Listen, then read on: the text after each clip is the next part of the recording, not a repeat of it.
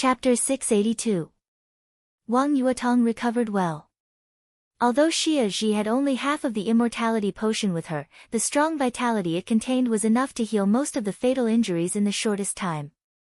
Under the nourishment of the immortality potion, Wang Yuetong, who had slept for a while, not only recovered, but her physical condition was even better than before the injury. But Song Ci, who had been taking care of her for the past few days, could see that Wang Yuetong was haggard. This kind of haggard did not originate from the body. Instead, it came from the heart. She saw Wang Yuetong open her eyes. Seeing the confusion on her face after waking up was a normal reaction after being unconscious for a long time. That confusion immediately turned into emptiness. Lifeless, gloomy, and disheartened. She lay on the tidy bed and stared at the ceiling in silence. Her eyes, which had lost their usual vigor, blinked for a long time. It was a true emptiness. There were no emotions or thoughts. When Tang Shi hurried over with Xia Zhi and Lin Fengting, Song Ci was holding Wang Yuetong's hand and saying something. But no matter what she said, Wang Yuetong did not speak, and even the look in her eyes did not change. Aunt! Seeing Xia Zhi come in, Song Ci stood up and shouted helplessly. How is it? Xia Zhi's voice was very anxious. No matter how calm she usually was, she was still a mother after all. In the face of her own child, she couldn't not care. He's conscious, but he refuses to speak. Song Ci sighed softly and said, her worries are too heavy. Summer Solstice was stunned. She walked to the bed and sat down. Looking at the motionless Wang Yuetong, she whispered, Tong. Wang Yuetong did not respond. Xia Zhi forced a smile and whispered, are you hungry? Get up, take a shower and change your clothes. I'll personally cook some of your favorite dishes, okay? Wang Yuetong's eyes moved. She blinked her clear but dim eyes, and tears flowed down silently. Xia Zhi's smile became more and more reluctant. All the emotions in her heart were blocked. She forced a smile and said, silly girl, you can't talk after sleeping? Yes. Wang Yuetong said softly. Get up and take a bath first, okay? I was in a coma for a few days. I was so dirty. Summer Solstice grabbed her daughter's palm hard and trembled slightly. Sure. Wang Yuetong nodded. Tears were still flowing down her cheeks and fell on her clothes, but her tone was extremely calm, even a little dead. What would you like to eat? I'll do it now. You've just woken up. Can you take it easy? Summer Solstice touched Wang Yuetong's hair. Wang Yuetong didn't dodge and said quietly, either is fine. She slowly sat up and wiped away her tears. She got off the bed and said, I'm going to take a shower. Before he could speak, Lin Fengting coughed and said, I'm going to take a walk outside. Xia Zhi nodded and looked at her daughter's back. Wang Yuetong's delicate figure was as light as a feather, without any vitality, just like a walking corpse. Summer Solstice sighed softly and was lost in thought. Auntie, if Yuetong is leaving, Tang Shi suddenly spoke hesitantly. Song Ci silently poured a glass of water for Summer Solstice, wanting to say something but hesitating. What do you want to say? Summer Solstice looked at her and asked with a smile. Song Ci was in good physical condition. Now she was nearly 3 months pregnant, she was still slim and exquisite, and she didn't have a strong reaction. But she was pregnant with the grandson of the Wang family of Beihai. No matter how much attention she paid to her, it was not too much. No. Song Ci shook her head and said, I'm also thinking about this.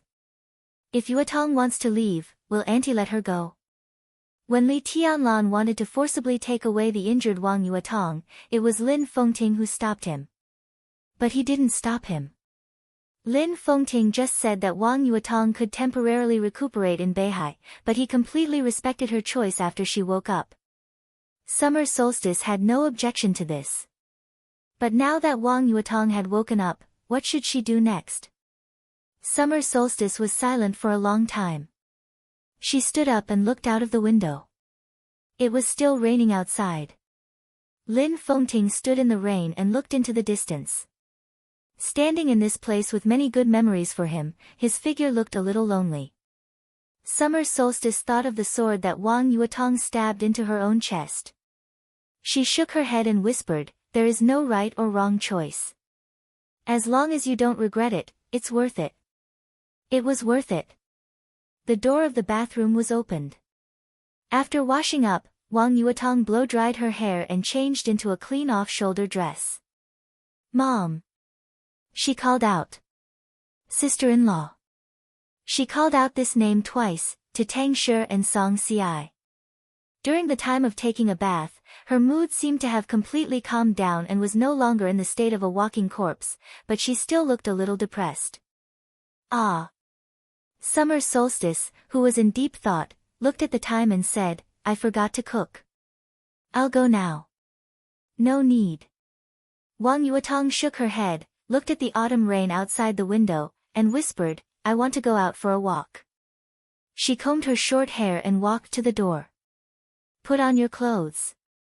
Don't catch a cold." Tang Shi trotted over, took off her little coat and put it on Wang Yuetong. "I'll go with you. I'll take a walk with her." Summer Solstice said, "You and Song Ci also have a rest. You've worked hard these days." Tang Shi was stunned and nodded. Wang Yuetong let Tang Shi put on her coat. She didn't say anything and just walked out quietly. Lin Fengting turned to look at Wang Yuetong and waved his hand with a smile. Wang Yuetong called him uncle and then walked past him. Lin Fengting was a little confused. He looked at Summer Solstice, who was walking behind him, and followed her silently. The storm that swept Beihai had passed. The autumn rain was hazy, beating on the ruins of Mount Dibing bit by bit. Mount Dibing had few hands now, so the reconstruction progress was relatively slow.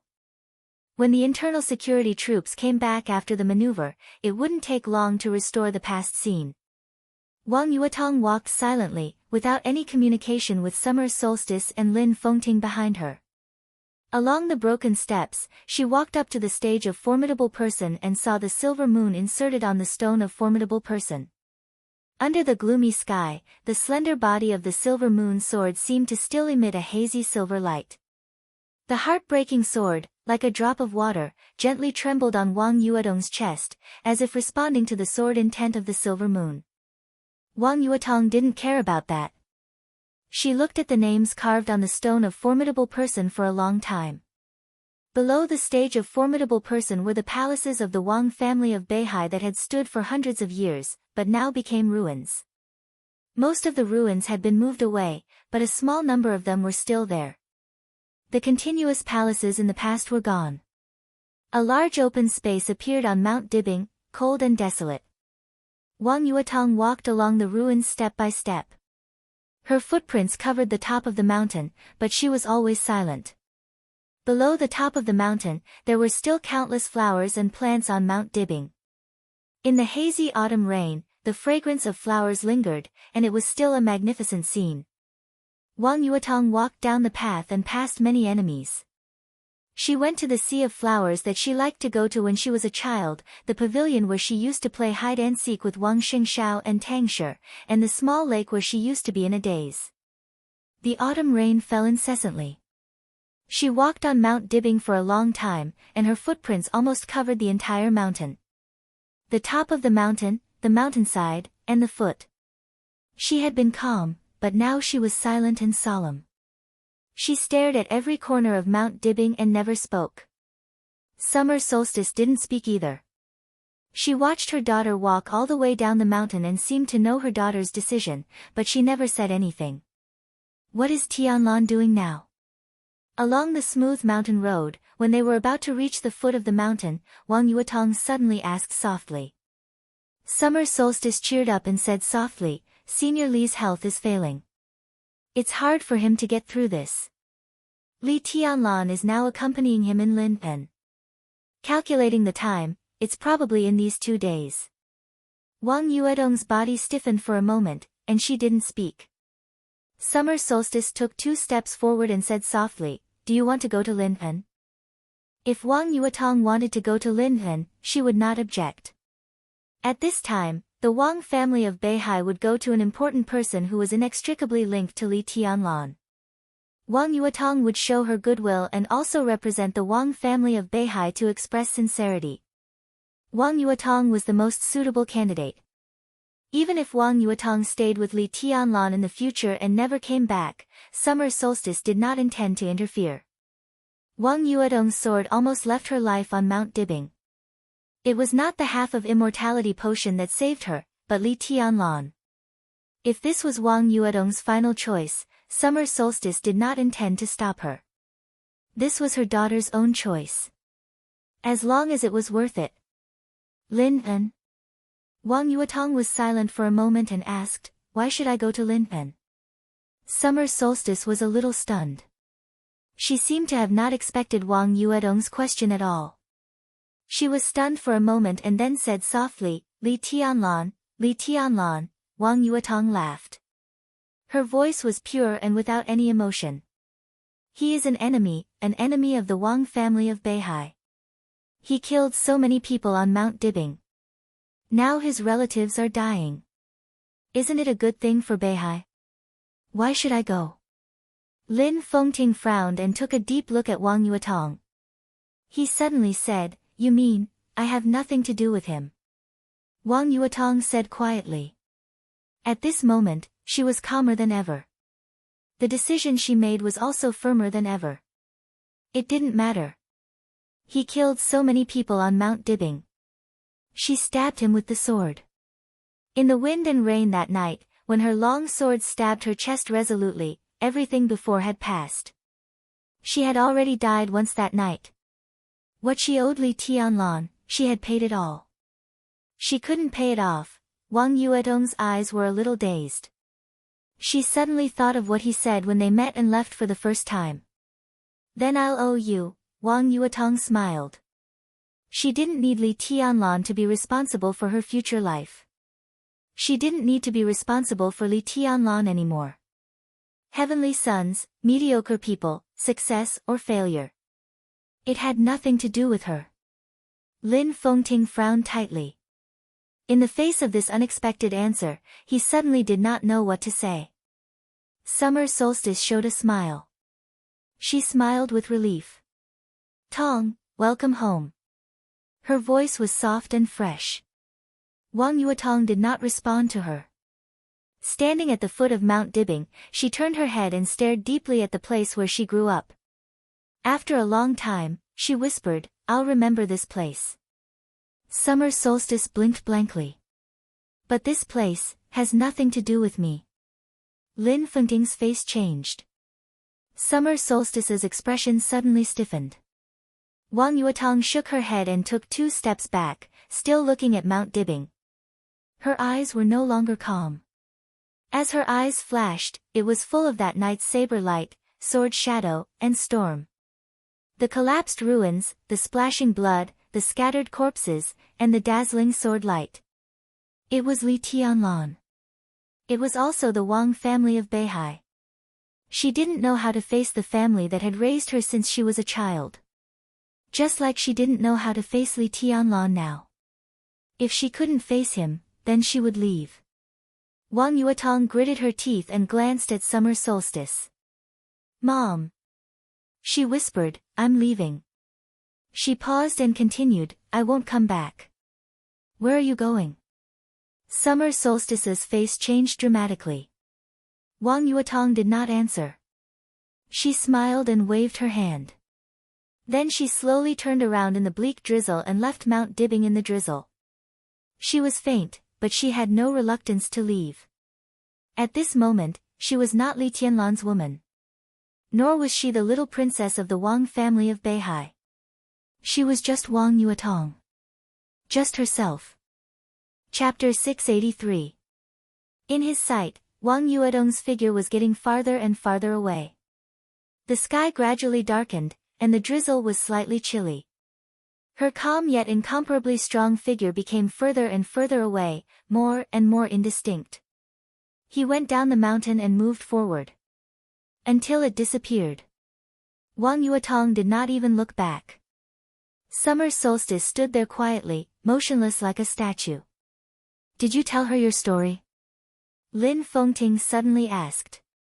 Xia Zhi was from the Xia clan of the North Sea. Her family used to be an important branch of the Xia clan, but it had long been destroyed. The destruction of the Xia family was directly related to the old patriarch of the Wang family of Beihai. But in the end, Summer Solstice still married Wang Tianzong willingly, regardless of everything. This was a story that many people knew. However, very few people knew the reason behind it, not even Lin Fengting. But from Summer Solstice's standpoint, it was not too much to say that the Wang family of Beihai was Summer Solstice's enemy. Just like Li Tianlan and the Wang family of Beihai now. If Wang Yuetong had known the story of Summer Solstice, she might have made a different choice. Maybe she would leave the Wang family of Beihai. But even if she returned to Li Tianlan, it would be better than leaving alone aimlessly. Summer Solstice did not answer Lin Fengting's question. In his sight, Wang Yuetong's figure was getting farther and farther away and finally disappeared completely. Summer Solstice's eyes turned red and she took out her mobile phone. She watched as her daughter walked further and further away, wanting to forcefully pull her back countless times. She could not be Li Tianlan's daughter. As long as she came back, she would still be the little princess of the Wang family of Beihai. Either way was fine. However, the sword light from that night kept flashing in her mind. The sword light pierced Li Tianlan's chest. It pierced Wang Yuetong's chest. Conflict, despair, helplessness, heart-wrenching. All the emotions seemed to be contained in the sword light. Therefore, Xia Zhi did not stop her until she was far away. Because Wang Yuetong left peacefully. There was no reluctance or concern, nor was there any conflict or reluctance. That was true peace. She had completely let go of everything and only had her own freedom. Maybe this is for the best. Summer Solstice said softly, as if she was talking to herself or telling Lin Fengting. She picked up her phone and began to dial, but her eyes were still looking in the direction where Wang Yuetong had disappeared. In that calmness, she could see Wang Yuetong's calmness. She had truly let go of Li Tianlan and the Wang family of Beihai.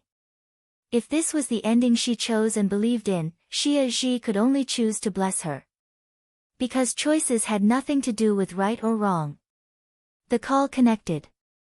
After a moment of silence, Summer Solstice said softly, "Arrange a car to take Yuetong to the airport." The person on the other end of the phone respectfully agreed. "Arrange it for me while you're at it." Lin Fengting said, "I'm going to Linpen." It was meaningless for him to stay in the Wang family of Beihai now. If Li Hong had died in the near future, Lin Fengting also wanted to see him for the last time. Xia Zhi glanced at him and nodded expressionlessly. "Tomorrow." "What? Are you afraid that I will catch up with Yuetong and control her whereabouts in the future?" Lin Fengting saw through Xia Zhi's thoughts at a glance. He touched his nose and smiled bitterly. "You can't deny the possibility, can you?" Summer Solstice asked back.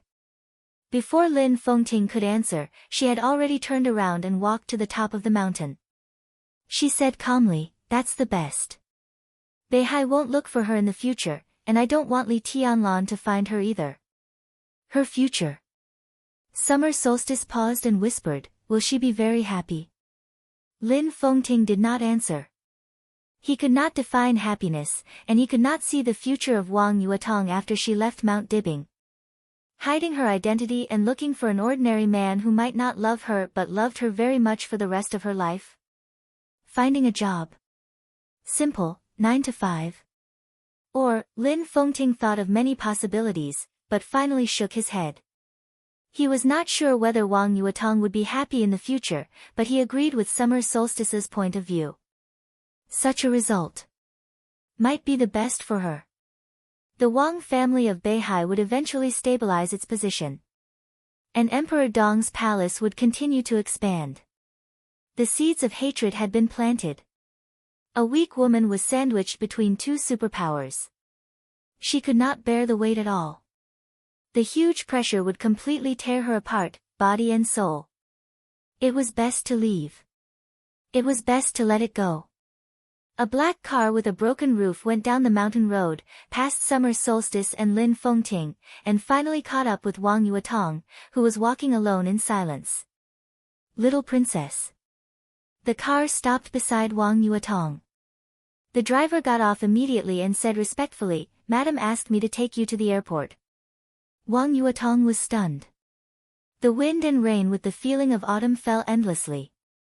She subconsciously tightened the small coat that belonged to Tang Shi, nodded silently, and sat in the car. The car started slowly and kept moving forward. Wang Yuetong opened the window and looked at the grass and trees outside the window. Haohao Palace, Shenzhou City, Mount Dibing, Beihai Province. Firmament and the sea. She remembered it in her heart. What she needed to remember was the past. It was all over. Wang Yuetong closed the window and her eyes. At the moment when the window was closed, a black Mercedes-Benz passed by Wang Yuetong's car, ran in the opposite direction, and finally went away. From that day on, the little princess of the Wang family of Beihai, who had been surrounded by countless halos, completely disappeared from the vision of the dark world. The car slowly went east. The black Mercedes-Benz went west. The west was the direction of Mount Dibing. In the back seat of the Mercedes-Benz, Wang Xingxiao, who had just returned from Eastern Europe, opened his eyes. It was Firmament who drove him. The elites of the Wang family of Beihai, who had been brought to Eastern Europe by him, and the elites who had been secretly loyal to him, were all left in Eastern Europe by Wang Xiaoyao. Wang Xingxiao had fought for it. But Wang Xiaoyao's attitude was unprecedentedly tough. He let Wang Xingxiao leave Eastern Europe. But he only allowed Wang Xingxiao to take Firmament away. Wang Xingxiao glanced at Firmament and rubbed his forehead. The reason why he let him take Firmament away was not because second uncle didn't want to keep him, but because he felt that he couldn't control Firmament, right? Wang Xingxiao laughed at himself. So, Firmament was worthy of his trust? Young master, do we need to inform madam? Firmament glanced at Wang Xingxiao in the rearview mirror and asked. No need. Wang Xingxiao shook his head. It's just going home. There's no need to hold a welcome ceremony. The house is messy enough. He returned to Mount Dibing without informing anyone. Wang Xiaoyao had almost completely fallen out with Summer Solstice, so naturally, he would not inform Mount Dibing. Firmament nodded. Knowing that Wang Xingxiao was in a bad mood, he did not speak. After going back, you'll have to work hard. I don't have many people around me now, so I'll leave this matter to you. Wang Xingxiao let out a long breath, as if he wanted to spit out the long-accumulated grievances at one time. Try to arrange some better rooms in Beihai Prison. You can tell the prison. Beihai Prison. Firmament's expression changed and became a little unnatural. Beihai Prison was an enemy that was enough to make many big shots in the dark world pale. The desert prison in Zhongzhou State was known as the most heavily guarded prison in the world, but that was not including Beihai. Few people knew the existence of Beihai Prison. Strictly speaking, Beihai Prison was the most heavily guarded, expensive, and desperate prison in the world. No matter how cruel the desert prison was, it was still on the surface. And Beihai Prison was built in the deep sea. Except for a few people, no one knew the specific coordinates of Beihai Prison. Even if they knew, there was nothing they could do. The prison was built in the deep sea with a depth of nearly 500 meters, and it never saw the sun all year round. For the prisoners on the opposite side, even if they were at the peak of the invincible realm, they could only wait for death if they were locked up in it. The idea of breaking out of the prison did not exist at all. The North Sea prison was very small, and there were very few prisoners that could be locked up. The entire prison was made of a special metal that was a fusion of a variety of alloys. Even with their incredibly sturdy alloys, they still had to deal with the immense pressure of being several hundred meters deep in the ocean, as well as the constant patrols and firepower from the North Sea Legion's navy. This was the most despairing cage they could possibly be trapped in. Firmament wanted to say something but stopped on second thought. He really wanted to ask Wang Xingxiao who he wanted to put in Beihai Prison. Wang Xingxiao's tone was extremely calm. Wang Xingxiao's voice was extremely calm. Wang Xingxiao's tone was extremely calm. Brother Jiang. Beihai prison. Firmament's hand that was driving suddenly trembled, and he did not dare to speak. Wang Xingxiao also fell silent. After a long time, he suddenly smiled and said, "Before Li Tianlan went up the mountain, Brother Jiang called me." Firmament gave a vague hum, and his voice was a little complicated. He transferred most of his forces and chose to face Li Tianlan alone. It seemed that he wanted to humiliate the Wang family of Beihai, but in fact, he wanted to preserve the strength of the Wang family of Beihai and humiliate himself. Wang Xingxiao whispered, "At that time, I was naive enough to think that everything could be turned around, but now," he smiled bitterly and said, "Maybe at that time, Brother Jiang had already thought about his ending." The 7 major sword-holding families suffered heavy losses. The Wang family of Beihai suffered heavy losses. The front steps of the stage of Formidable Person were broken. The silver moon sword was still stuck in the stone of Formidable Person. The actual loss and the mental humiliation. During the days when Li Tianlan left Beihai, all the dissatisfaction of Beihai fell on Dijiang. Within the Wang family of Beihai, the sword-holding families, the wealthy families, and even the ordinary people all cursed. Dijiang's reputation in the Wang family of Beihai instantly fell to the bottom. Especially what Li Tianlan said to him after defeating Dijiang. No one heard those words. But everyone saw that scene. What was the result? Dijiang was still saying that Li Tianlan didn't say anything at that time. The superpowers of Beihai had been suspicious of Dijiang to the peak. Dijiang seemed to have expected such an ending. It was his own request to go to Beihai prison. It was also Dijiang's request to let Wang Xingxiao come back now.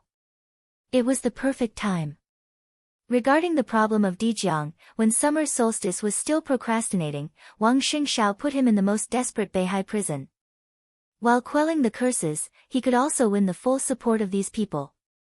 Dijiang was the stumbling block for Wang Xingxiao to control the Wang family of Beihai. When the Wang family of Beihai needed Wang Xingxiao, this stumbling block rolled aside in the most straightforward way with countless humiliation and obstacles to Wang Xingxiao's ascension. Wang Xingxiao's eyes were complicated.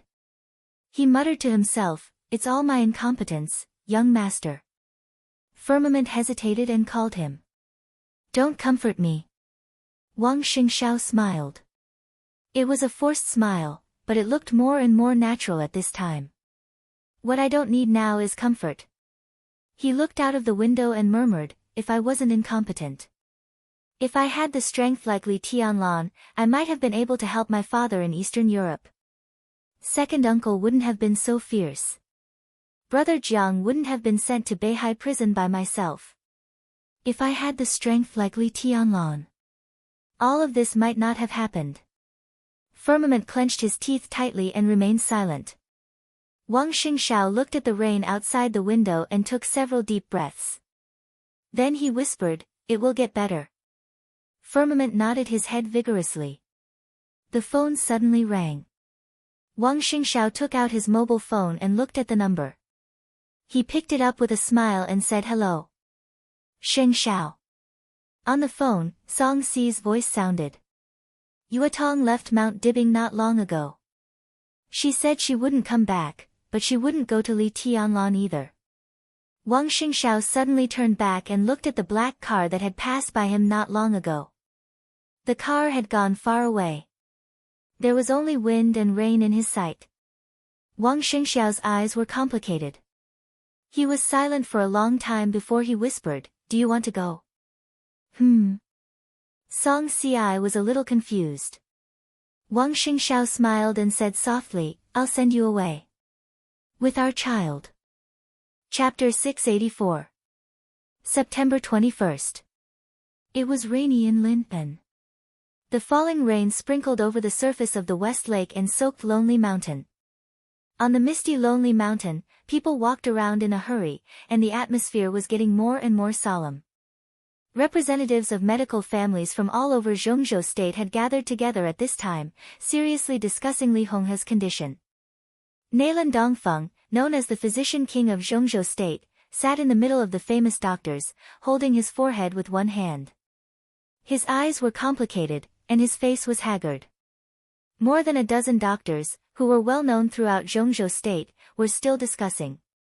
But the doctors of the Nailan family were completely silent. 2 hours ago, all of Li Honghe's vital signs had fallen to the lowest point.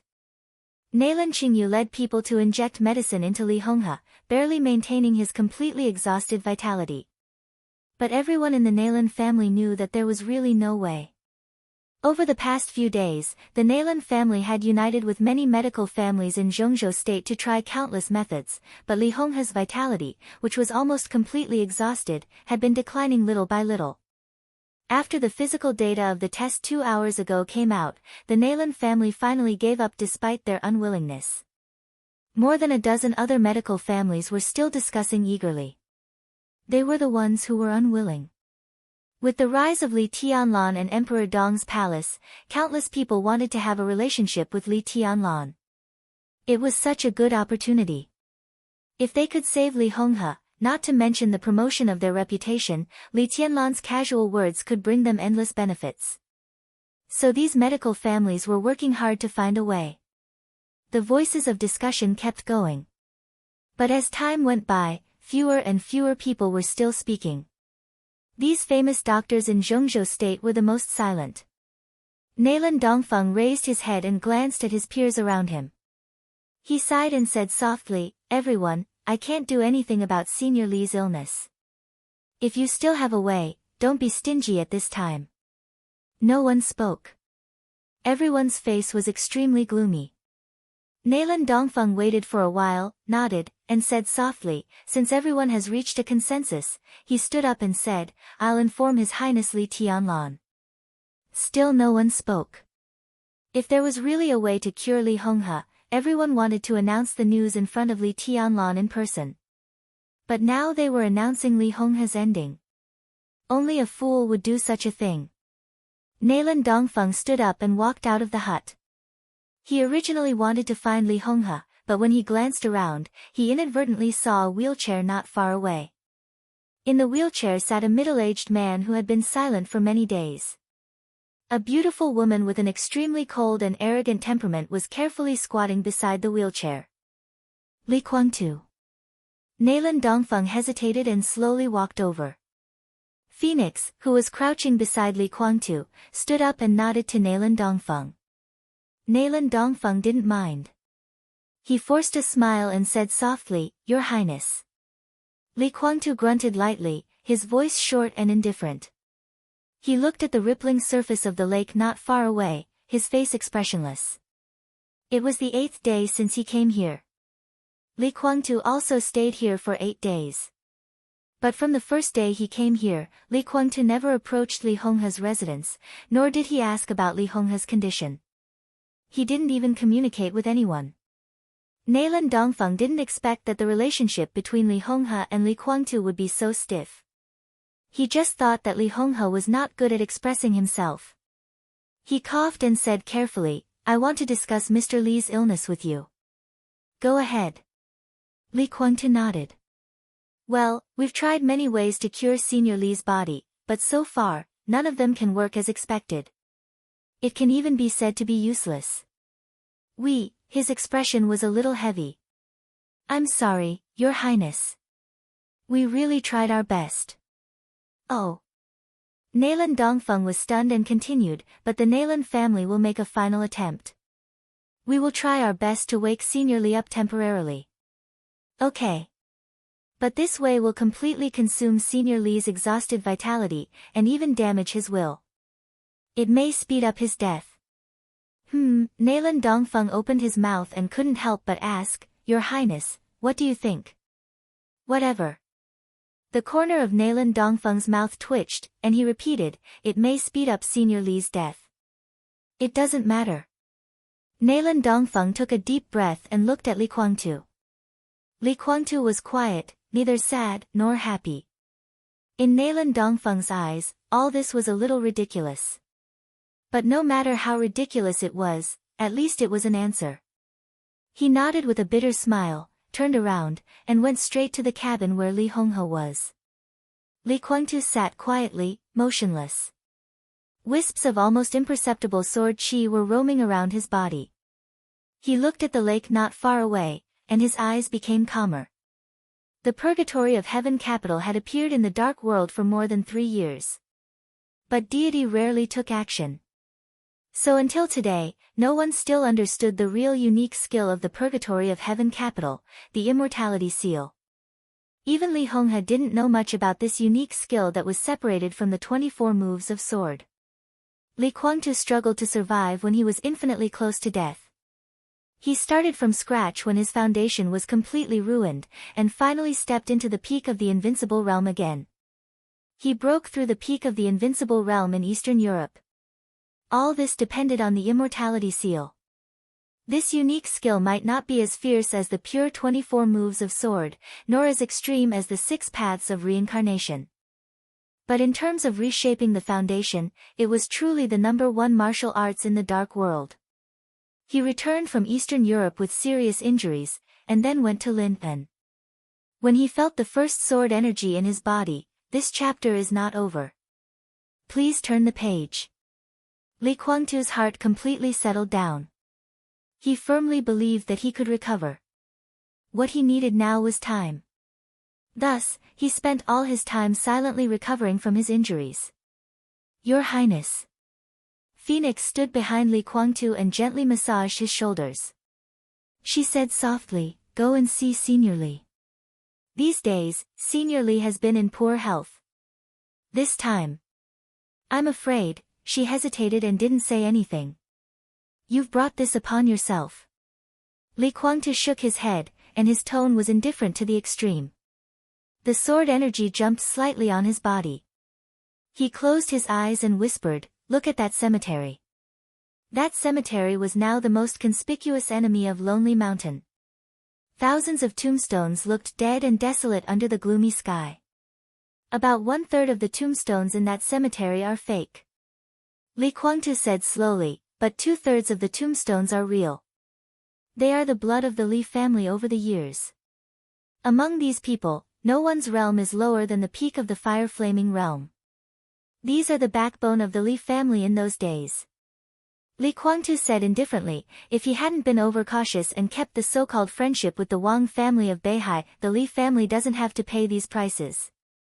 Everyone thinks that the decline of the Li family is my fault. In fact, the fault started with him. In terms of sin, he is more serious than me. Li Guangtu took a deep breath and whispered, he should have died a long time ago. Phoenix looked at him quietly. After a long time, she whispered, that's not the whole reason, is it? Li Guangtu held his breath. He was silent for a long time before he said lightly, of course not. That was only half of the reason. And the other half was because of Li Tianlan. Li Guangtu thought of Li Honghe's attitude and smiled. He gritted his teeth tightly, and his eyes became more and more indifferent. This was his Li family. The purgatory of heaven capital was also his purgatory of heaven capital. But it was obvious that neither Li Tianlan nor Li Honghe thought so. The simple wooden house was lit with soft lights, dispelling the gloomy light outside. Nailan Qingyu was still carefully examining Li Honghe's body, looking for the last hope. The eldest daughter of the Nailan family had now been clearly identified as the next physician king of the Nailan family and the heir of the patriarch. In terms of talent, she might not be as good as her sister Nailan Shuriying, but from the moment silver eyes of Beihai entered the laboratory of Mount Dibing, she was destined not to be a simple doctor, but the top scientific researcher. In this way, the next generation of the Nailan family all fell on Nailan Qingyu. Nailan Qingyu did not disappoint anyone's expectations. This time in Linpen, in the meetings of countless famous doctors, some of her views were enough to amaze all her peers. Even the contemporary Dr. King, Nailan Dongfeng, did not overshadow her. At the most pessimistic time, the plan that could temporarily wake Li Honghe up was put forward by her. But in the case where there was still hope, she still made the last effort. But in many cases, efforts couldn't change anything. The wind and rain in Linpen were getting heavier. Nailan Qingyu, who had been busy, gradually straightened up. Looking at Li Honghe lying on the bed, she was lost in thought. How is it? Li Tianlan's voice sounded behind her. He was sitting on a chair against the wall. His eyes were bloodshot, but his body was still straight, and the lines of his face looked extremely cold and hard. Nailan Qingyu turned around and looked at Li Tianlan. There was an apologetic look in those eyes that were more and more stunning. Li Tianlan seemed to know the answer. An answer that could no longer be regarded as a surprise. He nodded silently and fell silent. In the sound of footsteps, Nailan Dongfeng's figure stepped into the room. Li Tianlan turned his head and glanced at him, expressionless. Your Highness. Nailan Dongfeng shouted helplessly. He really didn't like to play the role of this stunning beauty. But this matter was too sensitive. It seemed that only the result given by his identity was the most authoritative. Speak. Li Tianlan said calmly. Nailan Dongfeng's heart sank. This tone suddenly reminded him of Li Guangtu. Could Li Tianlan be so Buddhist? I'm sorry about Senior Li's current situation, but there's nothing we can do. Carefully, Nailan Dongfeng watched Li Tianlan's expression and said softly. Li Tianlan nodded slowly and said faintly, I'll find someone to send you down the mountain. He paused for a moment, then said emotionlessly, You've worked hard. Nailan Dongfeng was stunned, as if he didn't expect Li Tianlan to be so straightforward.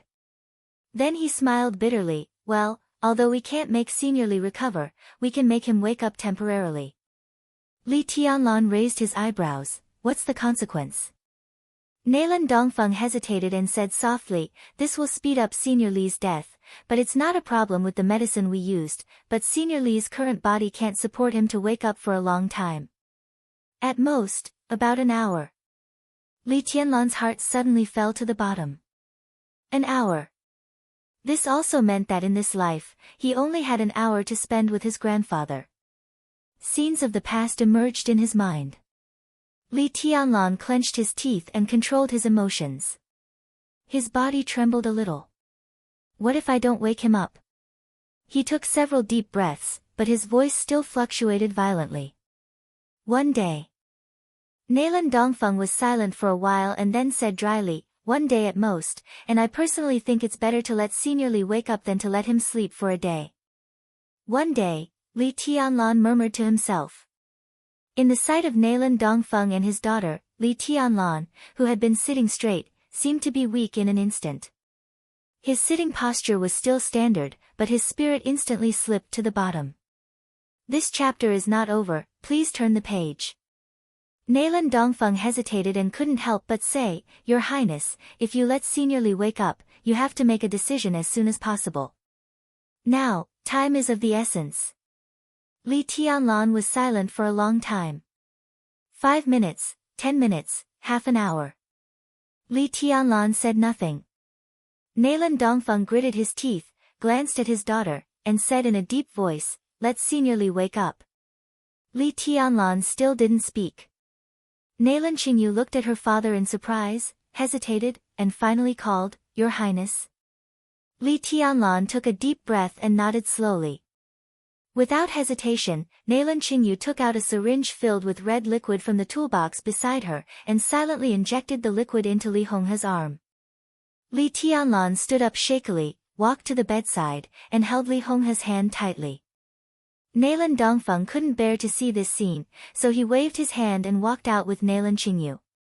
Li Tianlan slowly knelt down in front of Li Honghe's bed, holding his hand. It was a long, long time.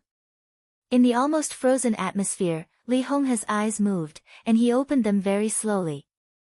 Blankness and doubt quickly disappeared from his eyes. He saw Li Tianlan. Grandpa. Li Tianlan called softly. His voice was very light and calm, but it sounded a little pitiful. Li Honghe's eyes lit up. The corners of his mouth rose, and he laughed softly. Li Tianlan, who had been holding back, couldn't help it anymore. His expression began to twitch from the corners of his mouth, and his face was completely distorted. Tears fell in an instant. Grandpa. He called again in an extremely hoarse voice. It was hoarse, empty, and heart-wrenching. No one liked to cry, because it didn't look good. But at this moment, Li Tianlan, who had held on for too long, was really a little fragile and helpless. Grandpa. His body trembled, and he lowered his head, heartbroken. Li Honghe was still laughing. His last vitality supported him, making him look more and more energetic. Don't cry. The old and relaxed palm patted the back of Li Tianlan's hand, and Li Honghe's voice was extremely stable. This day will come sooner or later. He said with a smile and was extremely open-minded. It's not too early or too late for me to leave now. At least I can see the future of the Li family. Li Tianlan raised his head, wiped his tears and snot randomly, took a deep breath, and said in a trembling voice, Grandpa, Li Guangtu is also here. He's outside. I'll call him in right away. He wanted to get up. But Li Honghe held his palm. He looked at Li Tianlan with a smile, his eyes kind and gentle, revealing satisfaction and pride. Don't call him. Li Honghe shook his head and sat up. Let's go out for a walk. Grandpa. Li Honghe's expression changed, and he subconsciously reached out to help him. I'm fine. Li Honghe waved his hand, and his movement was extremely powerful. I'm in good condition now. He pushed Li Tianlan's hand away, got out of bed, put on his shoes, and said with a smile, many people will have this state before they die. It's called the final radiance of the setting sun. Today I know that it's true. He stood up straight, stretched, and said with a smile, it feels good. His last vitality slowly disappeared, and his eyes became dimmer and deeper, but the majestic sword intense still supported his body. He stood in front of Li Tianlan, tidied his clothes for him, and asked, who else is here? Old Master Dongcheng is here. Li Tianlan said. Dongcheng Hanguang was the most important one. As for the other giants, they would not appear at this time. Cold light, Li Honghe smiled and said, it's pretty good. Let's go and meet an old friend with me. Li Tianlan nodded. Pay attention to your image. Li Honghe wiped Li Tianlan's face and smiled with relief. You are also a highness now. Li Tianlan forced a smile. A tiny flame flickered on him for a moment. All the tear stains were completely evaporated. However, his eyes were still bloodshot and red. Li Honghe stopped talking, took Li Tianlan, and walked out of the hut. There were no more people outside the hut. Doctors from all over the country, the elites of the Li family, Zhou Yuanshan, Dongcheng Hanguang, Qin Weibai, everyone saw Li Honghe. The top of the mountain was quiet for a moment. The wind and rain fell on Li Honghe. Li Honghe still smiled. Senior Li, in the brief silence, no one knew who shouted first. Li Honghe took Li Tianlan's hand, nodded with a smile, and looked energetic. Not far away, Li Guangtu, who had been staring at the lake, was stiff. Finally, he slowly turned his wheelchair and looked at Li Honghe, who was smiling, with a complicated look in his eyes. Li Honghe also saw him. Li Honghe, who didn't intend to say anything to Li Guangtu, hesitated and finally walked over with Li Tianlan.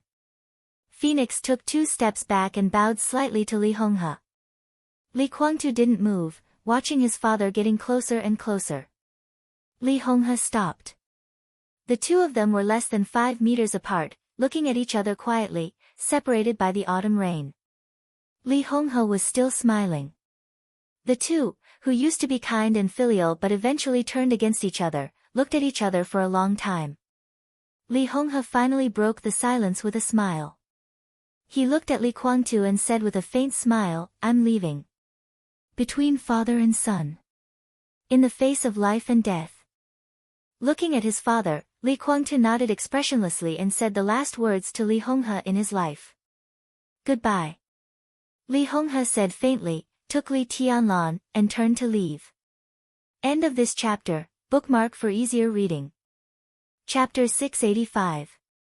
There was no confrontation, no quarrel, no memory. At the border of life and death, the father and son looked at each other for the last time. This was their final farewell. faint, like the autumn wind. Li Tianlan no longer looked at Li Guangtu. He held Li Honghe and walked aside. The hazy rain seemed to cut every inch of space in Lonely Mountain. Li Guangtu sat in the wheelchair and looked at Li Honghe's back motionlessly. The father and son, who had parted ways many years ago due to differing ideologies, had quarreled countless times over the years, until today. Farewell. The old man was about to enter heaven. And he had long since entered hell. Were there any grudges between them? Li Guangtu did not know. None of this mattered anymore. He looked at Li Honghe's back.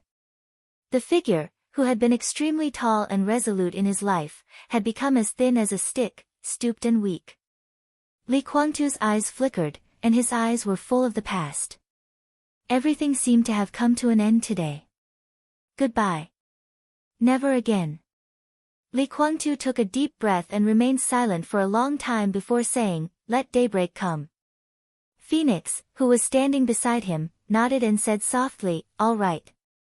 Li Honghe's pace was steady, and his breathing was steady. His condition seemed to be getting better. At the last moment of his life, his smile never stopped. He smiled and greeted everyone who passed by, and finally sat on a blue stone on the edge of Lonely Mountain. "Do you remember this place?" Li Honghe gasped and asked with a smile. Li Tianlan stood beside Li Honghe and nodded silently. Wang Tianzong and Gu Xingyun once joined forces to attack Lonely Mountain. Compared with 3 years ago, Lonely Mountain was actually not the same mountain, but it was the same place after all. The newly built Lonely Mountain still retained this huge bluestone, which was one of the few things that did not turn into powder under Wang Tianzong's sword energy. Li Tianlan remembered this place, this position, and this bluestone facing the West Lake. More than 3 years ago, on this bluestone, he carried the dragon vein and stood beside Great Master Wu Wei, quietly watching the metaphysics grandmaster of Zhongzhou State turn into a wisp of smoke with the wind. It was like a reincarnation. 3 years ago, he saw Great Master Wu Wei off here. Now, he was going to send his grandfather off here. This is the Wu Wei path's enemy. Li Honghe whispered, "Not bad." Li Tianlan did not speak. Li Honghe sat on the bluestone, facing the wind and rain, looking at the rippling West Lake in the rain in front of him, and said lightly, "Do you have anything to ask me?" Li Tianlan looked at Li Honghe. His essence, qi, and spirit became more and more vigorous, but his entire person seemed to become older. When he spoke, he did not look at Li Tianlan, but only at West Lake. Li Tianlan stood in front of him, and he could vaguely see the hesitation and guilt in his eyes. "No." Li Tianlan suddenly smiled. "No?" Li Honghe also laughed. "You know the truth of the purgatory of heaven capital. You know Li Guangtu. You know that he is not your father. Do you really have nothing to ask me? For example, who Dongqing Huangtu is, your background, your parents, and many other things. Don't you want me to explain them to you?" Dongqing Huangtu. It was the first time Li Tianlan had heard this name from someone other than Qin Weibai. Li Tianlan was silent for a long time. Li Honghe's eyes were in a trance. With Li Tianlan's silence, he became a little nervous and helpless. "No." Li Tianlan finally shook his head, very calmly, very slowly, and very resolutely. "Why not?" Li Honghe looked at Li Tianlan, his eyes fluctuating. "Is none of this important to you?" "It's very important." Li Tianlan looked at the old man with a smile and whispered, "But it's not as important as you." He didn't know how much of the past that the Li family could not let go of was hidden in his background. It might be difficult to talk about it, or it might be involuntary, or something else. These were all important. But more importantly, Li Tianlan felt Li Honghe's guilt, nervousness, and uneasiness. Li Tianlan suddenly didn't want to know the so-called truth, at least not now. In Li Honghe's last time, he just wanted him to go with peace of mind. "The most important thing is that you are my grandfather." Li Tianlan whispered, "That's enough." "Ha!" Li Honghe's eyes fluctuated violently. He opened his mouth, but for a moment, he couldn't say anything. Grandpa, you don't owe me anything. Li Tianlan also sat down on the bluestone and looked into the distance. Maybe I owed you at the beginning, but over the years, you've already made up for what should be made up for. The Li family doesn't owe me anything. You and the Li family have given me everything you can, which is worthy of what I've suffered. He looked into Li Honghe's eyes and whispered, so if you really want to leave today, please rest assured that the Li family will have me in the future. No matter what, you are my grandfather, the best grandfather. So when you get up there, take a good look. The Li family I've given you, the best Li family. Li Honghe held Li Tianlan's hand tightly. This chapter is not over. Please turn the page. His arm trembled slightly because of the effort. Looking at Li Tianlan, he opened his mouth several times, but finally smiled, nodded, and said, okay. Tell me what happened to you in Beihai. Li Honghe whispered, I want to hear it. Li Tianlan was silent for a moment and shook his head. There's nothing to say. I've done what I should do, and I've got what I should get. He paused, thought of the bleak sword light, and muttered to himself, I've lost what I should lose. He raised his palm, and the sword light bloomed quietly. The 13th floor appeared beside Li Tianlan. Famous swords appeared in Li Honghe's eyes one after another, all of which he was most familiar with. Autumn water, colored glass, star dome, amber, except for the broken world and tide, all the famous swords of the Wang family of Beihai were in the 13th floor at this time. There were only 3 famous swords that really belonged to the sword formation of the 13th floor. Xianyuan sword, aquamarine sword, and twilight sword. The 3 delicate small swords rotated slightly around Li Tianlan, dexterous and docile. Li Honghe watched this scene quietly and whispered, Heh. Human Emperor, he shook his head. This incredible sword formation has never been seen before. Li Tianlan narrowed his eyes and looked at Xianyuan's sword. Is it really the human emperor? Yes and no. Li Honghe shook his head. It can be regarded as the human emperor, or not. But it has nothing to do with the human emperor of the Wang family of Beihai, at least not now. Such a sword formation, such a sword, Li Honghe was silent for a moment and whispered, this can no longer be regarded as simple swordsmanship and martial arts. The combination of the peak sword intent, the strongest fate, the perfect materials, the strong killing intent, and countless conditions leads to such a sword formation. It has life, thoughts, and emotions. He looked at Li Tianlan and sighed. You left the other swords in Beihai. I think you discovered the secret of this sword formation. So you want to use those swords to absorb the fate of the Wang family of Beihai? Li Tianlan did not answer. Li Honghe seemed to want to say something more, but in the end, he did not. He turned his head and looked around. Not far away, Qin Weibai, who was dressed in plain clothes but still looked like a beautiful scenery, stood there and looked at Li Tianlan tenderly. Li Honghe suddenly smiled and waved at Qin Weibai. Qin Weibai hesitated and walked over slowly. She looked at Li Honghe with calm eyes. Thank you. Li Honghe looked at the most incredible woman he had ever seen. He smiled and thanked her. If there were no Samsara palace, maybe Li Tianlan would still be silently enduring, waiting for the opportunity to develop. For 10 years, 20 years, or even his whole life, he would aim to restore the glory of the Li family. But now it was completely different.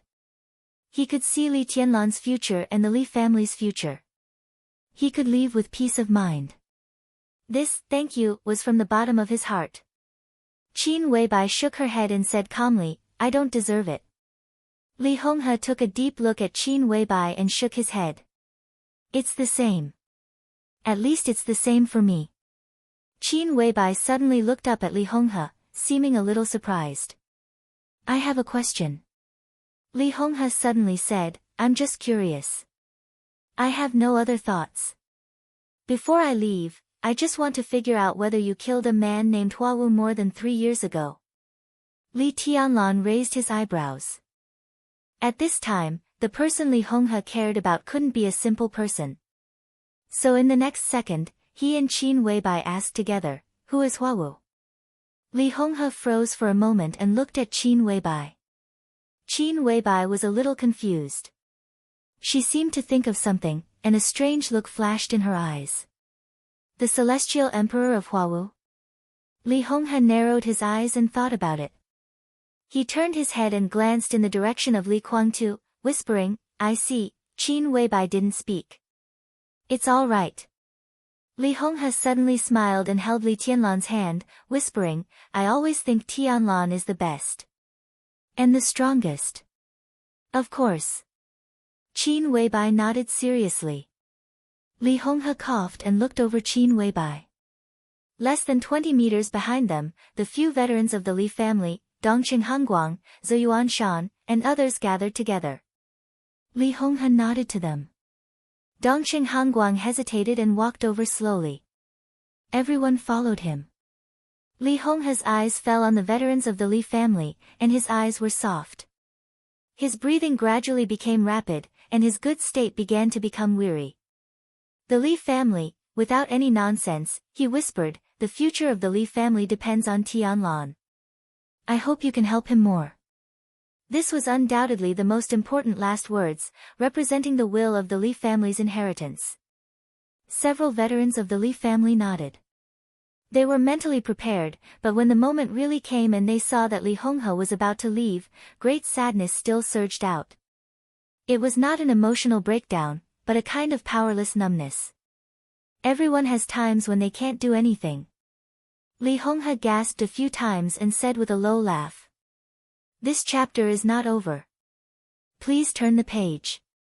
People say that I'm good at making arrangements, but personal ideas can't reverse the general trend. I've done a lot of wrong things in my life, but I have to do a lot of things even though I know they're wrong." He grasped Li Tianlan's palm tightly. Over the years, the Li family has not been safe, and there are crises everywhere. The collapse of the Li family was so sudden that I had no time to prepare a way out. So when the Li family collapsed, I could only take you with me. Over the years, you have proved your loyalty to the Li family. You are the greatest pride of the Li family, and the most feared power of the enemy. But, there are too many, really too many. The scale of more than 1,000 people, a large number of high-end combat forces. There is no way for us to survive if we all gather together. So you've all seen what I've done. People die every year. Some people really die, and some people leave Zhongzhou state in the name of death. This is the predecessor of the Purgatory of Heaven capital. I actually didn't want to establish the Purgatory of Heaven capital, or I didn't find a suitable helmsman for the Purgatory of Heaven capital. Li Kuangtu was too ambitious and his character was too extreme. He was not the most suitable candidate. No, he was not even a qualified candidate. But at that time, he was the only choice.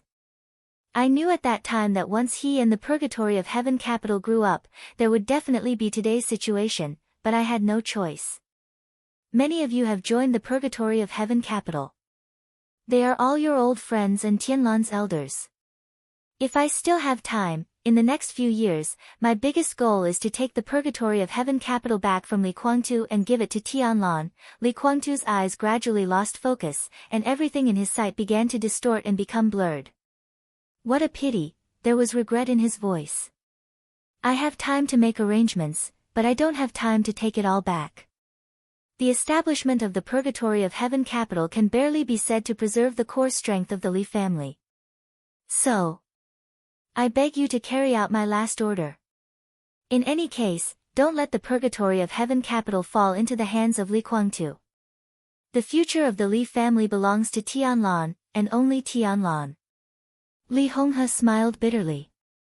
I can't do anything, so, please. Senior Li, don't worry. A veteran of the Li family stood up and said in a deep voice, "We will do our best to help young master, and at the same time contact those old guys in the Purgatory of Heaven capital." Li Honghe grunted, turned his head with difficulty, and looked at Dongqing Hangguang. He wanted to say something, but there was really no time. He looked at Dongqing Hangguang and smiled helplessly. "I'm sorry. He tried to breathe, feeling that the flame in his body was burning his internal organs. His vitality was burned away, leaving only a tenacious will. Dongqing Hongguang shook his head and whispered, "Don't talk about this between you and me. Tianlan is very good." Li Honghe murmured, "No, he's the best. But he's still too young. After I leave, keep an eye on him and take care of him for me." "Don't worry," Dongqing Hongguang said in a deep voice, "the Dongqing clan will do its best to support Tianlan." "Okay." Li Honghe muttered to himself, "Okay." He grabbed Li Tianlan's palm hard and whispered, "Tianlan." Li Tianlan grunted and sat on the bluestone, but he didn't look at Li Honghe. Li Honghe reluctantly pointed in the direction of Dongqing Hongguang. His voice was weak, but he used all his strength. "Call me Grandpa." Li Tianlan's body shook violently. Dongqing Hongguang suddenly looked up. Li Honghe's last vitality supported him tenaciously, and he repeated, "Call me Grandpa." At this moment, Li Tianlan suddenly panicked. Looking at everyone's eyes, he subconsciously glanced at Qin Weibai. Qin Weibai grabbed Li Tianlan's other palm, looked at Dongqing Hongguang, and whispered with a smile, "Grandpa." Dongqing Hongguang froze for a moment, and so did everyone else. "Ah. Okay, okay." Dongqing Hongguang looked at Qin Weibai and responded in a panic. Li Tianlan's body was a little stiff. "Call me Grandpa." Li Honghe insisted and repeated almost stubbornly. "Grandpa. Grandpa." Li Tianlan took a deep breath, looked at Dongqing Hongguang, and called him in a very dry voice. "Good, good, good children, all good children." Dongqing Hongguang looked at Li Tianlan and then at Qin Weibai, extremely excited, and his voice trembled. Li Honghe's voice stopped. His sight had become dark, but he still looked in the direction of Dongqing Hongguang. "I won't let you down." He whispered and held Li Tianlan's palm tightly. It was still raining. A gust of autumn wind blew over Lonely Mountain, extremely soft. The last trace of sword intent bloomed on the bluestone. Li Honghe's figure began to break. Flesh, skin, and the whole body. The autumn wind blew over. His old figure was completely blown away. Li Tianlan's palm was slightly lighter. Li Honghe's body disappeared. Completely dissipated. Sorrowful cries rang out on Lonely Mountain. Li Tianlan didn't move. He sat quietly on the bluestone, looking at the rippling lake in front of him, and remained silent for a long time. End of this chapter. Bookmark for easier reading. Chapter 686. September 23, Linpen. It was raining cats and dogs. Under the secret gaze of the entire Zhongzhou state and even the entire dark world, the storm that everyone had been waiting for finally swept through the dark world. Li Honghe, the former leader of Zhongzhou state, the leader of the Li family, the closest partner of Beihai province, and the former state-protecting god of war of Zhongzhou state who had guarded Zhongzhou state for 32 years, passed away at the age of 89.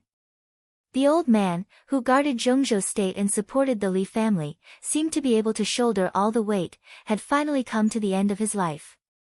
He had been glorious, down, and forbearing. He still had regrets in his life, but he died peacefully. On August 21, the news of Li Honghe's death spread throughout Zhongzhou state and the whole dark world. The noisy dark world seemed to have quietened down. The situation was changing, and the general trend was roaring. In the countless years of inheritance, the Li family had always been recognized as an opponent by all the superpowers, whether in the clouds or in the clouds. Li Honghe was also recognized as an enemy by all the superpowers. Li Honghe died. The rise of Li Tianlan. Alternating, rising and falling. Everyone agreed that this was both the end and the beginning of the Li family. The Sword Emperor was silent, the Sky Blade had fallen, and the God of War had passed away. Purgatory of Heaven Capital, Samsara Palace, Vatican, Kunlun City, Heroes Club, Polar Ground Alliance, Men in Black, Jiang family of South America, one force after another. The high-end combat strength that once stood at the peak of the era was constantly declining. They were either on the verge of death or completely annihilated. The divine and holy lists, which represented the peak of the dark world, were mostly empty. Someone exited the stage. Similarly, someone had just entered the arena. Wei Kunlun of Mount Shu. The king of North Sea, Xiaoyao. Dijiang. New invincible realm experts began to appear one after another. The previous era was still stubbornly leaving a shadow under the sky, but the new era had clearly revealed its true appearance. Li Honghe's death made more and more people realize that the past era seemed to be about to become a thing of the past. In different places, different people began to gather in Linpen. Noon of the 23rd, headed by Li Huacheng, all 9 members of the Zhongzhou parliament were present, including Dongqing Wudi, the minister of the army headquarters who had just returned from Beihai. 29 parliamentarians of Zhongzhou State, the ministers of the 4 Secret Service headquarters of Zhongzhou State, the director of the Supervisory Council, and the directors of the Special Operations Bureaus of various provinces also climbed Lonely Mountain one after another. Kunlun City, Mount Shu, Sai City, Jade Pool, Azura Path, the Shadow Sect and the Great Soaring Temple, which had been lingering at the edge of the Dark World, had also sent out important figures. Wang Xingxiao came to Lonely Mountain on behalf of the Wang family of Beihai. Li Beidian, Ning Qiancheng, and the others rushed back from Tiannan. Daybreak entered Zhongzhou State alone on behalf of the Purgatory of Heaven capital. Each theater of operations in Zhongzhou State sent representatives to express their sincerity. Star State, England, France, Germany, Italy, Snow Country, and the Vatican. The Secret Service centers of nearly 20 countries, including the nearby Gaoshan State, Heng State, and Annan State, called Zhongzhou State to express their regret for Li Honghe's death. Even the major dark forces that were in turmoil sent important figures to Lin and as soon as possible. Given Li Honghe's status, his death was fully qualified to be broadcasted in Zhongzhou State.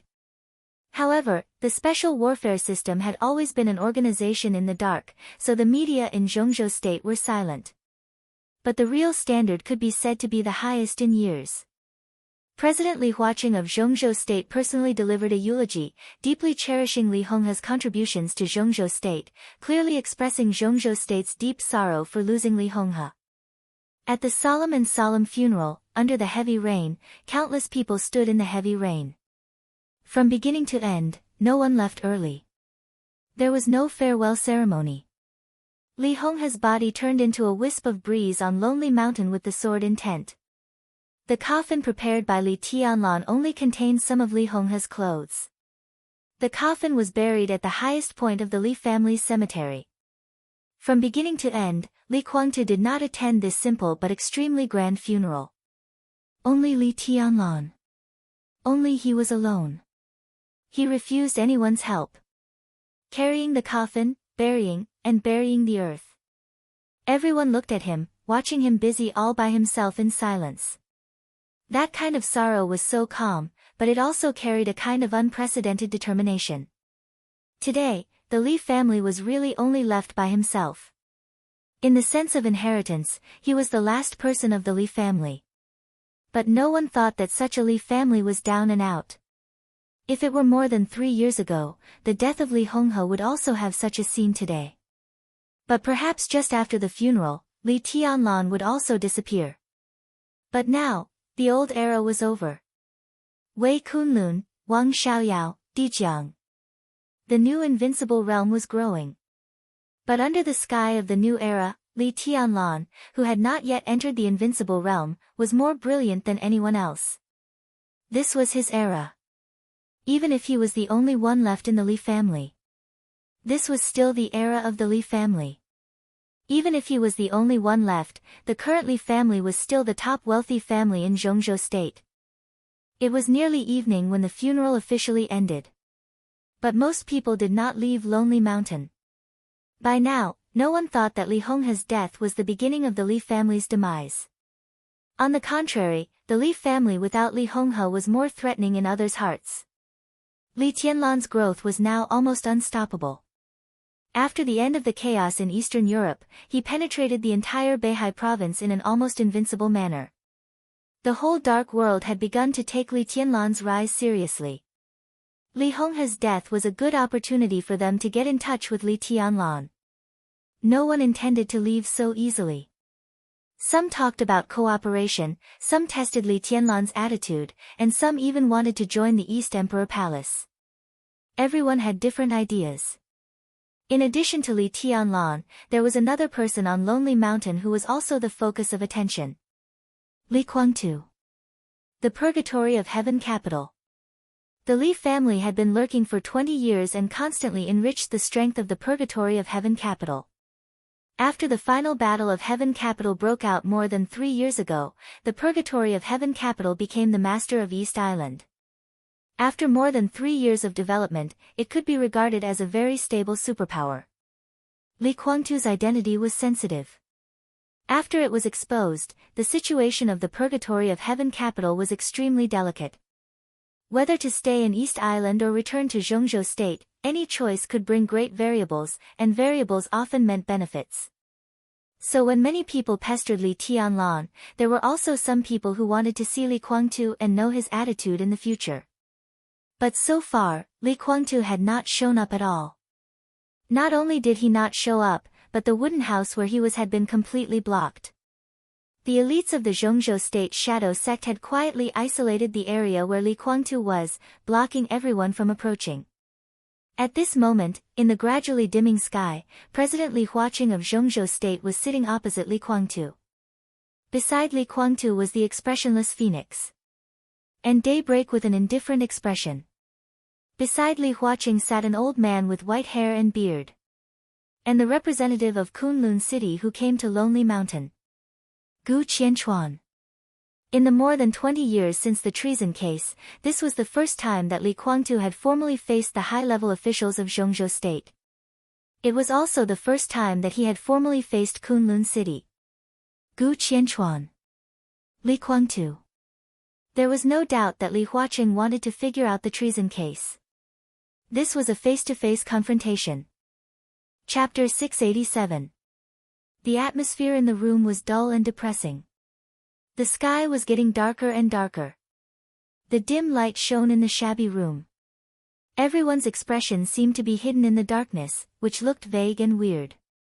Phoenix, with a cold expression, poured a glass of water for Li Huaqing and the old man next to him. As for Gu Qianchuan, he was directly ignored. Gu Qianchuan did not respond. Sitting opposite Li Guangtu on behalf of Kunlun City, he lowered his head slightly, narrowed his eyes, and wandered quietly in every corner. Thank you. Li Huaqing took the glass of water handed by Phoenix and said with a smile. Phoenix did not respond. No one spoke. The atmosphere in the narrow space became more and more depressing. Li Huaqing bowed his head and drank some water. He looked at Li Guangtu quietly and narrowed his eyes slightly. He was not familiar with Li Guangtu. More than 20 years ago, when Li Guangtu was at his peak, the academics were far less than what they were today. At that time, he was still the deputy speaker of Liaodong, competing with others for the position of governor. With his rank at that time, he could barely be regarded as a person in Li Guangtu's eyes, but that was all. The two had met several times on different occasions, and at most, they were acquaintances who nodded at each other. Therefore, in order to get in touch with Li Guangtu this time, Li Huaqing brought not only Gu Qianchuan but also a former director of Zhongzhou State. In silence, Li Huaqing turned his head slightly and looked at the old man next to him. The old man's surname was Yang, and his first name was Feng. Perhaps not many people in Zhongzhou State remembered this name now, but more than 20 years ago, he was an iron-fisted figure who was famous in Zhongzhou State. He was a former director of Zhongzhou State's parliament and the minister of supervision of Zhongzhou State at that time. Yang Feng's position at that time could be said to be the strongest supporter of the Southeast Group. Before entering the center of Zhongzhou State, he was the speaker of Jiangxia. Since he could serve as the top leader in the core base camp of the Li family, his position was self-evident. When the Wang family of Beihai and the Li family jointly controlled the Southeast Group, Yang Feng was Li Honghe's most trusted giant. Therefore, after the treason case broke out, Even though he knew there was something fishy, Yang Feng still advocated a thorough investigation, supported Li Honghe and the Li family, and even broke with the backbone of the Wang family of Beihai in the southeast group. With the collapse of the Li family, there were many senior officials like Yang Feng, but there was only one ending. Purge. With the shuffling of the cards again and again, the vast majority of high-ranking officials who were once loyal to the Li family left the stage of power. As a director magnate of the central state, Yang Feng didn't have a good ending, but his early retirement wasn't too bad. Too many things had been covered up by the victor's propaganda over and over again.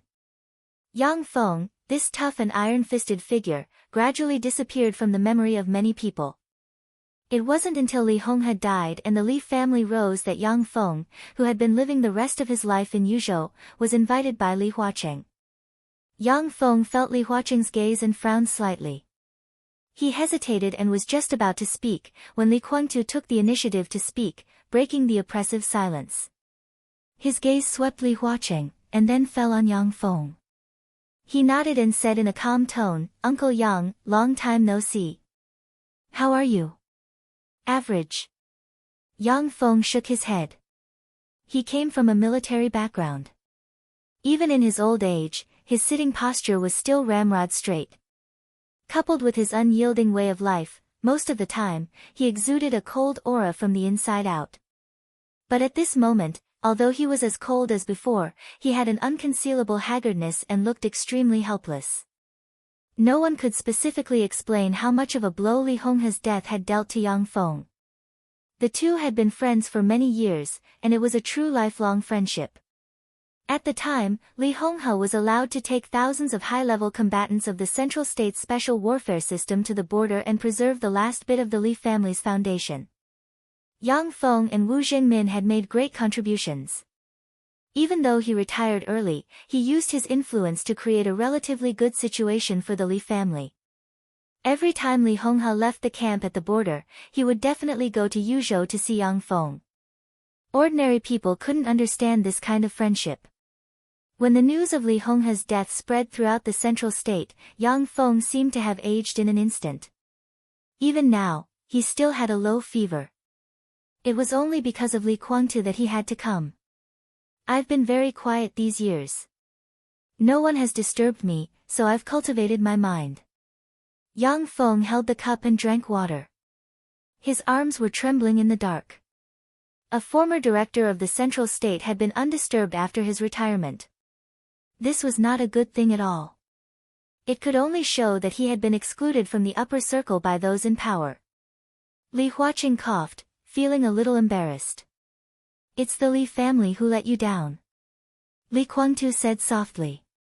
His eyes were sincere and full of guilt. No matter how extreme his character was, he would respect and feel guilty for the old man who had given everything to the Li family. "He and I both let you down." This, he referred to Li Honghe. Yang Feng looked at Li Guangtu with a complicated look in his eyes. What happened back then? In the past 2 decades, the case of treason had been the most sensitive event. Some information required a very high level of authority. The information of the case of treason had now been classified as confidential files. If one wanted to read it, one needed at least the authority of a general in the military or the special warfare system. Yang Feng was a director of the central state at that time, so there was no problem with his authority. But the important thing was that even if he turned over the information, it still could not explain too many problems. The case of treason broke out too quickly and too violently, like a frenzied thunderstorm. After the thunderclap, the whole central state had been turned upside down. In less than 6 hours, nearly 100,000 elites of the central state were almost wiped out. Invincible realm experts were seriously injured, their murderous weapons were broken, and countless thunder-shocking realm experts were killed. Blood flowed like a river. Until today, except for those involved, no one knew the tragic truth. No one knew how tragic the truth was buried in the countless bones and blood. Back then, Li Guangtu thought for a moment, then shook his head and smiled. "It doesn't matter. What's the point of mentioning it now? Of course it's meaningful," Li Huaqing said with a smile. He looked at Li Guangtu with sincere and gentle eyes. In fact, Zhongzhou State has never investigated the case of treason. Even now, it's not settled.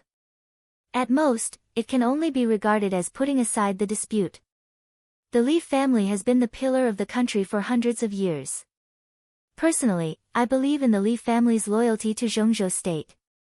Even after the case of treason, Senior Li's actions over the years have proved this. So if there's something hidden in the case of treason, you can tell me. I promise in the name of the president of Zhongzhou State that Zhongzhou State will investigate it thoroughly and find out the truth. Tut tut, Li Guangtu shook his head with a smile and looked at Li Huacheng. His attitude was neither arrogant nor low-key, just plain.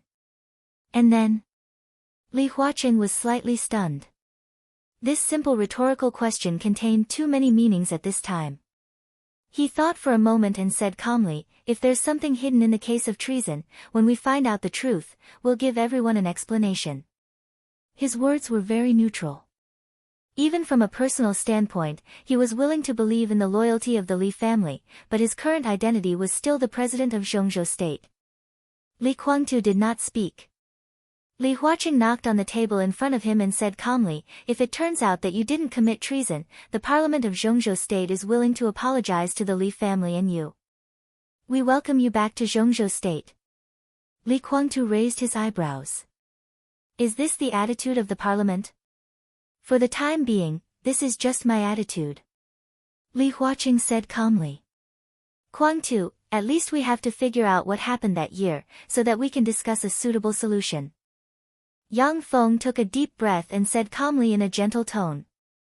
Li Guangtu was silent for a moment, nodded, and said flatly, ask him. He glanced at Gu Qianchuan, who had been lowering his head, and said with a faint smile, why? There's money on the ground to pick up. You're even reluctant to raise your head? I know you.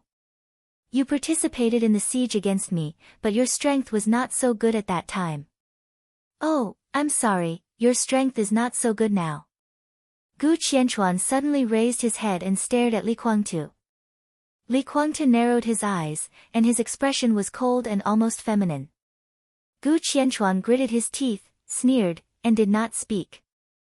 Qianchuan, you were also one of the people involved in that year. Why don't you tell me about the situation at that time?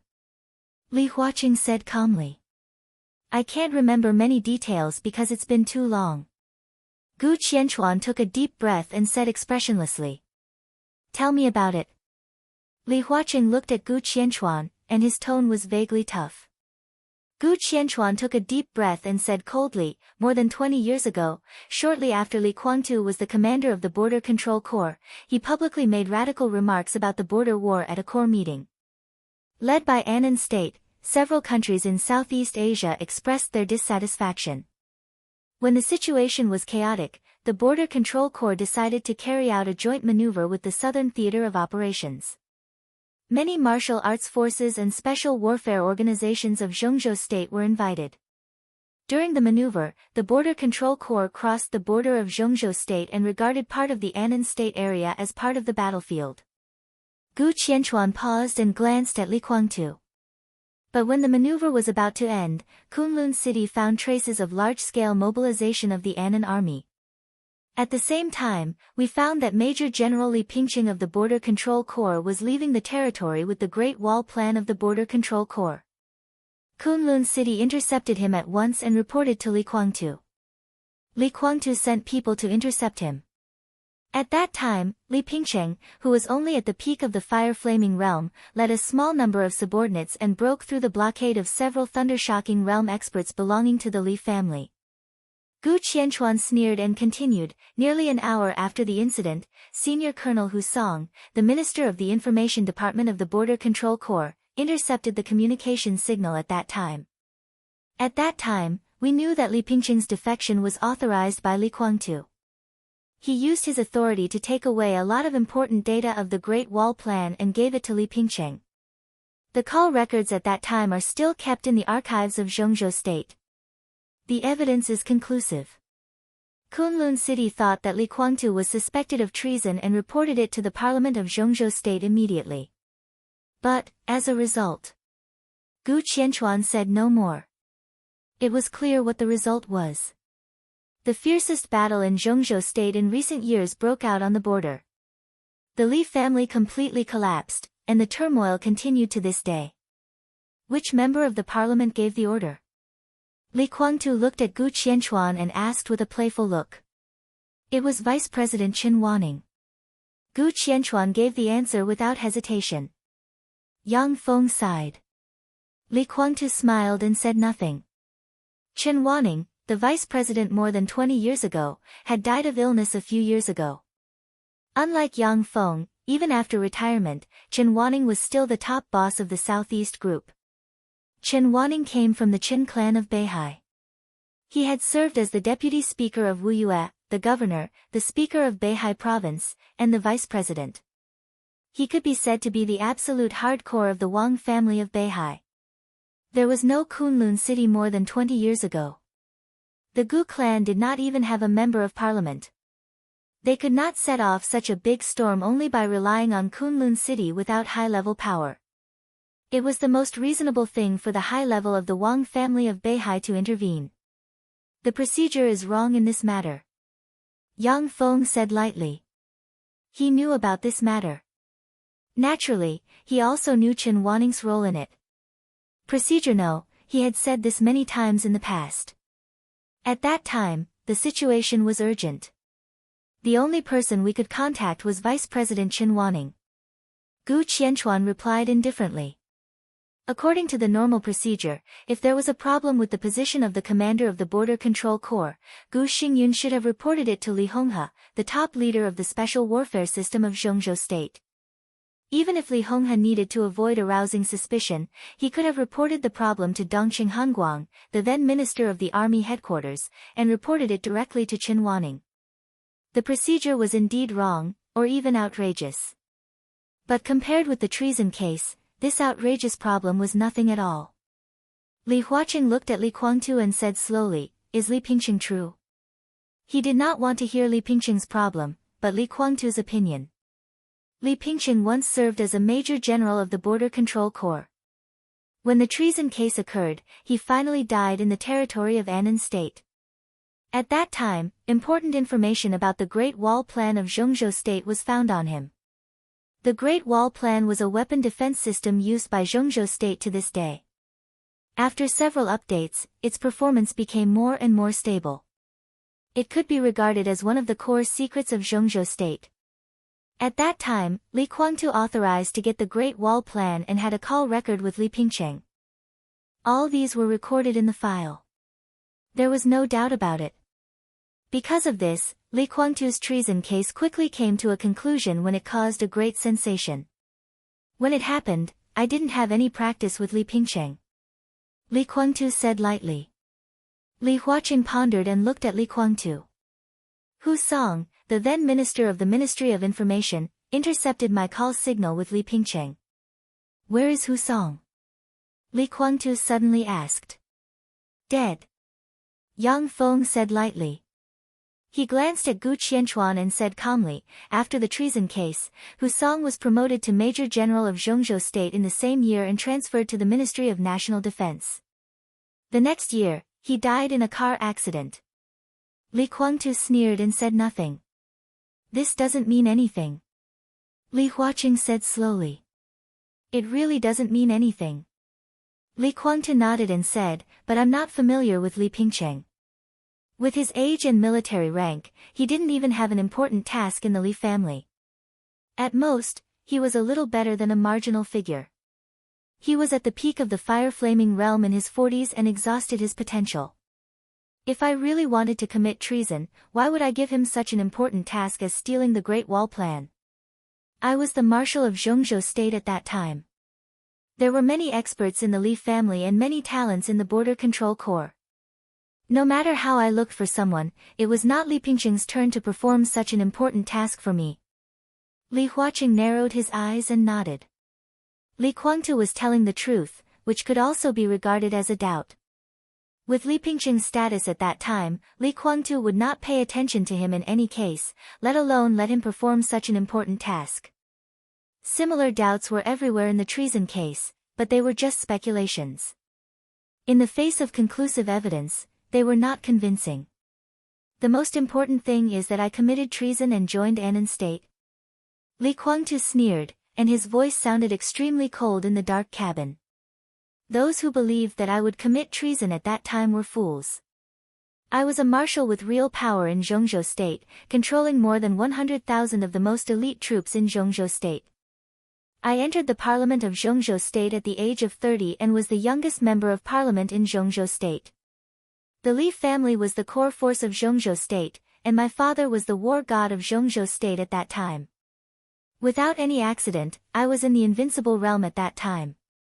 Within 3 or 5 years, I could become the new generation of war god of Zhongzhou state. My status was no lower than that of any director in Zhongzhou state, and I even had more power and more freedom in some aspects. What reason did I have to commit treason? Benefits? What kind of benefits could move the Li family and me like that? Maybe there were such benefits, but could Tiannan afford them? Future.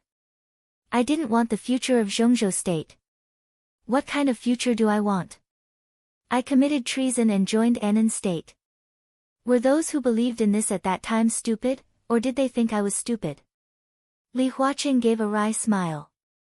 The treason case was still controversial until today, and the most fundamental reason was what Li Huaqing said.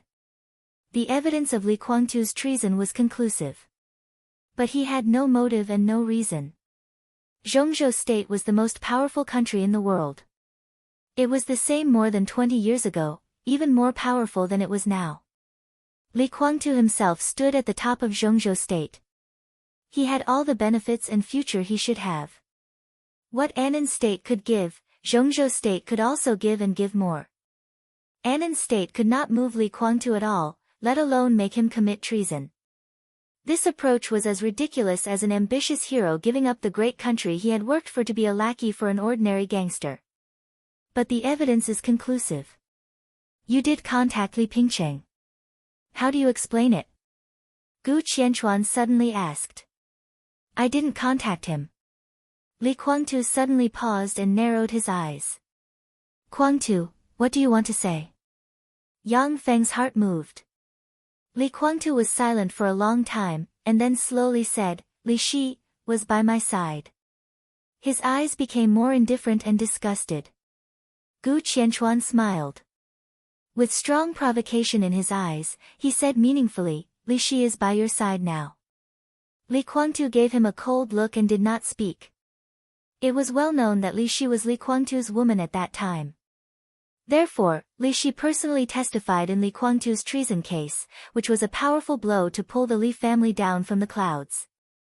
And now, Li Shi became the wife of the governor of Kunlun City, but she betrayed Kunlun City and once again stood by Li Kuangtu's side.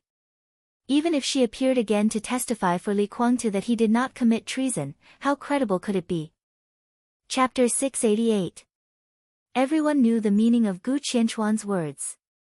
To some extent, the treason case was not complicated, but it was unsolvable. The Major General of the Border Control Corps and the Minister of Information Department of the Corps were two key figures. But the key figures were dead. As for Li Kuangtu, he was the person concerned and could only represent his own position. The other people who participated in the treason case were also people who benefited from it. The Wang family of Beihai would certainly not disclose the truth of the treason case. Summer Solstice united with Kunlun City, and Kunlun City contributed a lot. But after the incident broke out, the high-level pressure was all operated by the Wang family of Beihai. No matter how many causes there were, at least in this matter alone, the Wang family of Beihai was not glorious. If they disclosed the truth, it was impossible. As for Kunlun City, it was even more impossible.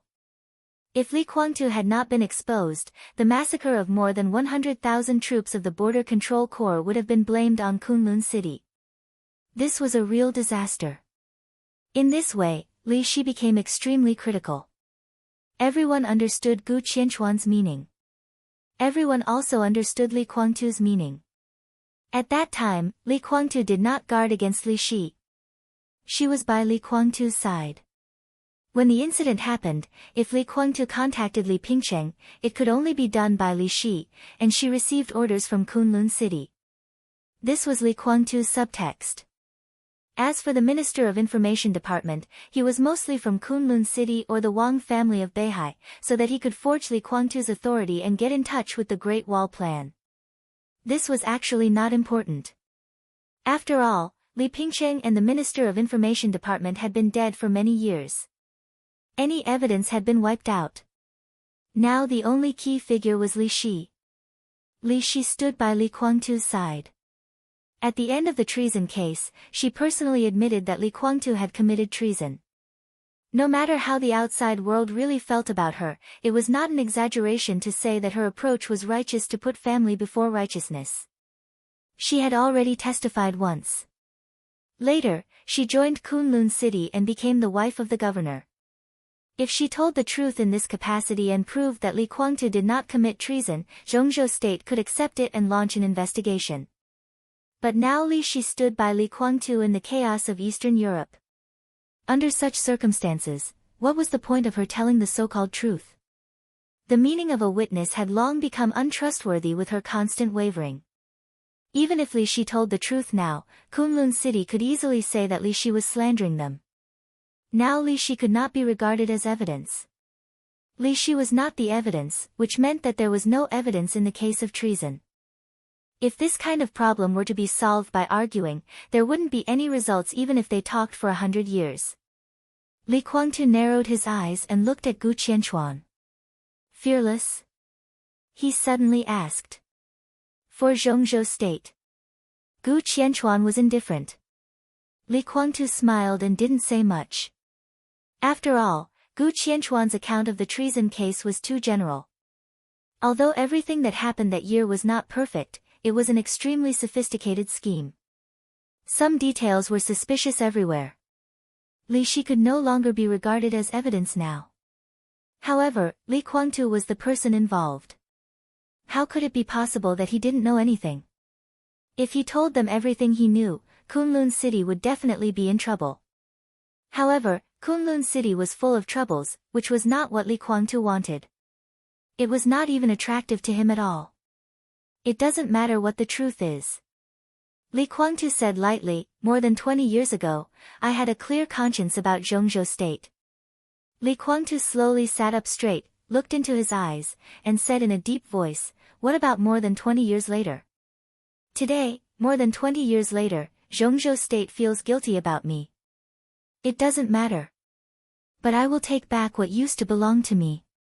Li Kuangtu's voice was calm. He was telling the truth. Perhaps many people cared about the truth of that year, but as the person involved, he didn't care about it the most. The so-called innocence seemed ridiculous at their level. Treason or any other crime was good. In the final analysis, it was actually a failure. The treason case was just a conspiracy of Kunlun City and the Wang family of Beihai.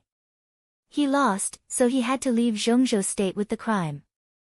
It had nothing to do with right or wrong, loyalty or treachery. Only success or failure determined everything. That was all. Therefore, Li Kuangtu didn't care about the so-called truth. He only cared about gains and losses. In the room that fell silent again, he turned his head and looked out of the window. The night had completely fallen. Outside the room, there was still a faint noise. Li Kuangtu didn't need to look to know that at this moment, many people were surrounding Li Tianlan with money, resources, and power, trying to help Li Tianlan plan the future of the Li family. The Li family that belonged to Li Tianlan. Li Kuangtu's eyes were a little cold. Compared with Kunlun City, Li Tianlan was the biggest problem that he needed to consider first. When he met Li Huaqing today, he didn't intend to figure out the so-called truth from the beginning. But in the more than 20 years of losing contact with Zhongzhou state, it had always been Kunlun City and the Wang family of Beihai guiding the direction of the treason case. Li Kuangtu met Li Huaqing today to provide Zhongzhou state with a new perspective, a perspective of the Li family to look at the treason case many years ago. This was the premise for his return to Zhongzhou state in the future. His injury could be healed, and the purgatory of heaven capital would not be divided.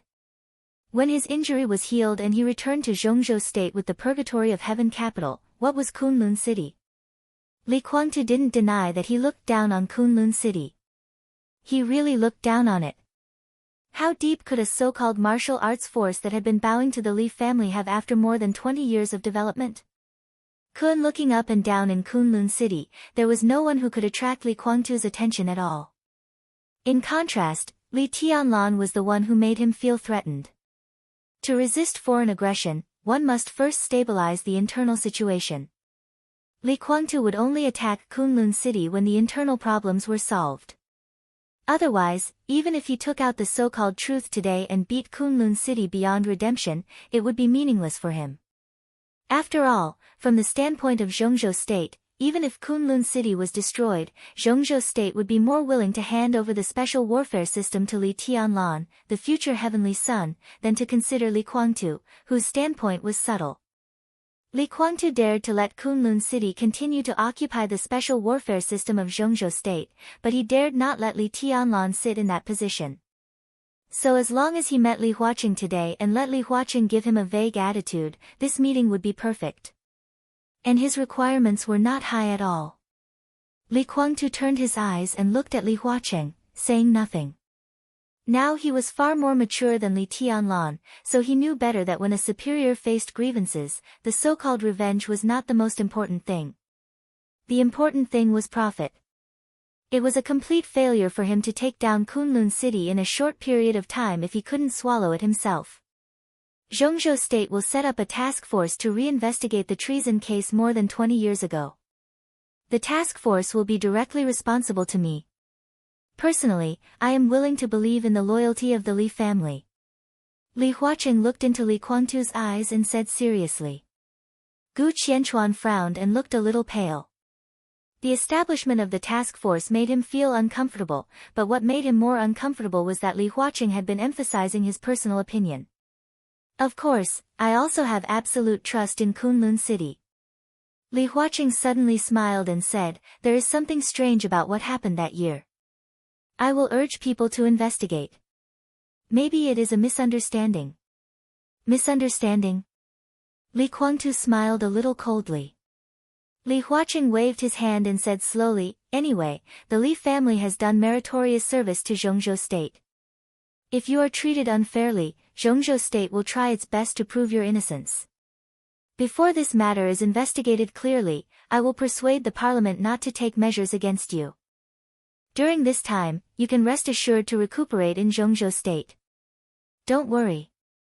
Rest assured to recuperate in Zhongzhou State, Li Guangtu said with a faint smile, what if I want to go back to East Island? Li Huaqing's eyes suddenly condensed and became extremely deep in an instant. Li Guangtu looked at him calmly and said nothing. The atmosphere seemed to freeze in an instant. Yang Feng wanted to say something but stopped on second thought. Finally, he did not speak. It's up to you. After a long time, Li Huaqing said calmly, you can go back to East Island. He did not say but. But everyone knew that once Li Huaqing returned to East Island, it was tantamount to a real treason. Then the old things that happened many years ago were even less important. The whole purgatory of Heaven Capital would face the suppression of Zhongzhou State. Confirm. Li Huaqing laughed. Are you going back to East Island? His voice was calm, but he looked extremely majestic and powerful in the dim light. I won't give up the territory of East Island. Li Guangtu said flatly.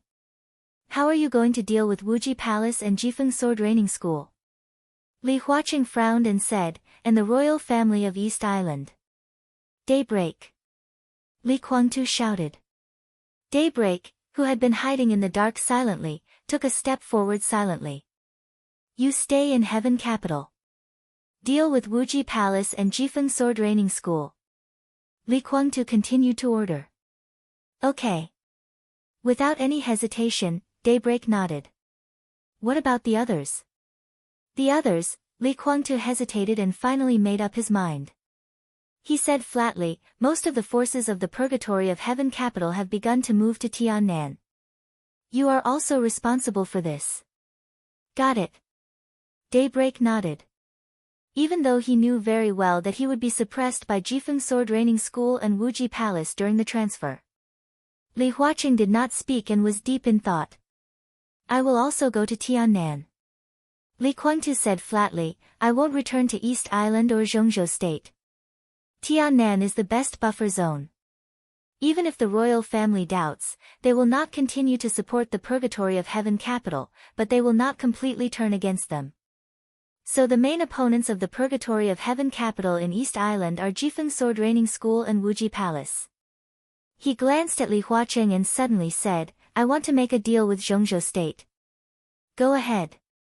Li Huaqing raised his eyebrows in surprise. How about exchanging the future special warfare system of East Island for a promise from Zhongzhou State? Li Guangtu laughed. The Purgatory of Heaven capital has been operating in East Island for 3 years. Its foundation is not as solid as a rock, but everything has been stabilized. That is my foundation, and I can't give it up. When I return to Zhongzhou State in the future, the special warfare system of East Island will naturally belong to Zhongzhou State. A very subtle change appeared on Li Huaqing's face. East Island's position was extremely important.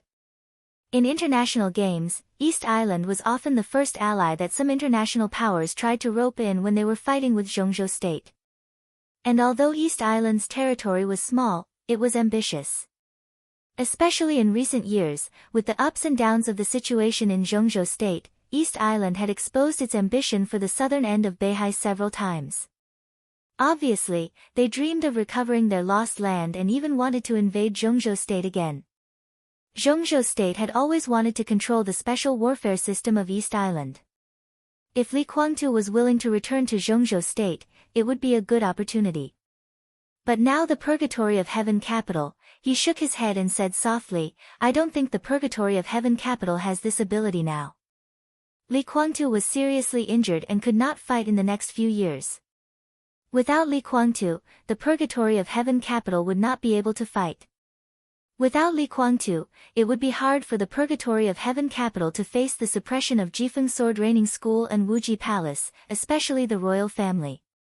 The Purgatory of Heaven capital temporarily retreated to Tiannan. The royal family might not take any action for a while, but the royal family's patience was limited. If Li Guangtu did not make a choice, the royal family would definitely take action against the Purgatory of Heaven capital. The special warfare system of East Island was indeed very good, but if the Purgatory of Heaven capital could not be held, it would be an empty promise. So this has something to do with the promise I want. Li Guangtu's tone was calm. Li Huaqing narrowed his eyes and said, What promise do you want? The Purgatory of Heaven capital will develop in Tiannan, and Daybreak will guard East Island. At most, it can guard Heaven capital. I need enough strength to take back East Island. So I hope that the Purgatory of Heaven capital will develop in Tiannan and accumulate strength. If there is any conflict with Emperor East's palace, Zhongzhou State will not intervene. Li Guangtu directly pointed out the most sensitive issue. By then, Tiannan and East Island will belong to Zhongzhou State. They will also belong to the Li family. Guangtu. Yang Feng finally couldn't help but frown and shout, Tianlan is also a member of the Li family. So is Emperor East's palace. Li Guangtu was expressionless and stubbornly said, the Li family can only be my Li family. He looked at Li Huaqing and said, What do you think? Tianlan is a talent that Zhongzhou State focuses on supporting. I can't give you an answer on this matter. It must be discussed by the parliament. But we still hope that you and Tianlan can live in peace. After all, we are a family. Li Huaqing said. Li Guangtu was silent for a long time, and then lightly repeated, the Li family is my Li family. Kunlun City can send people to help the Purgatory of Heaven capital guard Heaven capital. Gu Qianchuan suddenly said, We are willing to bear part of the pressure from Jifeng Sword Training School and Wuji Palace. Kunlun City's help would undoubtedly increase the hope of the Purgatory of Heaven capital to take East Island in the future, which was equivalent to increasing Li Huaqing's bargaining chips. The special warfare system of East Island was important enough. Once they saw a great possibility, they might really give Li Guangtu the promise he needed. At that time, Li Tianlan and Li Guangtu would have a good time fighting in Tiannan, and Kunlun City, which got involved in East Island, could secretly plot the special warfare system of East Island. For Gu Qianchuan, everything was perfect. What is Kunlun City? In the soft and weird voice, Daybreak said with a cold smile, when does the purgatory of heaven capital need the help of a third-rate force like Kunlun City? Not only Gu Qianchuan, but also Li Huaqing's face darkened. Was Kunlun City a third-rate force? Even if Kunlun City is not qualified, there are 2 invincible realm experts in it. How many are there in the purgatory of heaven capital? Gu Qianchuan sneered rudely. In the dark, Daybreak took another step forward, looked at Gu Qianchuan, and lightly said, "You seem to be a little unconvinced." So what? Gu Qianchuan slowly stood up, his voice cold. If you're not convinced, then go to hell. In the calm voice, Daybreak raised his palm. Buzz! The violent sword energy tore the darkness in an instant and burst out from Daybreak's hand without warning. A dazzling light suddenly appeared in the dark cabin. Countless sword energy swept and whistled like a tide. All the sword energy passed Yang Feng and Li Huaqing and came to Gu Qianchuan in a flash. Gu Qianchuan, who looked pale, was unprepared. He hurriedly raised his one arm to resist. Daybreak clenched his fist. The sharp sword qi suddenly turned into an incomparably majestic force, smashed the domain that Gu Qianchuan had condensed in a hurry, and blasted him. Boom! A big hole was broken in the wooden cabin, and Gu Qianchuan's body flew out with blood. The violent force poured out of the cabin and spread between heaven and earth. The whole night and the endless wind and rain seemed to be completely twisted and deformed in the roaring force. Outside the cabin, Li Tianlan, who was entangled by the crowd, suddenly raised his head. In his sight, Gu Qianchuan, who was stained with blood, was smashed out like a cannonball. Intentionally or unintentionally, he fell exactly where Li Tianlan was. The wind whistled, and the momentum was heavy.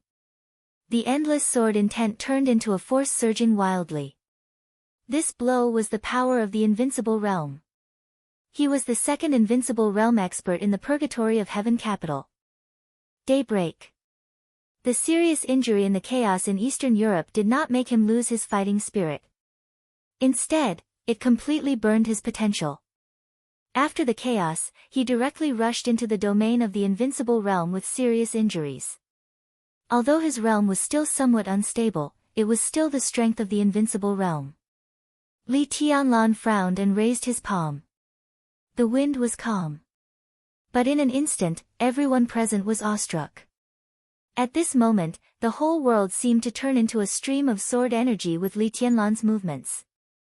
It was dignified, complete, and natural. The vast sword energy rolled through everyone's bodies and once again blew Gu Qianchuan's body away. In the night sky, the mighty force was constantly obliterated along the way by the sword energy. The overall direction of the movement was the cabin with a hole. The constantly erupting force completely disappeared under the suppression of the sword intent. In the dark environment of the cabin, Daybreak suddenly took a few steps back.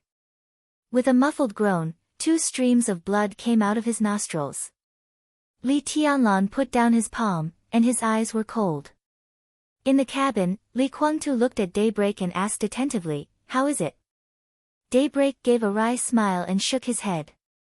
Li Tianlan's voice sounded through the night, extremely cold. "This is the Li family's territory.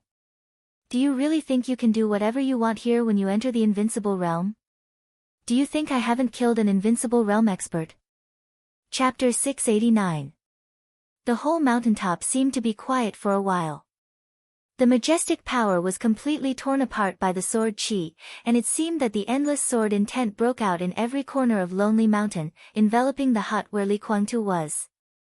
In the sight of countless people, the wooden hut became more and more blurred, and finally became an extremely illusory shadow. Li Tianlan was expressionless, and his eyes were full of coldness. More and more sword intent gathered on Lonely Mountain.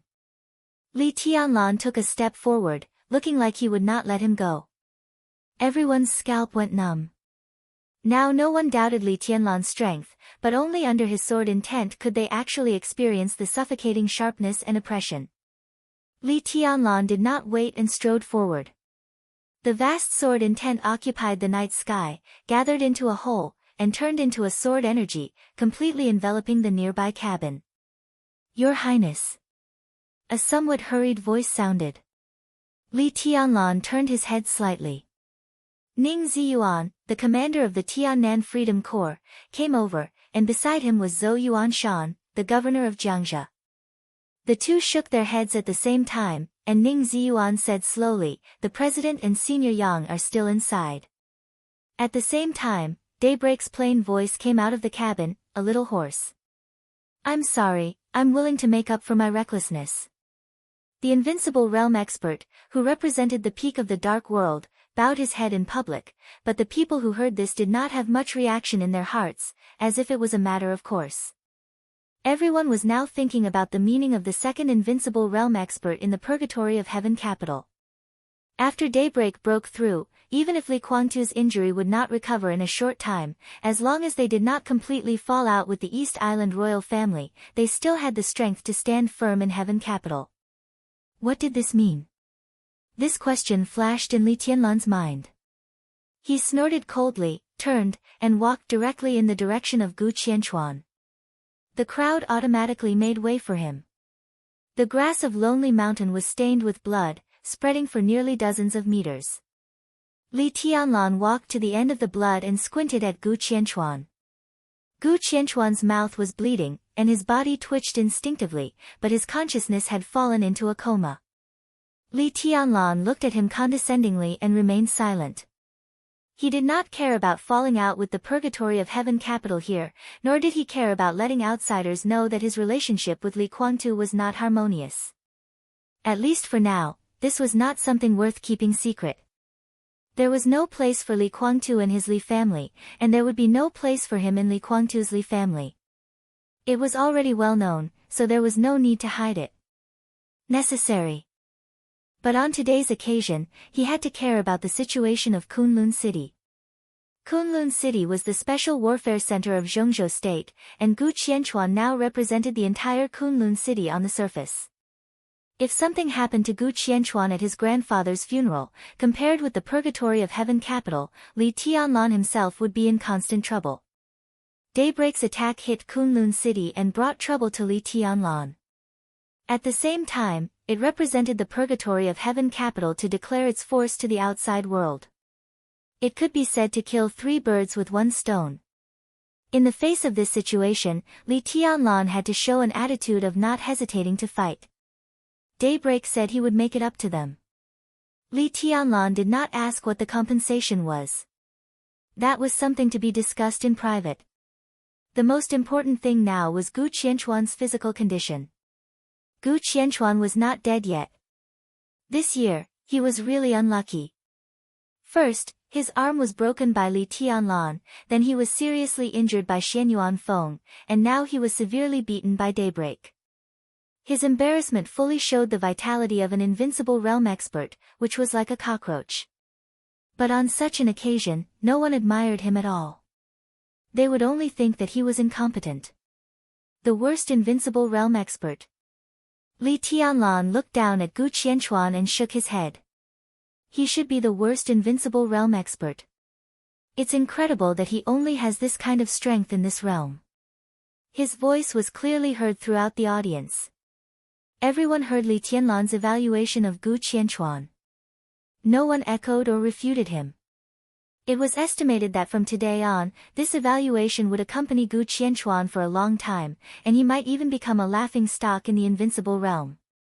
2 doctors of the Naylan family rushed over to judge Gu Qianchuan's situation. Li Tianlan did not stop them. He just said lightly, "Will he die?" "No." The serious-looking doctor shook his head. "But the injury is serious, but it should not be fatal." "Oh," Li Tianlan said and waved his hand casually. "Then throw him down the mountain. Inform Kunlun City to pick him up. The funeral is over. Lonely Mountain does not welcome Kunlun City's cats and dogs." The 2 doctors looked at each other, a little embarrassed. But in the crowd, Li Beidian and Ning Qianqing did not hesitate to walk out, lift the unconscious Gu Qianchuan, and go directly down the mountain. Throw him to the side of the road. Don't occupy the road and be killed by a car. Li Tianlan said calmly. Li Beitian smiled and lifted one of Gu Qianchuan's legs with one hand, looking careless. Li Tianlan did not bother to look at this scene. He slowly turned around and looked at Ning Ziyuan, the commander of the Tiannan Freedom Corps, standing beside him. He slowly reached out and said, "Commander Ning, we should have a good chat." Not only Ning Ziyuan. Many people present deserved a good chat with Li Tianlan. Ning Ziyuan held Li Tianlan's hand with a smile and said calmly, "Your Highness, please." The illusory but incomparably real sword energy finally slowly dissipated. Beside Li Kuangtu, Daybreak finally relaxed his body carefully and let out a long breath. Li Kuangtu pondered for a moment and did not avoid Li Huacheng and Yang Feng.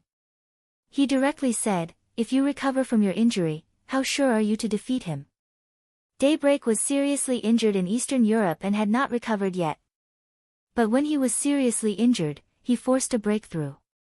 After entering the invincible realm, his physical quality was greatly improved and he could barely suppress the injury. But tonight, Daybreak was obviously not in his peak state. It's hard to say. Daybreak looked a little unnatural. He hesitated and said, "Li Tianlan is also injured.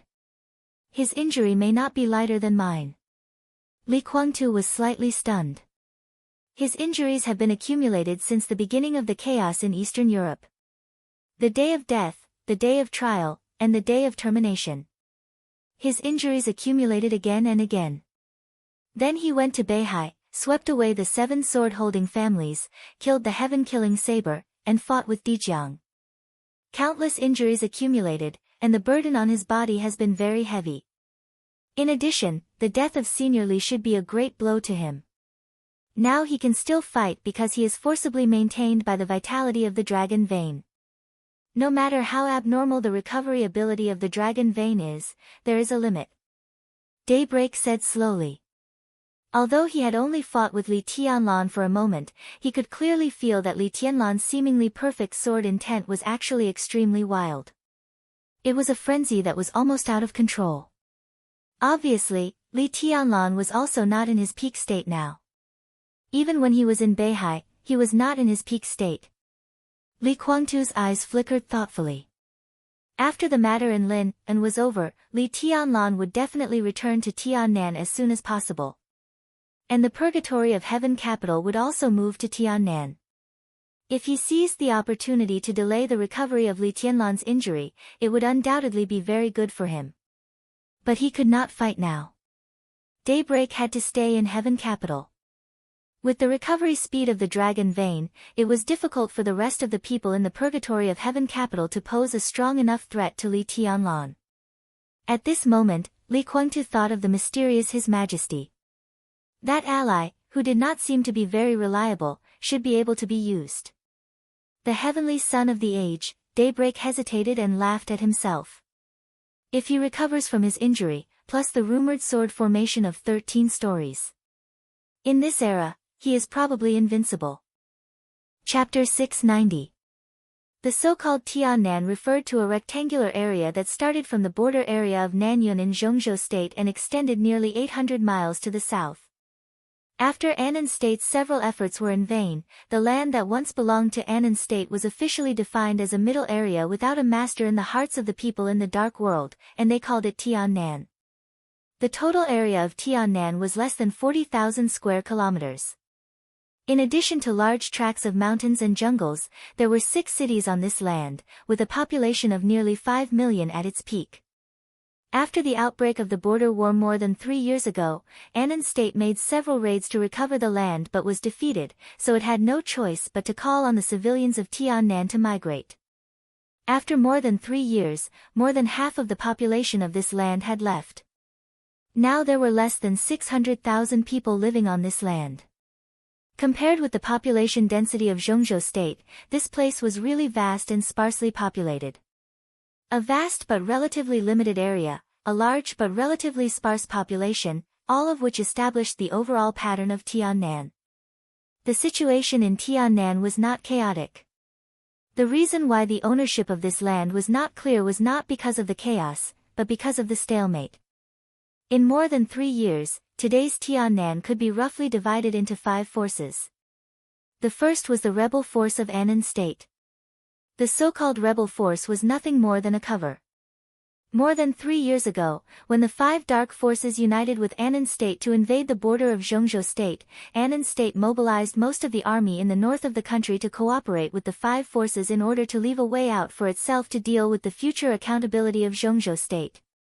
Annan State defined most of the army in the north as rebel force, but in fact, they had always been under Annan State's leadership. Now the rebel force gathered at the southern end of Tiannan and occupied 2 cities. In addition, it was close to Annan State and had the endless support of armaments and soldiers from Annan State. It could be said that it was the force with the largest number of people in Annan State. There was another rebel force besides the rebel force. It was the so-called Tiannan Freedom Corps. The Tiannan Freedom Corps, with a total of nearly 30,000 people, used to belong to the Wang family of Beihai. Now it was under the direct leadership of Ning Ziyuan. The most important core combat force in the Freedom Corps was the half of the Thunderbolt Battalion that used to belong to the Border Control Corps, which was also the most important part of the Freedom Corps. This group of people now had nothing to do with Zhongzhou State on the surface. They were also a force holding the banner of the rebel force. In external propaganda, the Freedom Corps also claimed that they were from Annan State. They rose up because they were targeted by Annan State and hoped to have a free land. This was the most interesting phenomenon. The rebel army in the south of Tiannan was the most authentic. Everyone knew that they were the army of Annan State. They had the banner of rebel army, but they were under the command of Annan State. And the Freedom Army.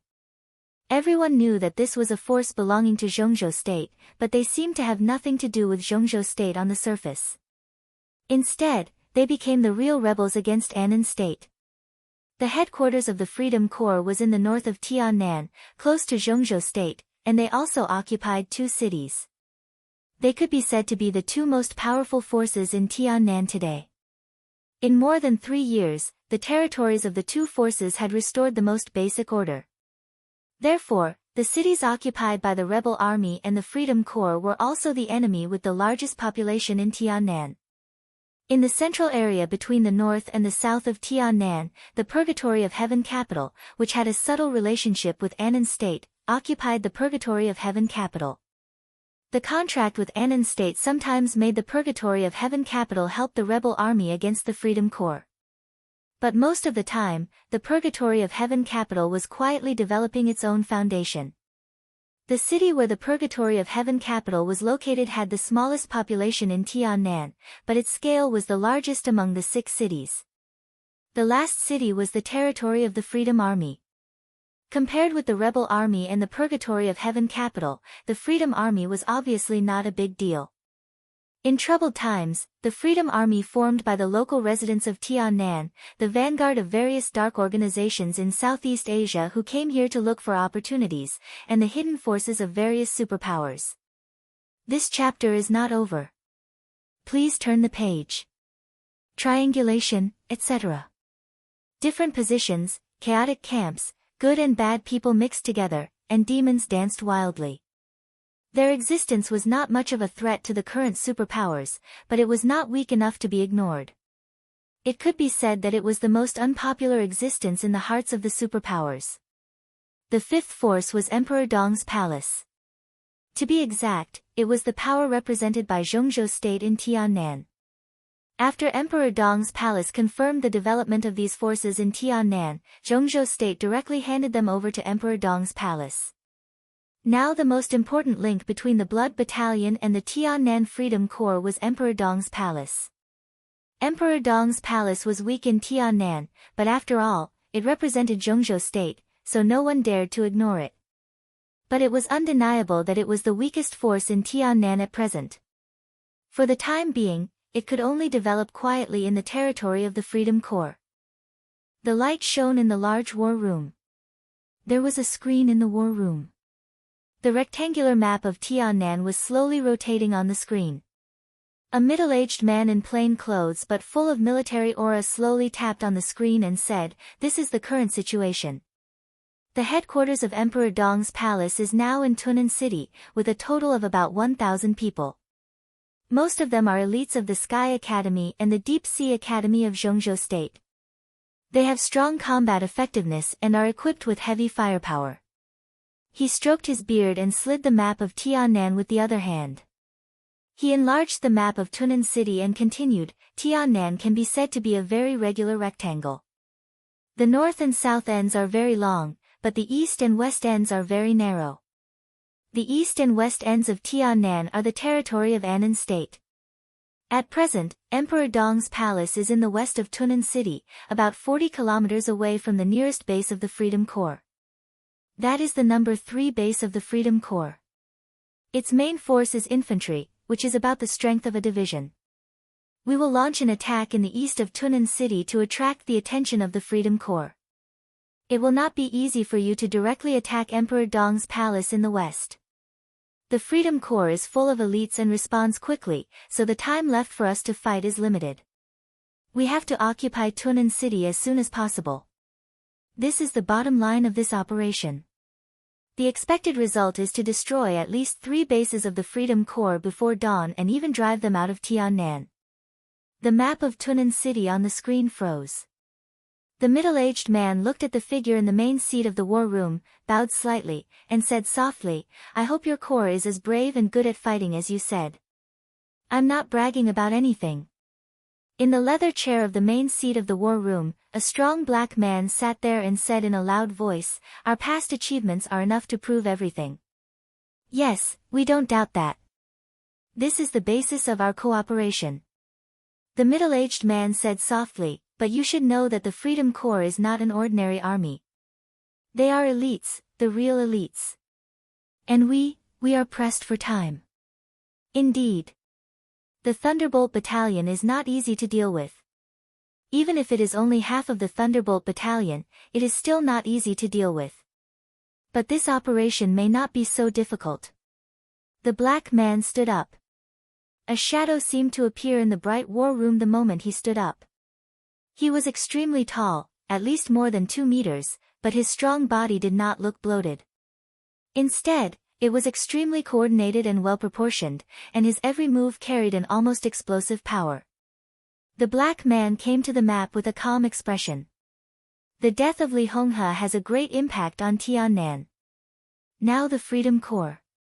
Well, in the words of Zhongzhou State, it's a group of dragons without a leader. The experts in Emperor Dong's palace have also returned to Zhongzhou State.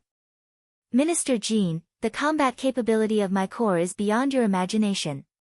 We should destroy the headquarters of Emperor Dong's palace within half an hour and join your troops in about 90 minutes. At that time, I'll take action myself. I can't guarantee that I can defeat the forces of Zhongzhou State in Tiannan, but I can take Tunnan City. This chapter is not over. Please turn the page. There won't be any problem." His voice was calm and composed. Unlike most black men, he did not have exaggerated body language or funny expressions. His voice was not loud, calm, indifferent, and extremely steady. The middle-aged man called Minister Jin opened his mouth wide. He froze for a while and then cried, "How is this possible?" "Nothing is impossible." The black man said lightly, "Because I'm Ramiro." Minister Jin stood there in a daze, still in disbelief. He did not doubt the individual strength of the black man. Just as he said, because he was Ramiro. Ramiro Bard. He ranked 3rd on the holy list in the Dark World, an invincible realm expert, and the commander of the Burning Legion. The Burning Legion was a very young dark force. It could not be regarded as a superpower in the Dark World. But in Africa, almost everyone thought that the Burning Legion was the first armed legion in Africa. In Africa, which was constantly at war, it was not hard to imagine how much blood flowed under the First Legion. In particular, there was a divine martial corps in Africa, which was the force that the Wang family of Beihai had placed in Africa for hundreds of years. It was also the largest private legion in Africa, with an army of nearly 300,000 soldiers. But even so, the Burning Legion was still the first legion in Africa. Ramiro Bard was recognized as the first expert in Africa. In some countries in Africa, his status was even comparable to that of God. Since his appearance, countless Africans had always regarded him as their guardian god. He ranked third on the holy list. It might not sound like a big deal, but that was the ranking more than 3 years ago. It had only been 5 or 6 years since Ramiro entered the Invincible Realm, but the Burning Legion was already known as the first legion in Africa 10 years ago. This time, the Burning Legion entered Tiannan on a large scale. Tiannan was full of confidence in Ramiro's individual strength. But the Burning Legion solved the Emperor Dong's palace in half an hour and joined the rebel army in 90 minutes. How was that possible? If it was Ramiro himself, he could naturally do it. But this time, the Burning Legion that entered Tiannan numbered tens of thousands. More than 80% of the elites of the Burning Legion had now left Africa. Even if there were only 5,000 people following Ramiro tonight, 5,000 people could conquer the Emperor Dong's palace in half an hour and join the rebel army in 60 minutes. This meant that they didn't need to rest after the battle. And they could guarantee that they would still have enough combat power after a rapid march of nearly 50 kilometers in an hour. This quality was no worse than the rumored Thunderbolt Battalion. Don't worry. Ramiro smiled and looked confident. I know my subordinates better than you do. So, Minister Jean, your task tonight is very simple. You launch an attack in advance. As long as you survive the first period of the Freedom Corps, we will be victorious. He clenched his fists and said in a strong and domineering manner, after tonight, the whole world will know the Burning Legion again. All right. Minister Jean shrugged. I hope everything goes well. Not hope. Ramiro snorted. It's definitely going well. His thick fingers slid across the screen and drew out a map of the entire Tiannan. Compared to Africa, my subordinates and I prefer this place. His fingers drew a big circle on the screen that covered the entire Tiannan. His eyes were fanatical. This is the most suitable place for the Burning Legion to develop. Minister Jean remained calm and said softly, then, welcome to Tiannan. Ramiro waved his hand, picked up the walkie-talkie, and said in a deep voice, begin. End of this chapter, bookmark for easier reading. Chapter 691. Mr. President, the Burning Legion is on the move. In the war room, the map of Tiannan had disappeared. In the communication video that had been encrypted countless times, Minister Jean looked at the serious and cold old man on the screen and said excitedly. Ramiro Bard had left the war room. He would act with the Burning Legion tonight. In the view of Annan's state, this was a foolproof guarantee. Very good. In a flat voice, the old man on the screen nodded. Yongcheng, you did a good job.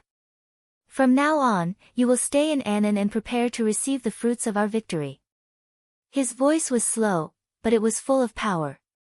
Annan's state had never been a powerful country in Asia. But Li Songping, the speaker of Annan state who had held the position of speaker for more than 20 years, could be said to be one of the most strong-willed heads of state in the world. Such strength referred to external strength. During his tenure, it meant too many things to Zhongzhou state, such as the many border conflicts and the establishment of the Border Control Corps. He witnessed the case of treason more than 20 years ago and the subsequent multiple invasions, which weakened the strength of the Li family countless times.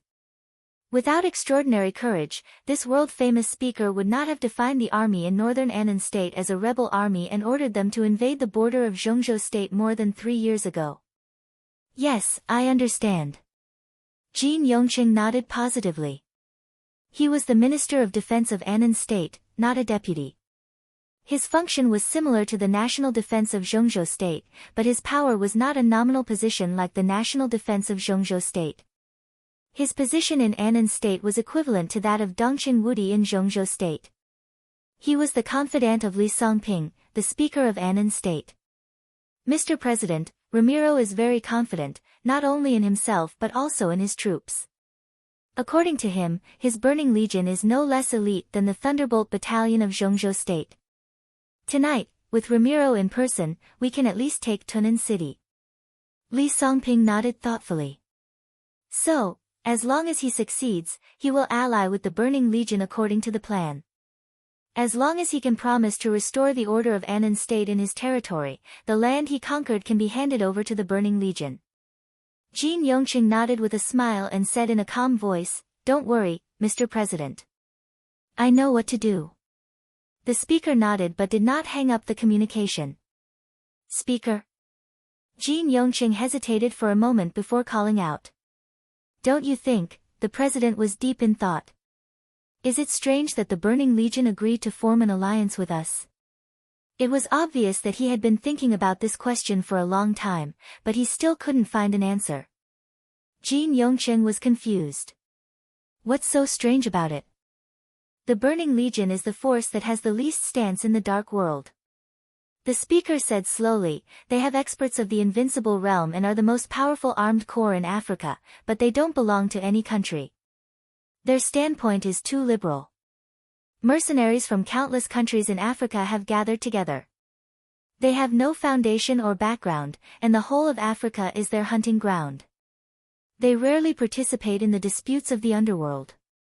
To be exact, the Burning Legion has never been interested in anything outside of Africa. The Burning Legion is very strong, and so is Ramiro. However, they have never been ambitious people, or rather, they have never shown any ambition. Even in Africa, the Burning Legion and the Divine Martial Legion clashed a few times, but there wasn't much enmity between them. This also means that the Burning Legion doesn't have their own goals and standpoint.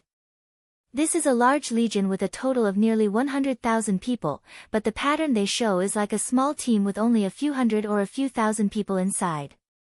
Can you believe it? As an Invincible Realm expert, the Burning Legion has done the most tasks so far is to accept employment from various countries in Africa. As long as it's about Africa, anyone and any force can do it. They easily hire the Burning Legion. They have a very good reputation, but in the whole of Africa, they have no enemies, and of course, no friends. The most famous thing about the Burning Legion was about 5 years ago. They fought with the Divine Martial Legion of the Wang family of Beihai in a small country in Africa. However, less than a month after the task was completed, they were hired by the Divine Martial Legion to deal with the enemy of the Divine Martial Legion.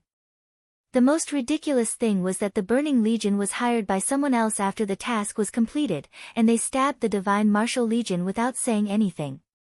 The Burning Legion had always played the role of the most professional mercenaries. They had no standpoint, and a faction without a standpoint was like the sharpest weapon in the eyes of the major factions. No faction would be bored enough to hate them, but at the same time, no faction would be willing to become friends with them. They used each other, cooperated, and parted ways. It was also because of this that the Burning Legion became the most worthy force to be roped in. 100,000 elite troops and one Invincible Realm expert. No matter who was roped into the Burning Legion, their strength would be greatly increased. For Annan State, which was in urgent need of recapturing Tiannan, the Burning Legion was the target they were striving for. Jin Yongqing thought about it for a long time and finally asked, "Is there anything strange about it?" The Burning Legion has never intervened in things outside of Africa, so why did they choose to ally with us now? Don't you think the timing is strange? The speaker said blandly, "After we lost Tiannan, we began to contact the Burning Legion. We worked hard for 3 years, and now we finally got in touch with the Burning Legion. The Burning Legion has invested too much in Tiannan this time. If their plan succeeds, the Burning Legion may leave Africa as a whole and come to Tiannan. If Ramiro is so bold, why did he hide in Africa before?" He said meaningfully, "When Li Hong had died, the Burning Legion suddenly came to Tiannan. Is it really to form an alliance with us?" Jin Yongqing was shocked. "What do you mean? Look at the agreement between us." The speaker waved his hand. The Burning Legion plans to complete the migration from Africa to Southeast Asia in a year. Tiannan will be their new headquarters. The 6 cities are all under the control of the Burning Legion. They will help us drive away the Freedom Corps, the Purgatory of Heaven Capital, the Emperor East Palace, and all the free forces. They will also recognize Annan State's territorial rights here. That is to say, as long as we can give the Burning Legion benefits, they will help us deal with the pressure from Zhongzhou State. As the first legion in Africa, they have fought with the Divine Might Corps many times in Africa. There is no doubt that they are elite.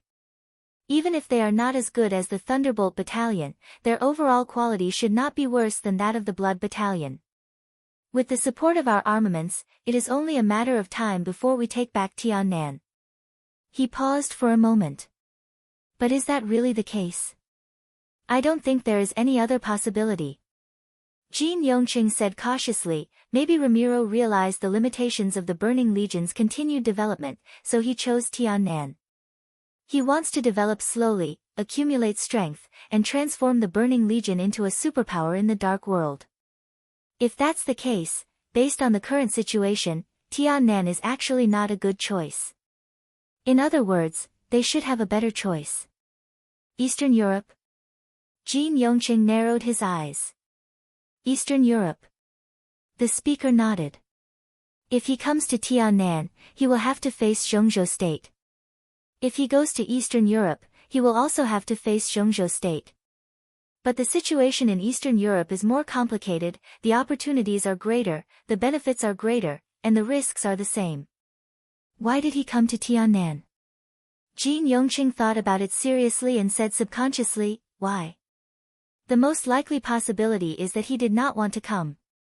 Conference. The speaker's voice was calm and repressed. Think about it, Yongqing. There is no force without ambition. If he didn't have ambition, he wouldn't have been able to develop the Burning Legion to where it is today. But all these years, he stayed in Africa. They accumulated a huge amount of resources and wealth, but they didn't have a foundation of their own. They didn't even have a real enemy. This isn't a miracle, definitely not. I'm more willing to believe that this is a man-made situation. Ramon used the calmest and most rational thinking to create the Burning Legion today. We shouldn't look at what he has done over the years, we should look at what he hasn't done over the years. He has accurately grasped the bottom line of all the major forces, which is why the current situation is formed. The Burning Legion must have done this on purpose. In addition, he has the support of a mysterious force behind him. The support of a mysterious force? Jin Yongqing's body shook and he interrupted the speaker. The speaker glanced at him and nodded. Yes. So I am sure that Ramiro does not want to come to Tiannan now, but he has no way to refuse. Because. His voice was low. The so-called commander of the Burning Legion is a puppet. Jin Yongqing took a deep breath. This judgment was too incredible, but it made sense when he thought about it carefully. But who had the guts to make Ramon willingly become someone else's lackey? The Wang family of Beihai. Jin Yongqing suddenly said in a horrified tone. No, you ignored another force. The speaker said slowly, Kunlun City. At present, only they urgently need to enter Tiannan. The Burning Legion is probably the force that Kunlun City has cultivated in Africa for many years. The exposure of Li Guangtu and the growth of Li Tianlan are enough to make Kunlun City restless. Tiannan is currently the best development platform for the Li family.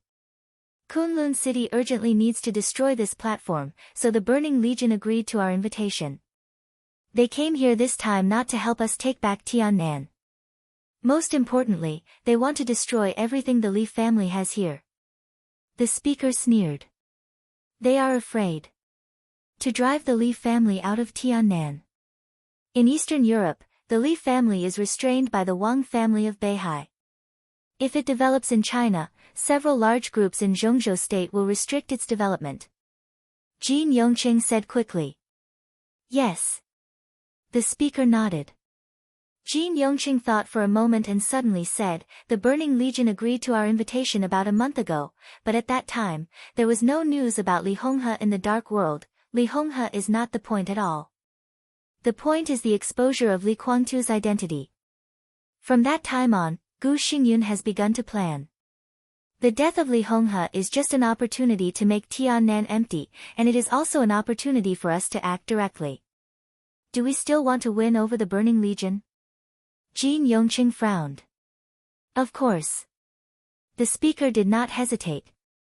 We should try our best to win over them, and we must do our best to help them in tonight's battle. I'm telling you, this has nothing to do with tonight's battle. I just hope that when all this is over, you can go to Zhongzhou State secretly. Go to Zhongzhou State? Jin Yongqing was shocked. Yes. The speaker said, I don't doubt the ability of Kunlun City, but I'm not optimistic about their future.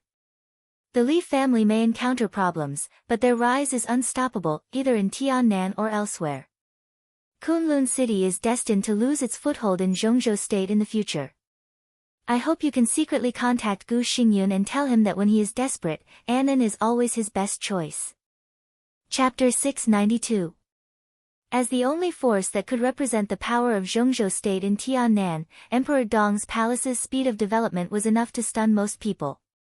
No matter how powerful the Tiannan Freedom Corps was or how deep its connection with Zhongzhou State was, at least nominally, they were rebels, wandering ghosts in Tiannan, and had nothing to do with Zhongzhou State. The arrival of Emperor Dong's palace was equivalent to secretly building a stable bridge between the Tiannan Freedom Corps and Zhongzhou State. The armaments, food, and all supplies that the Tiannan Freedom Corps needed were taken over by Emperor Dong's palace. They were transported to the Freedom Corps in large quantities from Zhongzhou State, and then Emperor Dong's palace bought back a large number of arms from the Freedom Corps. This seemed superfluous, but it was the most important fig leaf. At least it could prove that the Freedom Corps had nothing to do with Zhongzhou State. The Freedom Corps and Emperor Dong's palace were getting closer and closer. This could only be regarded as the development plan of Emperor Dong's palace. Zhongzhou State could completely let it go, and at the same time, no one could say anything. After all, it had been 3 years since Tiannan State broke away from Annan State. At least on the surface, Zhongzhou State did not interfere with Annan State's right to take back Tiannan State. It was just that the rebels in Tiannan State could not do it themselves. Nowadays, Annan gradually had a concept of no owner. It did not belong to Zhongzhou State, but in fact, it did not belong to Annan State. Emperor Dong's palace did not need Annan State's consent to develop here. What Emperor Dong needed to do most was how to quickly establish a foothold here. In other words, how to quickly get the recognition of the local forces. The Freedom Corps could be said to be one of the biggest forces in Tiannan. In this way, it was completely reasonable for Emperor Dong's palace to cooperate with the Freedom Corps. The establishment of an alliance between the two did not mean that Zhongzhou State and the Freedom Corps had established an alliance. So now, strictly speaking, Zhongzhou State only needed to be responsible for Emperor Dong's palace, and it still had nothing to do with the Freedom Corps. In fact, when Emperor Dong's palace marched into Tiannan, Zhongzhou State had already issued a statement that Zhongzhou State had no territorial ambitions in Tiannan, and would not give any form of support to the Freedom Corps. Emperor Dong's palace marched into Tiannan only because Tiannan was in line with the development direction of Emperor Dong's palace. Such a statement suppressed the backlash of public opinion in Annan State, and the strategic alliance between Emperor Dong and the Freedom Corps had been quickly established. This meant that Emperor Dong's palace had entered the fast lane at the beginning of its development. With the full support of the Freedom Corps, the only thing Emperor Dong needed to do was to expand its strength and influence. The Emperor Dong's palace now had a total of 1,530 people, most of whom were graduates of the Sky Academy and the Deep Sea Academy. They were also the most elite combatants of the Emperor Dong's palace. When there was no special task, the headquarters of the Emperor Dong's palace basically had more than 1,000 combatants stationed there. With such strength, the Emperor Dong's palace could help the Freedom Corps. If they fought head-on, they would not be afraid of anyone in Tiannan. Sufficient strength drove the development of Emperor Dong's palace, and it was constantly improving its headquarters. If everything went well, with the development of Emperor Dong's palace, it was destined to become the most prosperous place in Tiannan in the future. Therefore, when Emperor Dong's palace first entered Tiannan, the higher-ups of Emperor Dong's palace proposed an ambitious plan after negotiating with the Freedom Corps. New City Plan. With the current temporary headquarters of Emperor East's palace as the center, Emperor East's palace drew an area on the map of Tunnan City, which almost included half of the circle of Tunnan City. This area was even more exaggerated than the entire Mount Dibing, and this area was the future headquarters of Emperor East's palace. A headquarters that covered more than half of the city. The new city plan could be said to be a huge plan that ran through the whole development process of Emperor Dong's palace. It was expected to take nearly 30 years.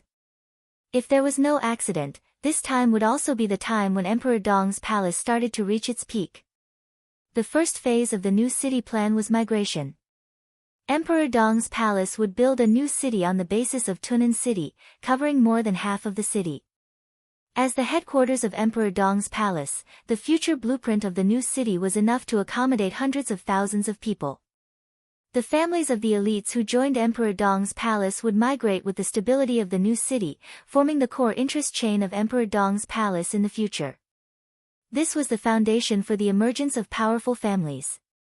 Emperor Dong's palace would also use this interest chain to completely stabilize the order of the new city, and then radiate to the whole Tiannan. In the end, the land of nearly 40,000 square kilometers in Tiannan would become the second Beihai province.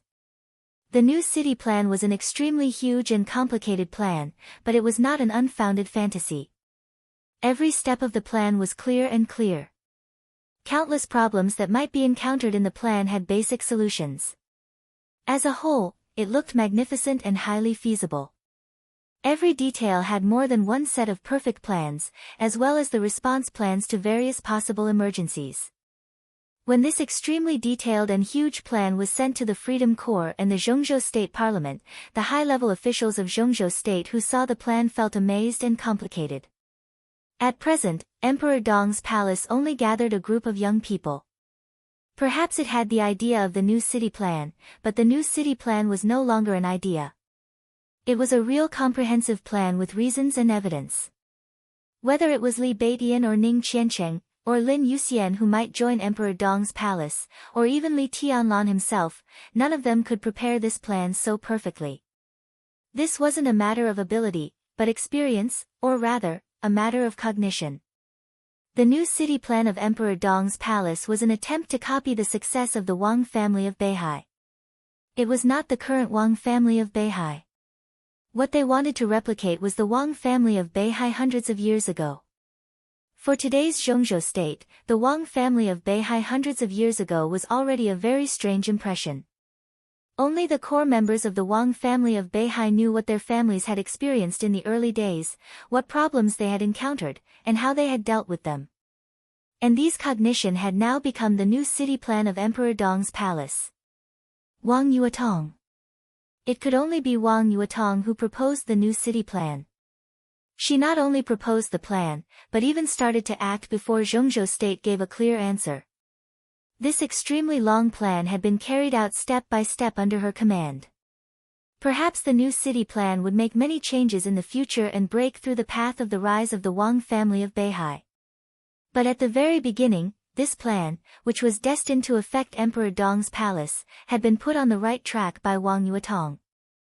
This was the most important gift she left to Li Tianlan. It could only be left, not given. Because Wang Yuetong would not come back.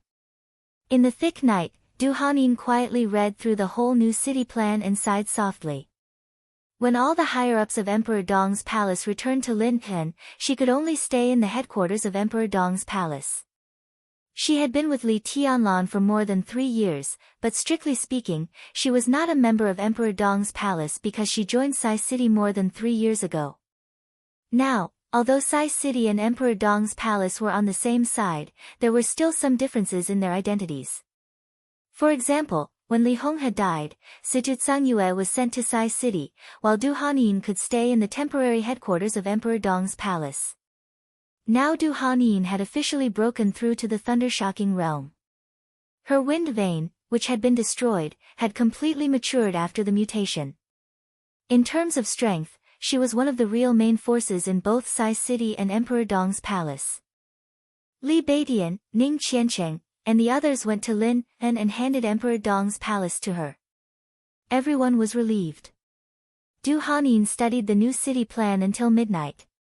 She poured herself a glass of water and was about to rest when there was a knock on the door. "Sister Du, are you asleep?" An anxious voice sounded from outside the door. Frowning slightly, Du Hanin walked over to open the door and was stunned. There were 5 or 6 people standing outside the door with anxious expressions. "What happened?" Du Hanin asked directly. She knew all the people in front of her. All 5 of them were graduates of the Sky Academy.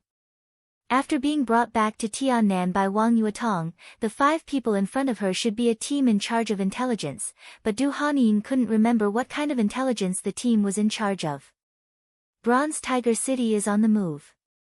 Among the 5 people, Yu, the team leader, said quickly, "Sister Du, we just got the news that there are signs of large-scale mobilization of the rebel army in Bronze Tiger City, with at least tens of thousands of people."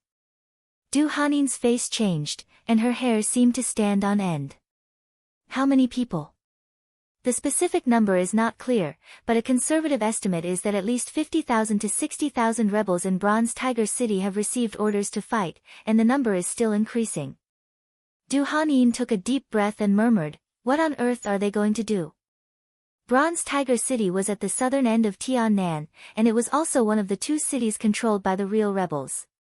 If Tiannan was a battlefield, Bronze Tiger City and Tunnan City were the front lines. There were no more than 80,000 rebels stationed in Bronze Tiger City. Now it seemed that the other side was going to mobilize the left and right armies. Were they crazy? Figure out their direction of battle. Du Hanin forced herself to calm down. The phone rang hurriedly. Yu picked up the phone and said hello. Then his face changed dramatically. "Sister Du, the rebels of Bronze Tiger have left the city, and their target is the northwest." His voice was grave, and his face was a little pale. The northwest. Standing in the direction of Bronze Tiger City and looking northwest, it was Tunnan City. If the rebels wanted to attack the Purgatory of Heaven capital or the Freedom Forces, it was impossible for them to set off in this direction, because it meant that they had to take a detour of at least 100 kilometers. The rebels of Bronze Tiger were heading straight for Tunnan City. Du Hanin took out her mobile phone and dialed at once.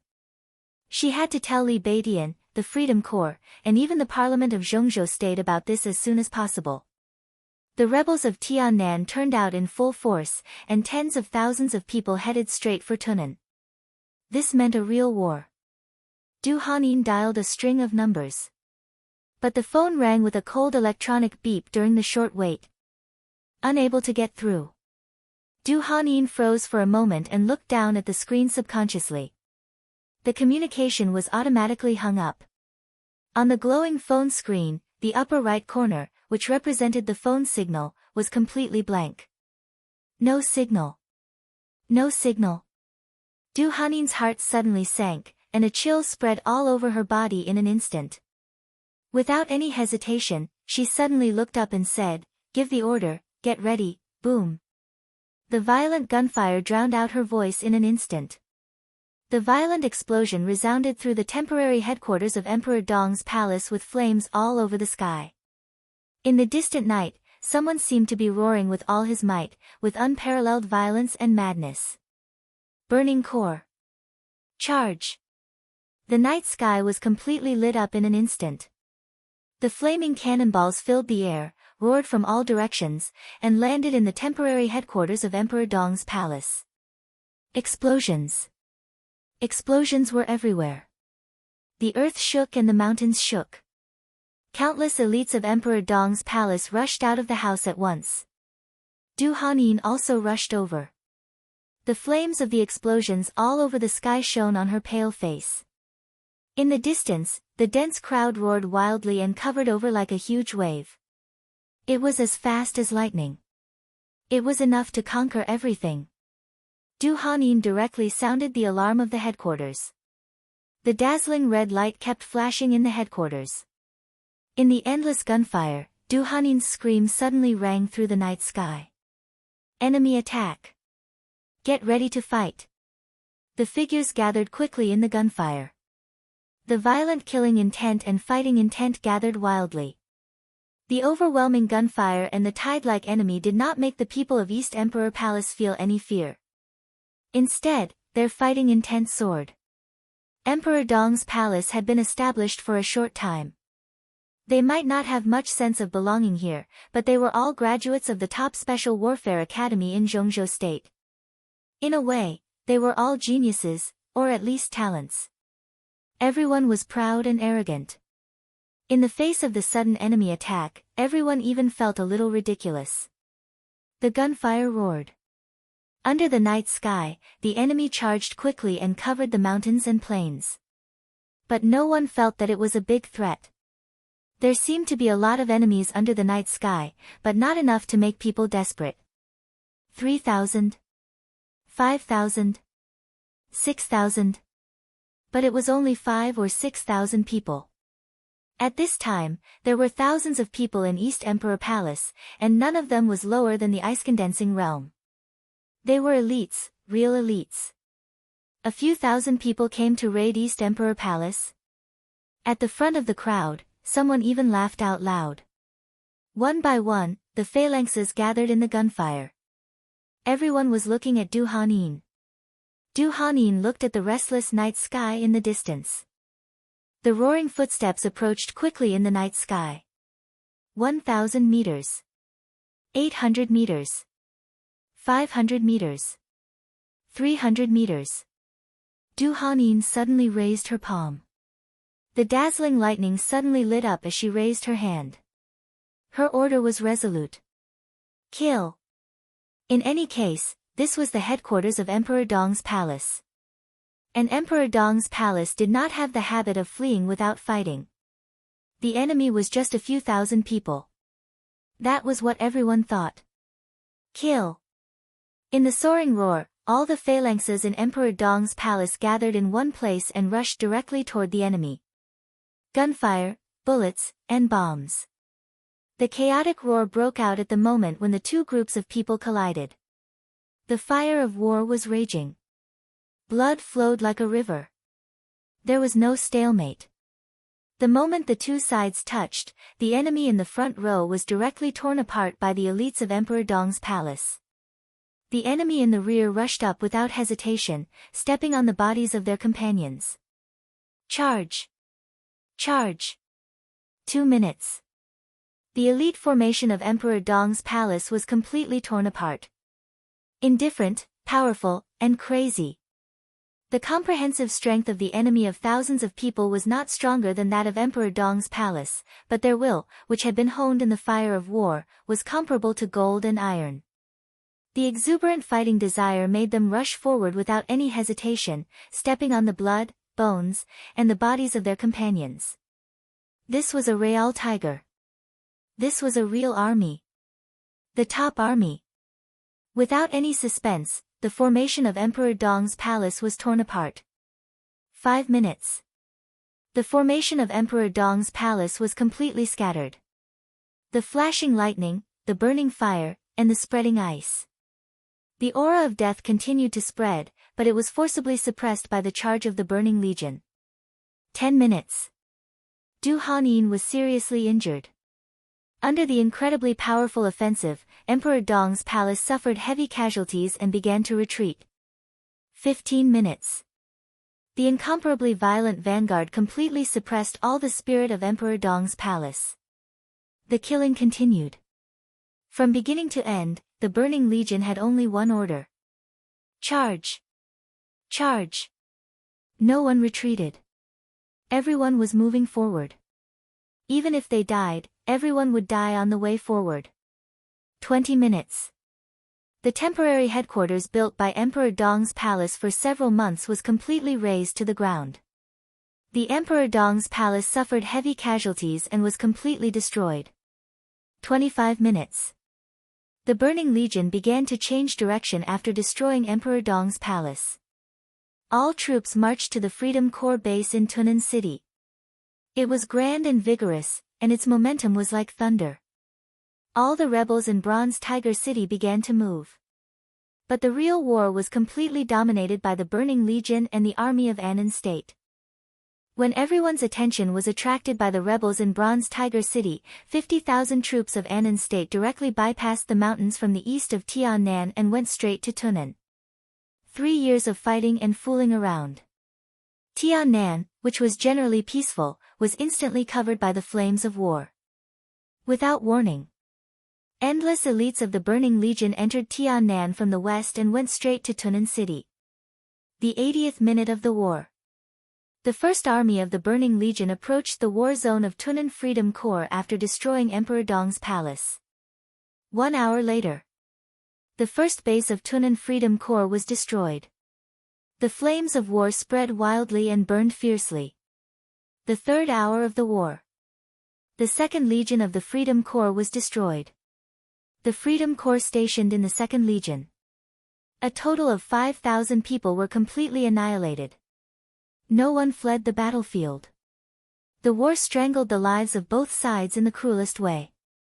The 2nd base of the Freedom Corps. This was the base with the least number of people in the Freedom Corps. Only 5,000 people. But these 5,000 people were all Thunderbolt Battalion. This was the Thunderbolt Battalion that Dongqing Wudi had traded with the Wang family of Beihai. It was also the Thunderbolt Battalion that fought all the way from Im to Reki City and pierced through the armies of 3 countries in the chaos of Eastern Europe. The 5,000 Thunderbolt Battalion was wiped out. The Burning Legion, which had also paid a heavy price, gathered the subsequent forces and went straight to the 3rd base of the Freedom Corps and successfully joined the main force of Annan State. The Burning Legion burned the night. Before dawn, the 3rd base of the Freedom Corps fell. The Burning Legion officially took over Tunnan City. Not only the Freedom Corps. Even Zhongzhou State was dumbfounded. This was the first battle of the Burning Legion after leaving Africa. The whole world realized the power of the Burning Legion. Like a divine sword that had been hidden for many years, it was unsheathed in an instant.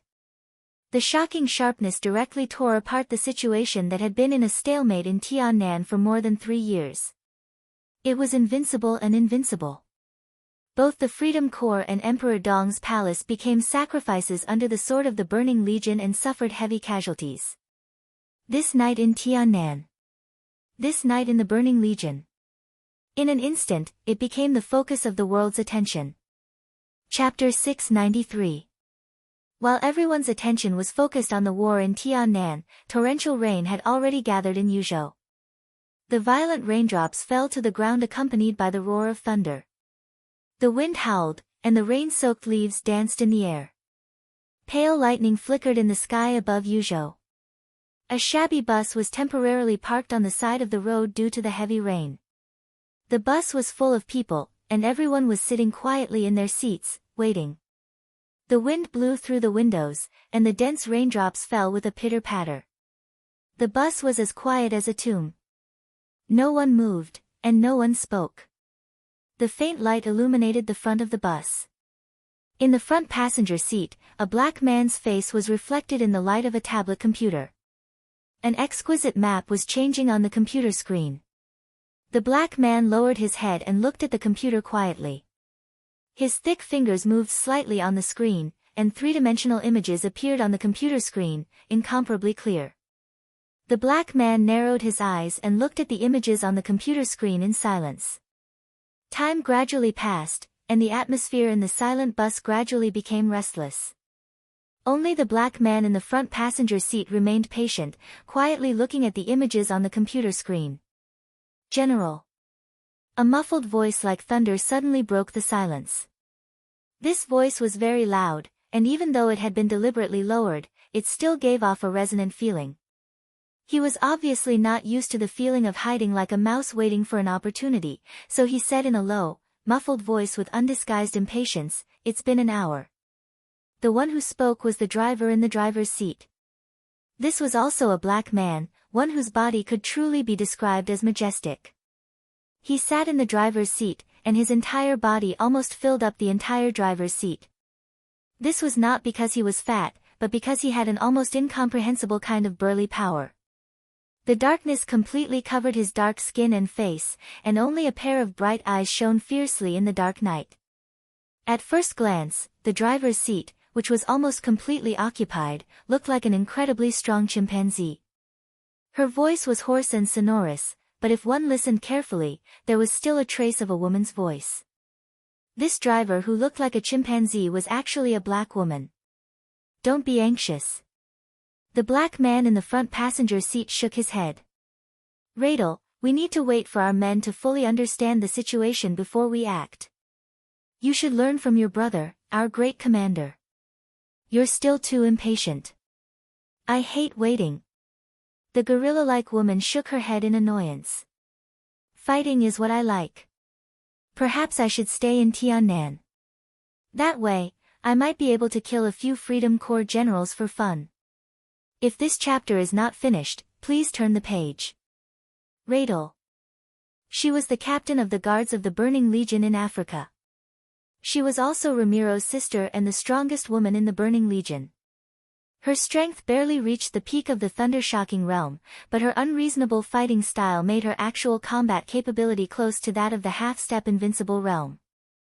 If she was in Tiannan tonight, the attack of the Burning Legion would definitely be fiercer. "But you're in Yuzhou now." The black man in the passenger seat shook his head. "Behave yourself, Radel. We are now in the capital of the most powerful country in the world. Any unnecessary actions could bring us trouble." Radel let out a cold snort like a muffled thunder, but he did not say anything else. The black man shook his head, looked out of the window, and said nothing. His name was Schiller, the deputy commander of the Burning Legion and the only deputy commander. He was the real second-in-command and the undisputed number 2 expert in the Burning Legion, a top expert of the half-step invincible realm. When the Burning Legion swept everything in Tiannan, Schiller was in charge of the operation in Yuzhou. He did not know which was more important, Tiannan or Yuzhou, but he would not allow himself to fail, even if tonight's operation was not glorious in his eyes. His gaze passed through the wind and rain and fell on a hazy light in the distance. Less than 2 blocks away from here was the private hospital of the giant group of Zhongzhou State in Yuzhou. That was also his target tonight. The tablet in his hands suddenly vibrated. Schiller's palm shook slightly, and he picked up the call immediately. A soft but firm voice sounded on the tablet. "General, the target has been confirmed." Schiller's spirit gathered instantly. He said in a deep voice, "Report the target's location." "Target number 1, Ward 3, 9th floor of the inpatient department." "Target number 2, Ward 5, 9th floor of the inpatient department." "Target number 3, Ward 6, 4th floor of the second building of the inpatient department." The targets were reported in detail one by one. Number 4, number 5, number 6, number 7. Schiller's eyes became brighter and brighter. His eyes were like 2 burning wildfires. "Special information, Bai Qingqian is currently in target number 1. She hasn't left." Schiller's eyes narrowed. Bai Qingqian. The daughter-in-law of the Dongqing clan of the giant group, the eldest daughter of the Bai family. Now she was the speaker of Liaodong State of Zhongzhou State, one of the few people standing at the core of power in Zhongzhou State, and also the most likely candidate to become a member of parliament in the next session. Schiller laughed and said slowly, "She is very influential, isn't she?" The person on the other end of the communication didn't speak, as if he was thinking about the meaning of this sentence. "This chapter is not over. Please turn the page." "Kill her." Schiller said calmly, "Kill the same target together." "Kill together." The elite of the Burning Legion who was responsible for the investigation on the other end of the communication repeated in surprise. "Yes." Schiller responded calmly and chuckled. "It can't be worse. It's just a speaker, isn't it?" The elite of the Burning Legion on the other side didn't dare to speak for a while. A speaker. Just. Since the founding of Zhongzhou State, no one seemed to have heard such a sentence. In the vast Zhongzhou State, with a land of tens of millions of square kilometers, there were less than 40 speakers, and several of them were also members of parliament. They were the real border governor of Zhongzhou State, the figures standing at the top. Just. The abnormal death of any speaker would be a storm that could sweep the whole situation for Zhongzhou State, and the murderer would be endlessly hunted by Zhongzhou State. But when he thought of their target tonight, all right. Just. The elite of the Burning Legion muttered and repeated, confirm the target's location again. The location is correct, you can act. Repeat, the target is correct, you can act. Schiller's eyes narrowed tightly. He looked at the hospital in the distance, which was the source of all the storms. Dongqing Rushi lived in this hospital now. Li Shi lived in it. Tribulation, who had just moved from Liaodong to Yuzhou, lived in it. Gong Sun Qi, General of Azure Dragon, lived in it. Yi, General of Vermilion Bird, lived in it. Li Wangsheng, Lieutenant General of Spirit Tortoise, lived in it. Several important officers of the Snowdance Corps lived in it. Countless important figures. The people who might play an important role in Zhongzhou State countless days later were on their attack list at this time. Compared with these people, Bai Qingqian might not be the only one, but she was not the most important. Schiller smiled, a little crazy. It was different from the mysterious commission they received. His target tonight was these famous figures in Zhongzhou State. All of them. No one could be missing. This might not be what the employer behind them wanted. But this was what the Burning Legion wanted. He took a deep breath and looked back at the crowd in the bus. In the silence, countless people in the bus focused their attention.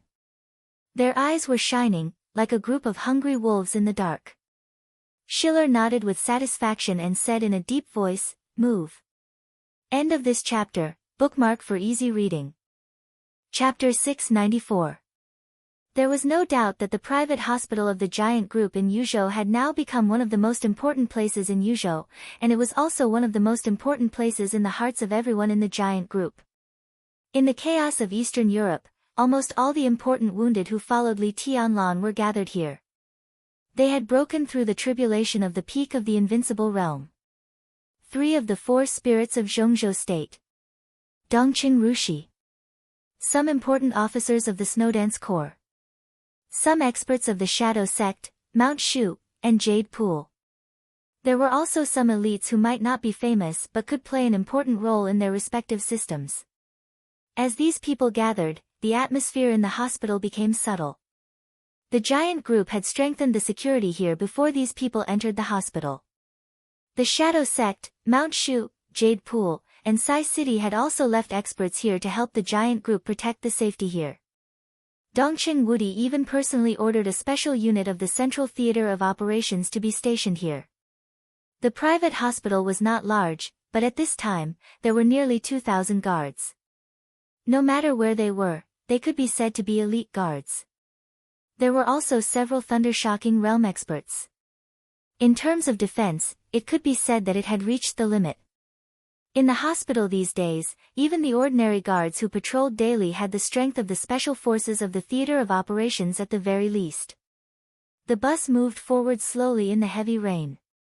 Schiller, the only deputy commander of the Burning Legion, slowly put down the tablet in his hand and stood up. Everyone.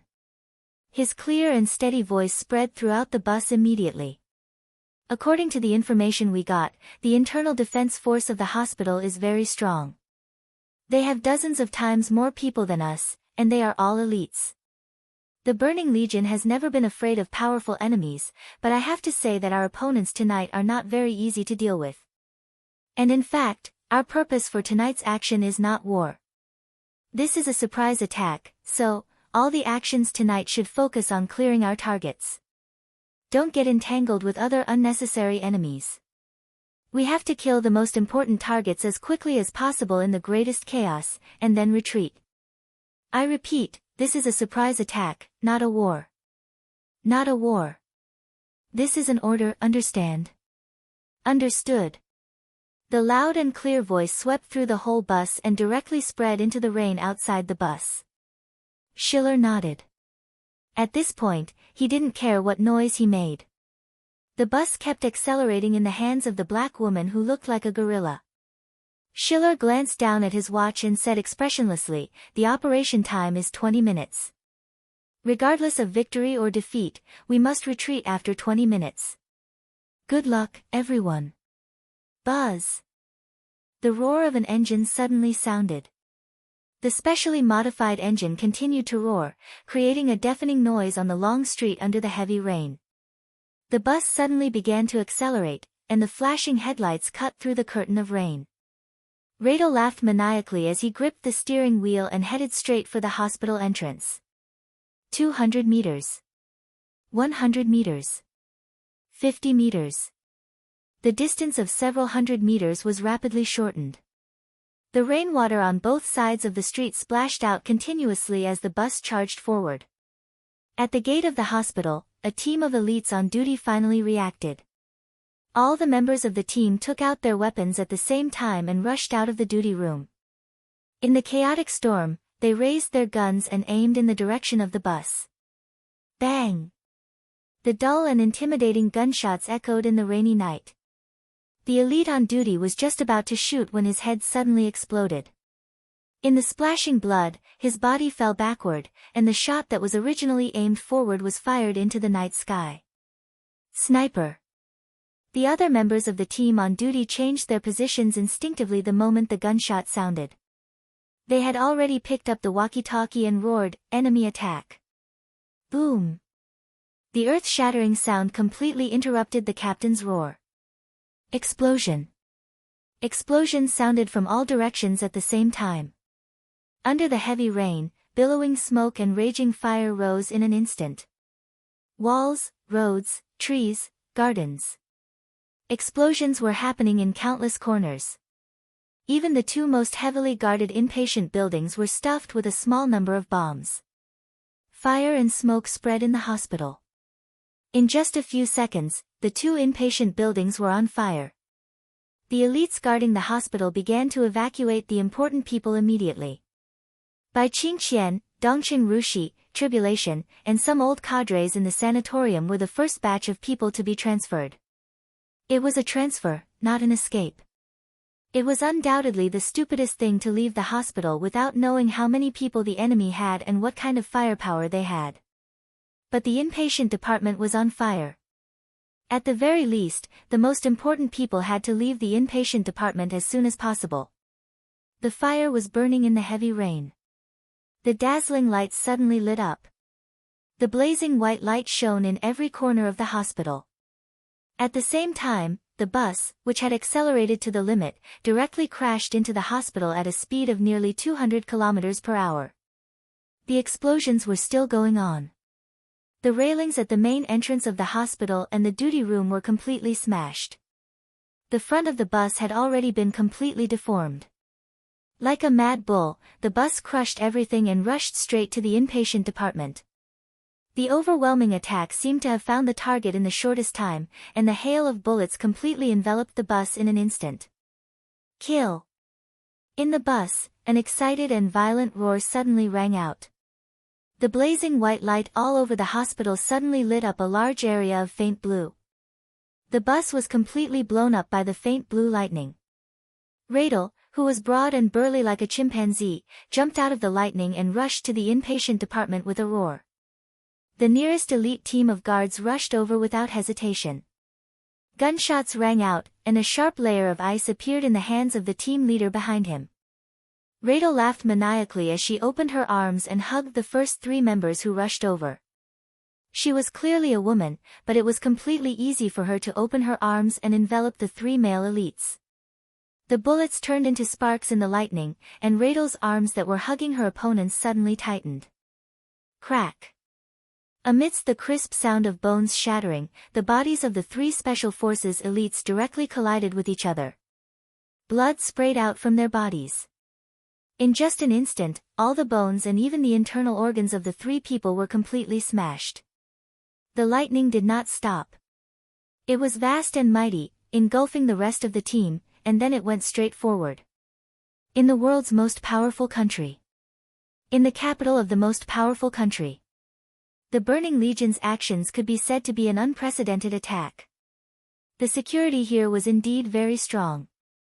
But the Burning Legion's lineup this time was also very magnificent. When Ramelin, the commander of the Burning Legion, transferred the most powerful elites of the Burning Legion to Tiannan. More than 80% of the experts of the Burning Legion were all gathered in Yuzhou. They were in the bus. The dazzling lightning concealed the number of attackers. In less than a minute, facing countless attacks, the faint blue had already rushed hundreds of meters away. Scatter. Radel was still moving forward. Amidst the crowd concealed by the lightning, one figure after another rushed in different directions as they approached the inpatient department. One after another, streaks of lightning separated from the thunderbolts.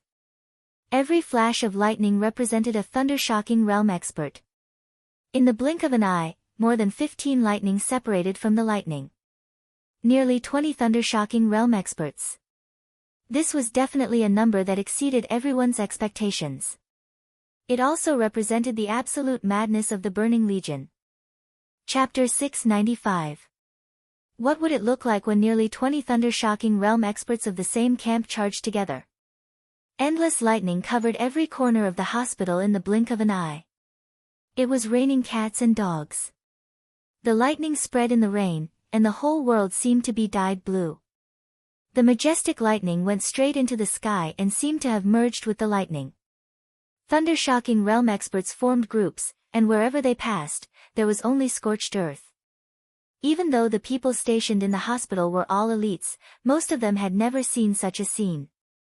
Absolute madness often meant absolute destructive power. Nearly 20 thunder-shocking realm experts joined forces for a short while and then rushed in different directions without any pause or hesitation. After determining the target location, the experts of the Burning Legion swept the whole battlefield in an instant like a hurricane. 3 minutes. Thousands of elites who had gathered from different directions were instantly defeated. The powerful destructive force rampaged. Thunder-shocking realm experts gathered again in 2 groups and quickly approached the most important targets of their trip, the 2 inpatient buildings of the hospital. The shrill alarm rang through the night sky. A large number of elites rushed out of the inpatient buildings.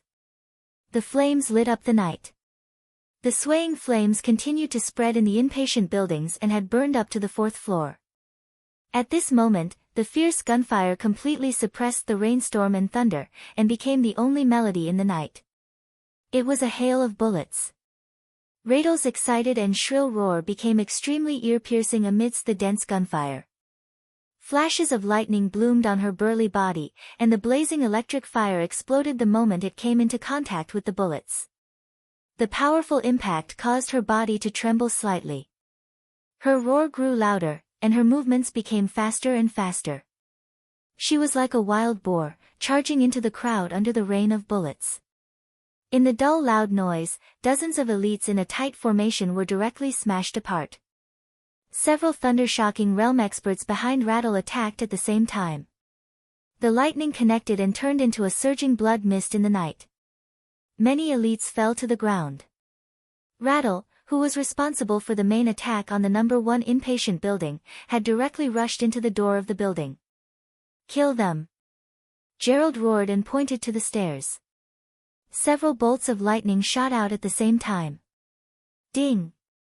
In the clear sound, the elevator that quickly descended to the 1st floor opened. Heavily armed elites almost filled the elevator. The moment they saw Radel, the soldiers in the elevator raised their guns almost at the same time and opened fire. Gunfire roared. Radel's expression was hideous and twisted. She howled and tore off her shirt. This was a woman who had completely given up on her image. Her shirt was shredded in her hands, revealing her glossy black skin that shimmered in the dark night. Under the dim light, crisscrossing scars covered her body. Her twin basketball-like breasts hung down to her belly, and her muscles tensed up. He looked like a mountain of flesh standing in the darkness. Charge! With a crazy and barbaric howl, Radel, who weighed at least 150 kilograms, charged forward in a straight line. At that moment, she was like a fearless tank, rampaging and crushing everything in her path. The whole building seemed to shake with his footsteps, and the originally clean ceiling was covered in dust. In the blink of an eye, she was already close to the elevator. "Close the door." A shocked and angry voice suddenly sounded in the elevator. This was a completely instinctive reaction. The elite closest to the elevator door had already pressed the close button. The alloy door of the elevator slowly closed. The tank-like Radel charged forward. She did not attempt to pry open the elevator door with her thick, dark arms.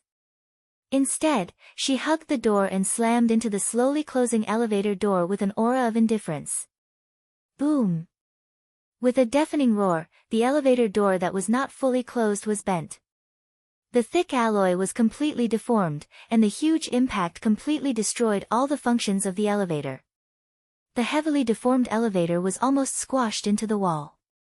Blood spurted out from the cracks of the elevator and covered Radel from head to toe. More than a dozen elites in the elevator were directly smashed into meat paste by Radel's charge. Radel laughed loudly, turned around, and rushed in the direction of the stairs. "You're courting death." A furious voice suddenly rang out behind him. The darkness in the hall seemed to have been completely dispelled in an instant. The rays of light shone down. The chill was bone-piercing, dense and sharp. The surging sword light illuminated the darkness as it pierced towards Radel's back. Radel, who was about to step on the stairs, suddenly turned around. Her face was covered in blood, and she looked as ferocious as a ghost. The bright sword light, accompanied by a frenzied sword energy, did not stop at all. It stabbed forward with an indomitable will. Radel's eyes were completely focused. Instead of retreating, she moved forward and pounced on the sword light with open hands. She and the sword collided. A sudden clap of thunder rang out in the chaotic hall. A large swath of sword light bloomed from Radel. Her huge body was sent flying nearly a dozen meters away, and she slammed hard into the wall. Boom! The entire building shook. The explosion at the beginning and the high-intensity battle seemed to have overwhelmed the sturdy building, and it gradually tilted. "Get out!" The cold sword energy was restrained for a moment, and then it surged again. "How dare you behave atrociously in Yuzhou? You all deserve to die." Bang!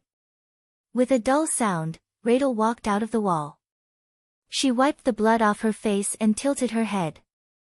Her voice was hoarse, and she spoke in broken Chinese, "Shu Mountain. Shu Mountain Elder Han Jinwu." There was a sharp sound in the sword light. And an ethereal voice rang out. Han Jinwu. In Zhongzhou State, this was not an ordinary name. Han Jinwu was not an ordinary elder of Shu Mountain either. He might not be famous, but he would not be ignored by anyone. He was one of the few experts at the peak of the thunder-shocking realm in Shu Mountain. 10 years ago, he had competed with Wei Kunlun, the Nirvana Sword Master of Shu Mountain, for the Nirvana Sword. Today, he definitely had a place in the martial arts pyramid of Zhongzhou State. Radel shook her head and said something. Her Chinese was very poor, and she said it in an African dialect. Han Jinwu did not understand, but he could clearly feel the disdain in her tone. The sword light, which had been condensed to the extreme, suddenly shrank for a moment.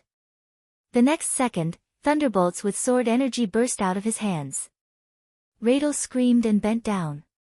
She dived. At this moment, she seemed to have really turned into a chimpanzee. Tiny thunderbolts shone on her dark skin, and her speed was raised to the limit. The whole building shook violently under her feet. The sword light with thunderbolts surged. Radel's body rushed into the sword light. Blood splattered. Beads of blood flew out of her huge body. Radel ignored them and rushed to Han Jinwu's side, against the endless sword energy. Han Jinwu frowned and abruptly took a step back. Radel had already opened her hands. Boom! A violent power with a strong blue electric light burst forth. This power was so thick and dense that it caused Han Jinwu's entire body to freeze for a moment. This was a domain. Radel had not reached the invincible realm. But he already had his own pseudo-domain. Han Jinwu's face changed. He shook his long sword. The moment he used all his strength, Radel, covered in blood, rushed to his side and held him in his arms. Han Jinwu's face was instantly covered in disgusting grease. Crack! Radel roared as he unleashed all of his strength onto Han Jinwoo.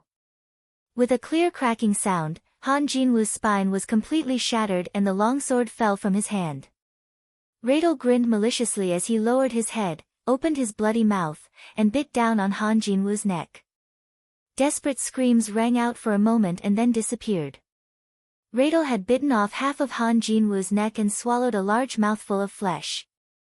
She threw Han Jinwoo's body to the ground and looked at his desperate eyes. She smiled.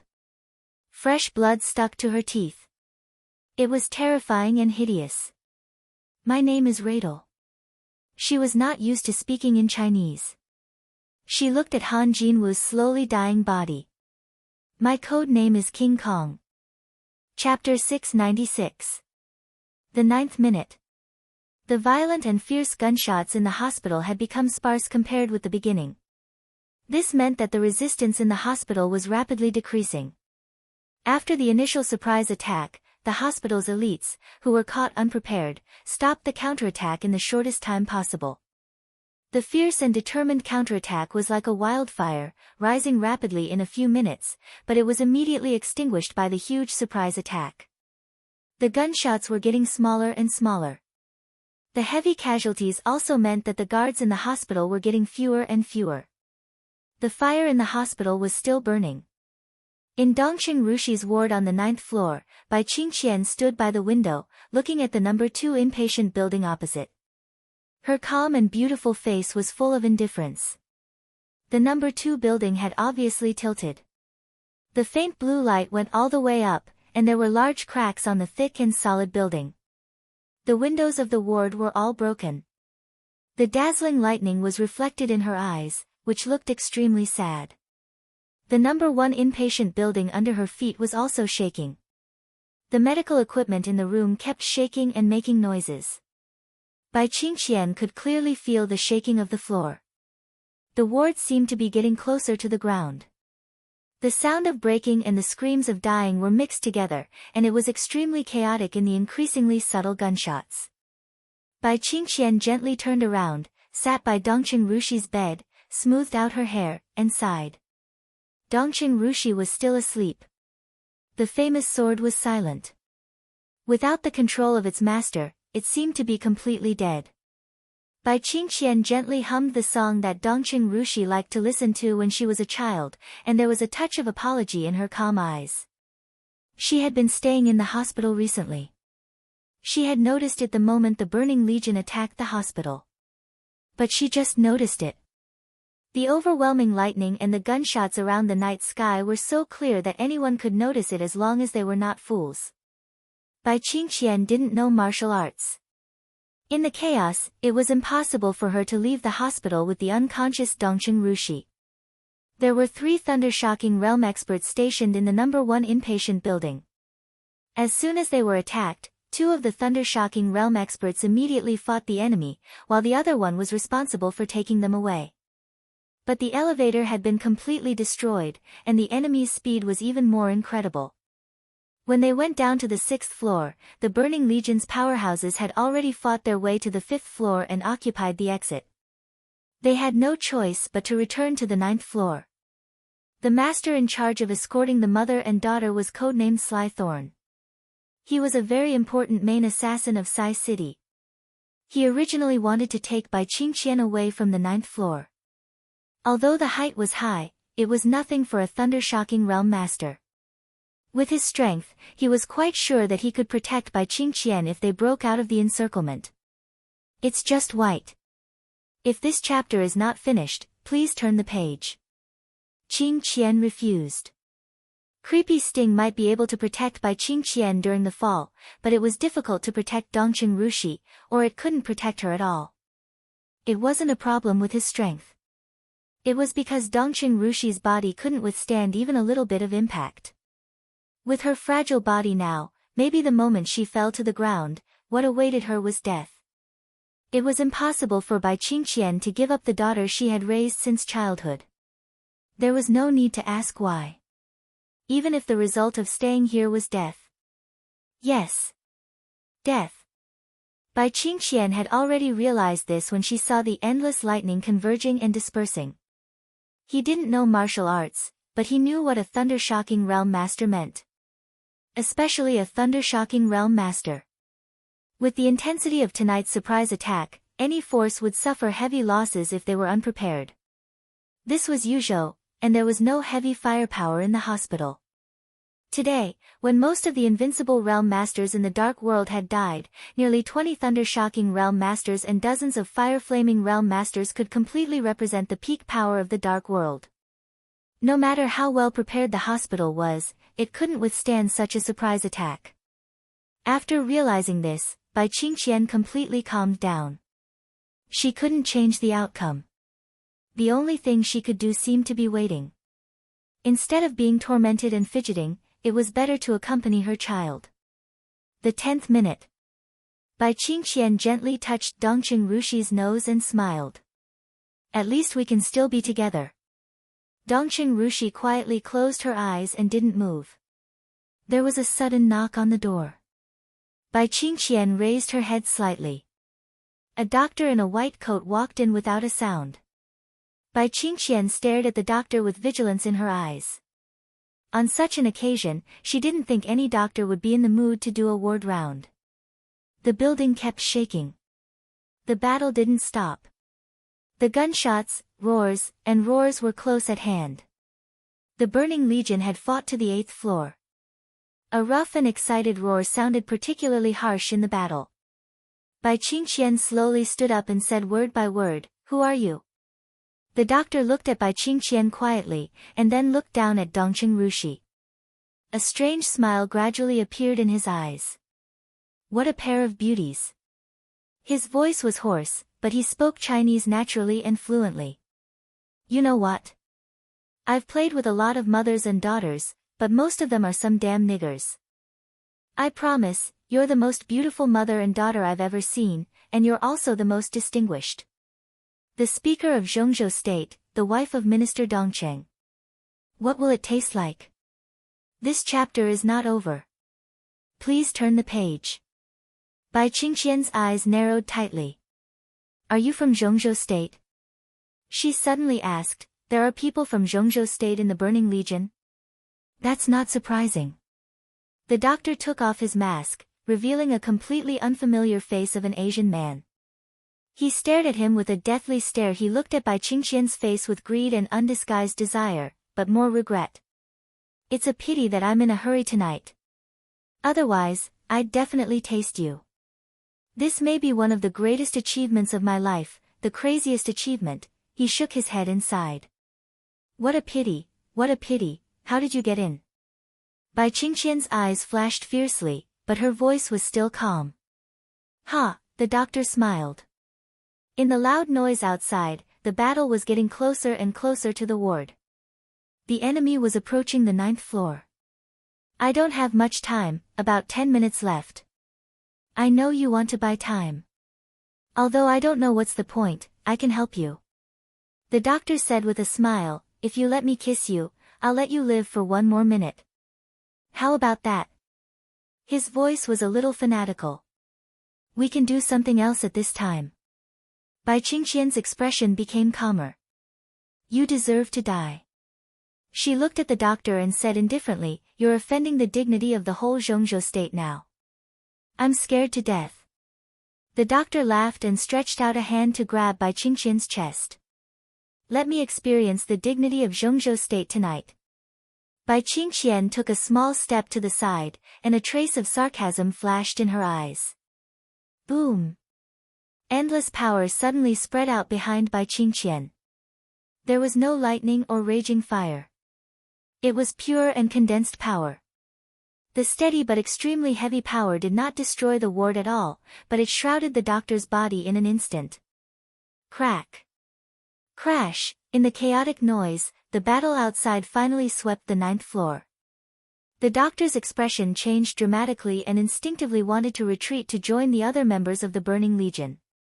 But the absolute power force field suppressed him and made him unable to move at all. The absolute power was mighty. The window of the ward on the 9th floor was shattered silently. In the cold night wind, a figure covered in a black cloak stepped into the ward from the window behind Bai Qingqian. The doctor's pupils suddenly contracted, and he was horrified. Military counselor. Military counselor glanced at him. The endless power squeezed the doctor's body. He heard military counselor's indifferent voice. You're surrounded.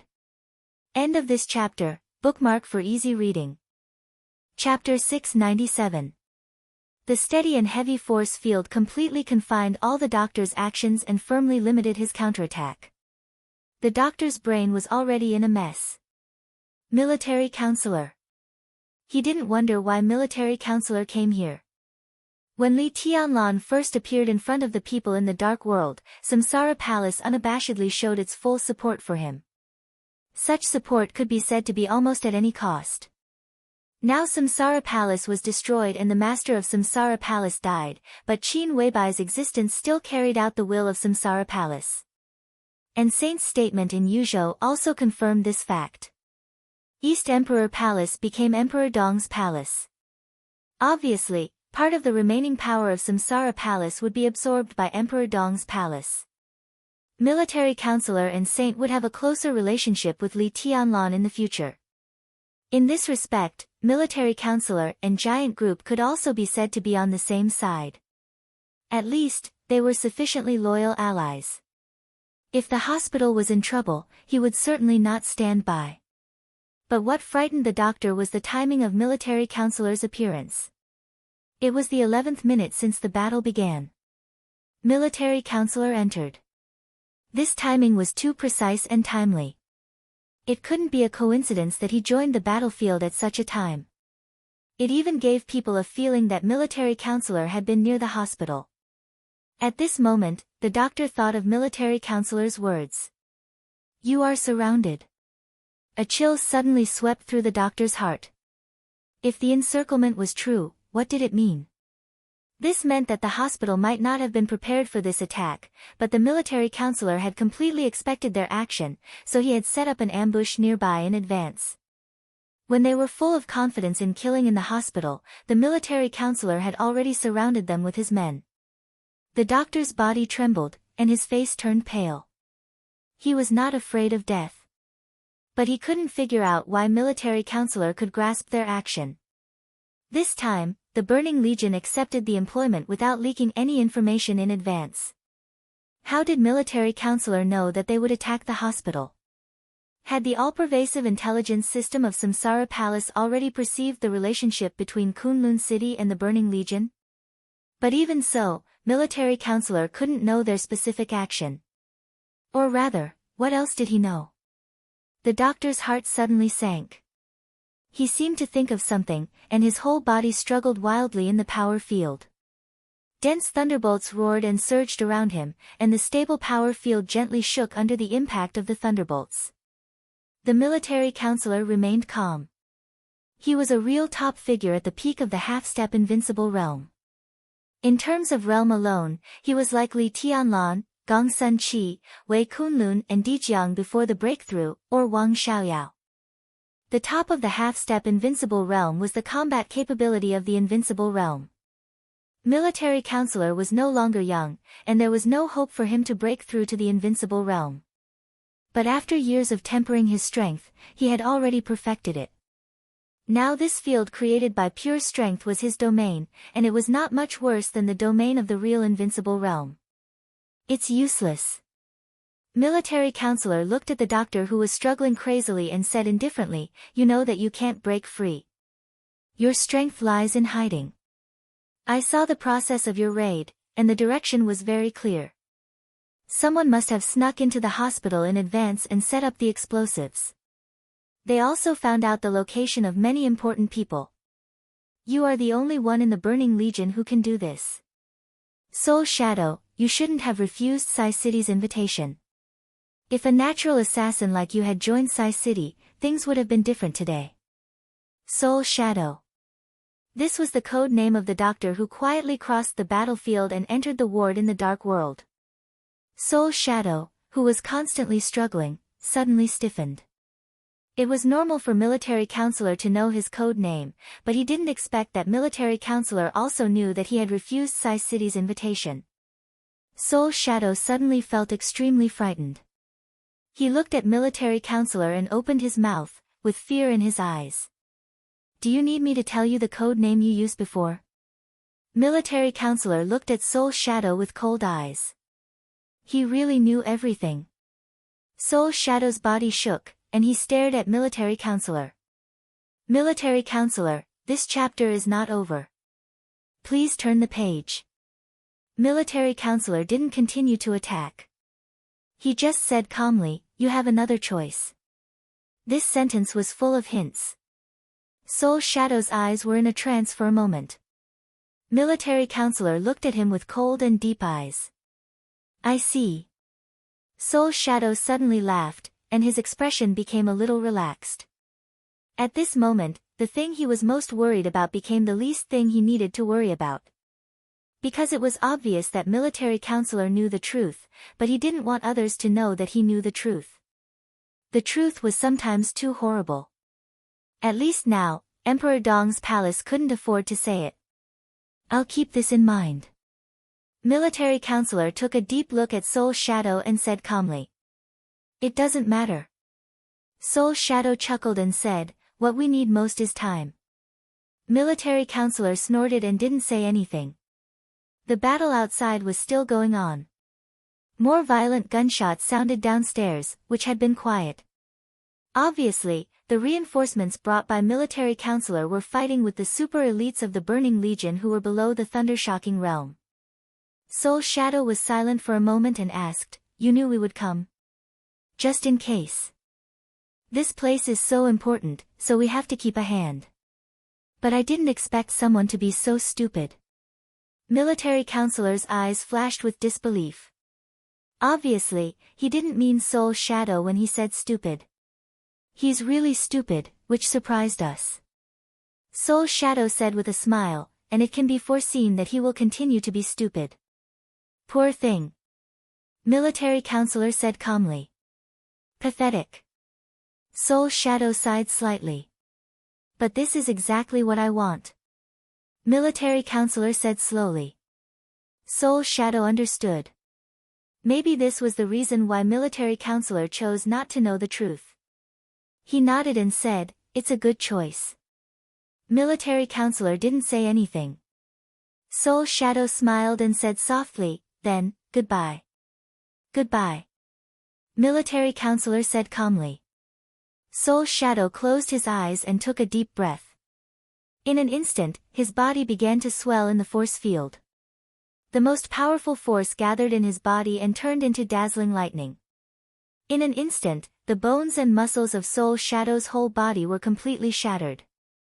This was his other choice. Military counselor knew the truth, but he didn't want Li Tianlan to know. With his strength, it was not difficult to capture Soul Shadow alive after imprisoning him. But the problem was that if he wanted to cover up the truth completely, Soul Shadow couldn't be alive. Military counselor couldn't take action. It was doubtful that he killed someone when he could have captured him alive. So Soul Shadow could only choose to die by himself, and he did it in the most unyielding way. 1 second. His body swelled. 1 second later, endless lightning burst out in military counselor's force field, along with surging flesh and bone fragments. Military counselor didn't stop it. At the moment when the lightning surged with flesh and blood, he slowly reached out his hand and pressed down hard on the force field that imprisoned Soul Shadow. The whole force field suddenly began to shrink. The space inside the ward was distorted in a state visible to the naked eye. Military counselor took a step forward. Whoosh! The frenzied airflow in the ward turned into a hurricane. The lightning that Soul Shadow was determined to break out in the force field suddenly stopped. In the fierce wind, the transparent but extremely thick force field suddenly began to compress. The force field became smaller and smaller, containing the majestic power and infinite lightning. It shrank the flesh and blood of Soul Shadow and finally turned into a sphere. Military counselor raised his eyebrows and moved his palm slightly. The spherical force field with great destructive power landed in his hands. It flickered with a faint blue light, like a sparkling and translucent crystal. Military counselor breathed a sigh of relief. The next second. Puff!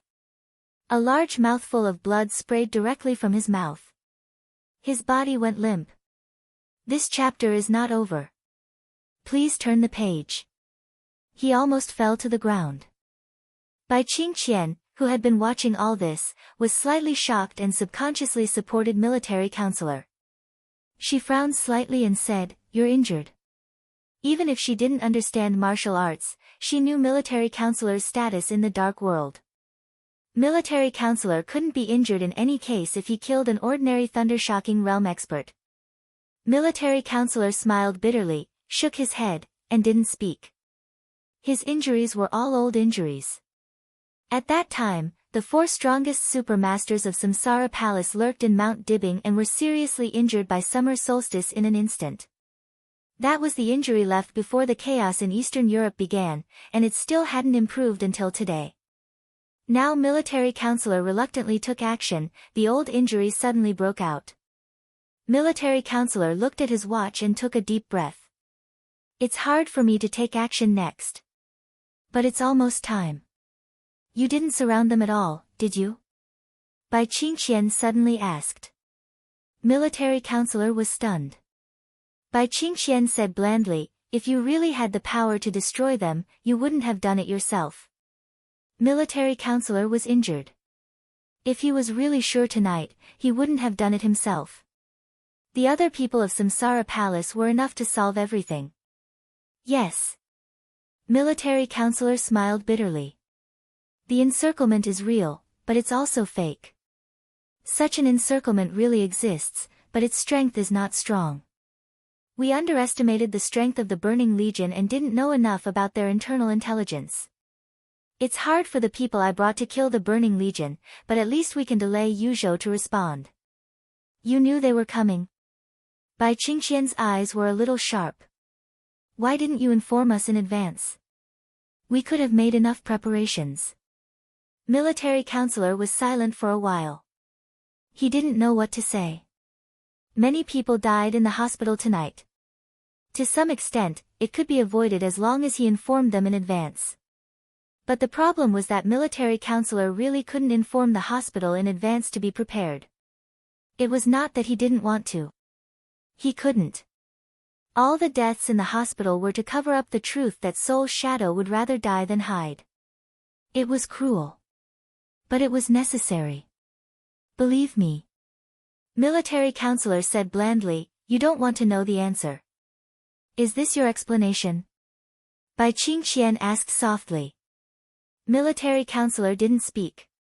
He didn't need to explain anything to Bai Qingqian, but the most troublesome thing was that he had to explain to Li Tianlan next.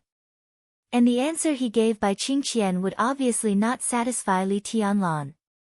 Why did these people attack the hospital? Bai Qingqian was silent for a while and suddenly asked. Military counselor still didn't answer. He reluctantly stood up and walked to the door. The blue orb flickered more and more rapidly in his hand. Military counselor stood in the corridor and took a look. In front of him were the elites of the hospital. And a little ahead, the Burning Legion was fiercely tearing the defense line of the hospital. Military counselor narrowed his eyes.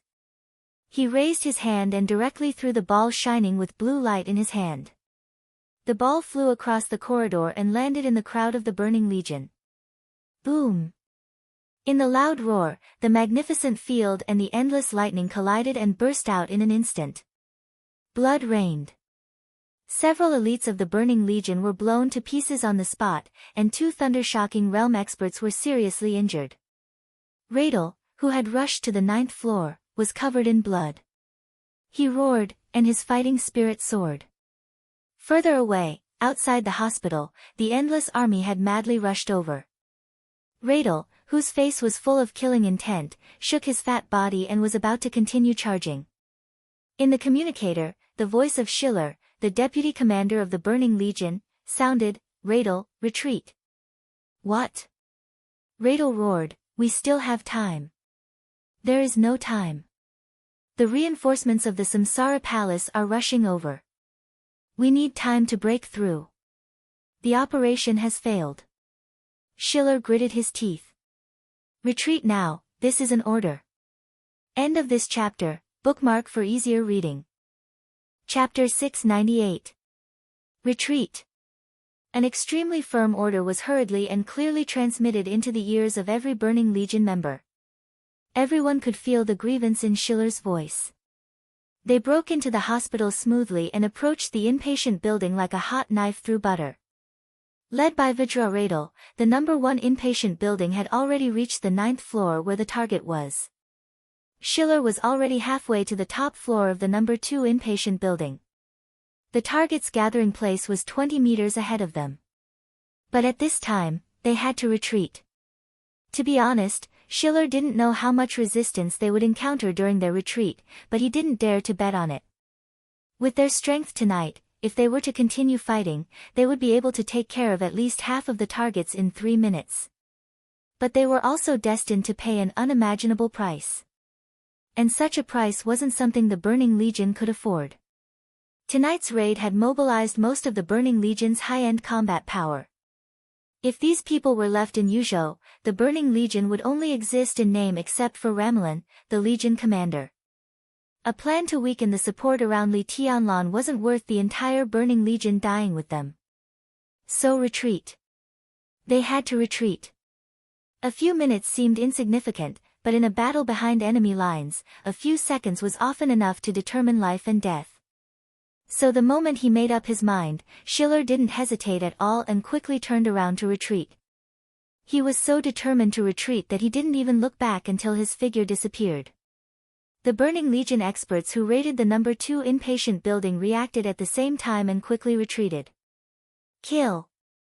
Kill them all, our reinforcements are here. In the number 2 inpatient building, a thunder-shocking realm elder of Jade Pool who was in charge of the hospital defense roared and chased after them with the remaining elites of the hospital. Violent gunshots rang out incessantly downstairs. The whole hospital was full of flashing lights and shadows, and countless bullets whistled through the light and shadows. The 15th minute. The Burning Legion rushed out of the inpatient building and met the reinforcements brought by military counselor. A fierce battle broke out in an instant and ended quickly. The 16th minute. The experts of the Burning Legion gathered and directly penetrated the reinforcements' formation in just a few dozen seconds. They retreated all the way. Blood was everywhere. The 17th minute. The Burning Legion retreated from the hospital. Almost at the same time. Kunlun City, the Special Operations Bureau of Yuzhou, the National Security Agency, the Shadow Sting Army, the Shadow Sect, the garrison force of Yuzhou, and nearly 10,000 people directly rushed into the hospital. The Burning Legion collided with the vanguard of Yuzhou. The 19th minute. The Burning Legion successfully retreated from the battlefield. The 20th minute. The Parliament of Zhongzhou State, the Army Headquarters, Kunlun City, the National Security Agency, the Police Department, and many other departments jointly issued an arrest warrant. Countless forces of Zhongzhou State, whether overt or covert, took action at the first time. At the same time, they blocked airports, stations, and all traffic intersections. Operation Codename, Dragnet. President Li Huaqing of Zhongzhou State, who had just returned to Yuzhou from Linpen, personally ordered that the thugs who dared to commit murder in Yuzhou must pay the price. 25th minute. The news of the fall of Tiannan and the attack on Zhongzhou State spread out in all directions, directly turning into a frenzy that swept the entire dark world. Burning Legion. There was no doubt that it was the protagonist of the dark world tonight. This was a force that had been quietly accepting employment from various parties in Africa. They were powerful, but not many people paid much attention to them. Overnight, they appeared in front of everyone with their strongest stance. People were shocked. The Burning Legion's high-end combat strength was terrifying, and it also shocked the Burning Legion's overall quality. Nearly 20 thunder-shocking realm experts raided Yuzhou. 2 half-step invincible realm experts. Several thunder-shocking realm experts. And ordinary thunder-shocking realm experts. Few forces in the entire dark world could offer such power. Such a lineup was enough to explain everything. Many forces that had traded with the Burning Legion in Africa didn't know that there were so many experts in the Burning Legion. What was even more surprising was that when these experts were lurking in Yuzhou, Ramiro could lead the Burning Legion to destroy Emperor Dong's palace and defeat the Freedom Corps that had dominated Tiannan for several years. During the whole process, Ramiro didn't even make a move. This was a Burning Legion without experts. In the Battle of Tiannan, the most important thing was the combat strength of ordinary elites. When these most basic combat strengths were gathered, they formed a force that could impact everything.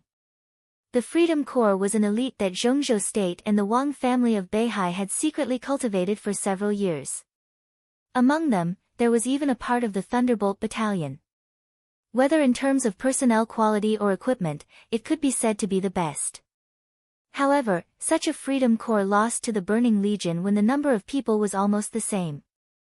This was enough to show the powerful combat strength of the Burning Legion.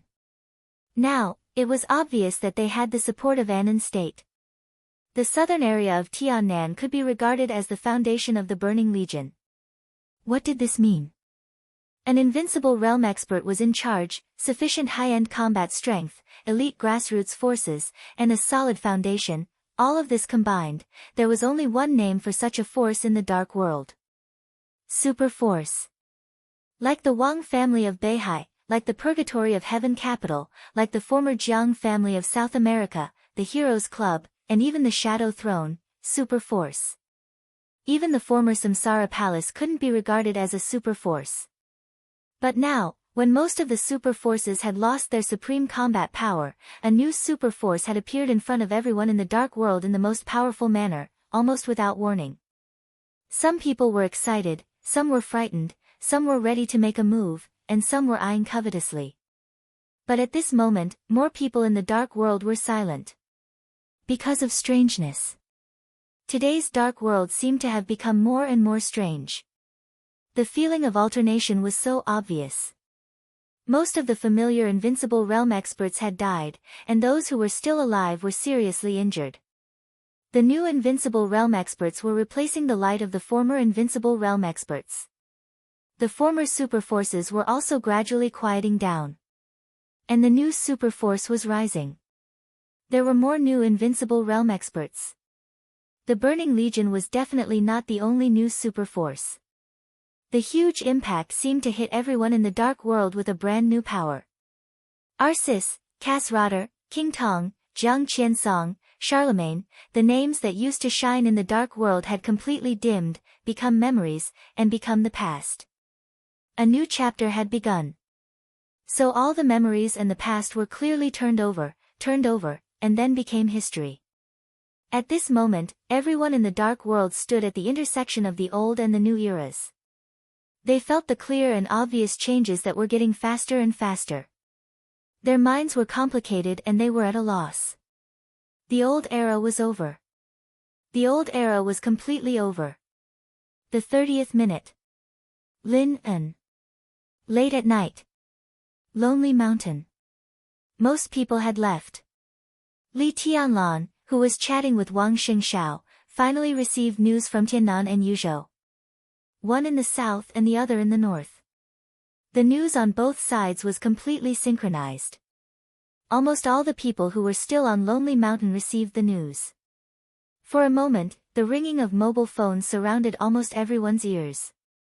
Li Beidian, who had just fallen asleep, almost rushed out in exasperation. He gritted his teeth and came to Li Tianlan's side.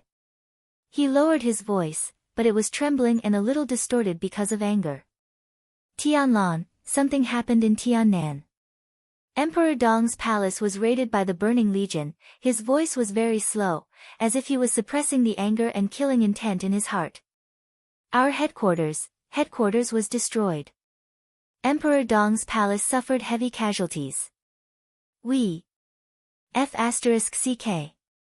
F***CK. F***CK. F***CK. I'll kill all those bastards. In the past few months, Li Beidian had put in a lot of effort in Tiannan. Emperor Dong's palace finally had a prototype, but tonight, everything went back to square one, and the graduates they brought out from the two academies were even more seriously injured. This knife was almost stabbed in the chest of the new Emperor Dong's palace. Blood was dripping, and it was extremely cruel. Li Baitian's whole body was trembling. His breathing was rapid, and everything in front of him seemed to be spinning. Li Tianlan looked at him quietly and was silent for a long time. He had received the news. Not only did all the efforts of Emperor Dong's palace in Tiannan go to waste, but the hospital of the giant group in Yuzhou was also raided. Nearly 20 thunder-shocking realm experts were attacked. If military counselor hadn't led people to delay them, not only Emperor Dong's palace, but almost all the help around Li Tianlan would have been affected. It was Dongqing Wudi who brought him the news. Dongqing Wudi had set off for Yuzhou as soon as he received the news. Li Tianlan's brain tried hard to digest the information. The sudden outbreak of anger and coldness had been suppressed by him, and now he was terrifyingly calm. This is not an accident. Li Tianlan said lightly. Of course it's not an accident. Li Baitian growled, and there were even tears in his eyes. More and more people gathered around him. Li Baitian, Ning Qiancheng, Lin Yuxian, Yu Qingyan, Yu Donglai. Qin Weibai, Wei Kunlun, the last remaining old people of the Li family. Exclamations rang out from around. Obviously, they all received the same news. Countless eyes gathered on Li Tianlan. At this moment, everyone looked at him with complicated eyes. There must be a factor of Annan's state in the Burning Legion's attack on Tiannan, but this is only part of it. If that's the case, it's normal for Emperor Dong's palace to be attacked. Li Tianlan took several deep breaths and then said lightly, but when the war in Tiannan broke out, our people in Yuzhou were also attacked. What does this mean? Annan's state is targeting us? Li Baitian, who was confused, said subconsciously. Everyone shook their heads at the same time. Annan's state did not completely control the Burning Legion. There is a force behind the Burning Legion that is targeting us. Qin Weibai said softly. Who could it be?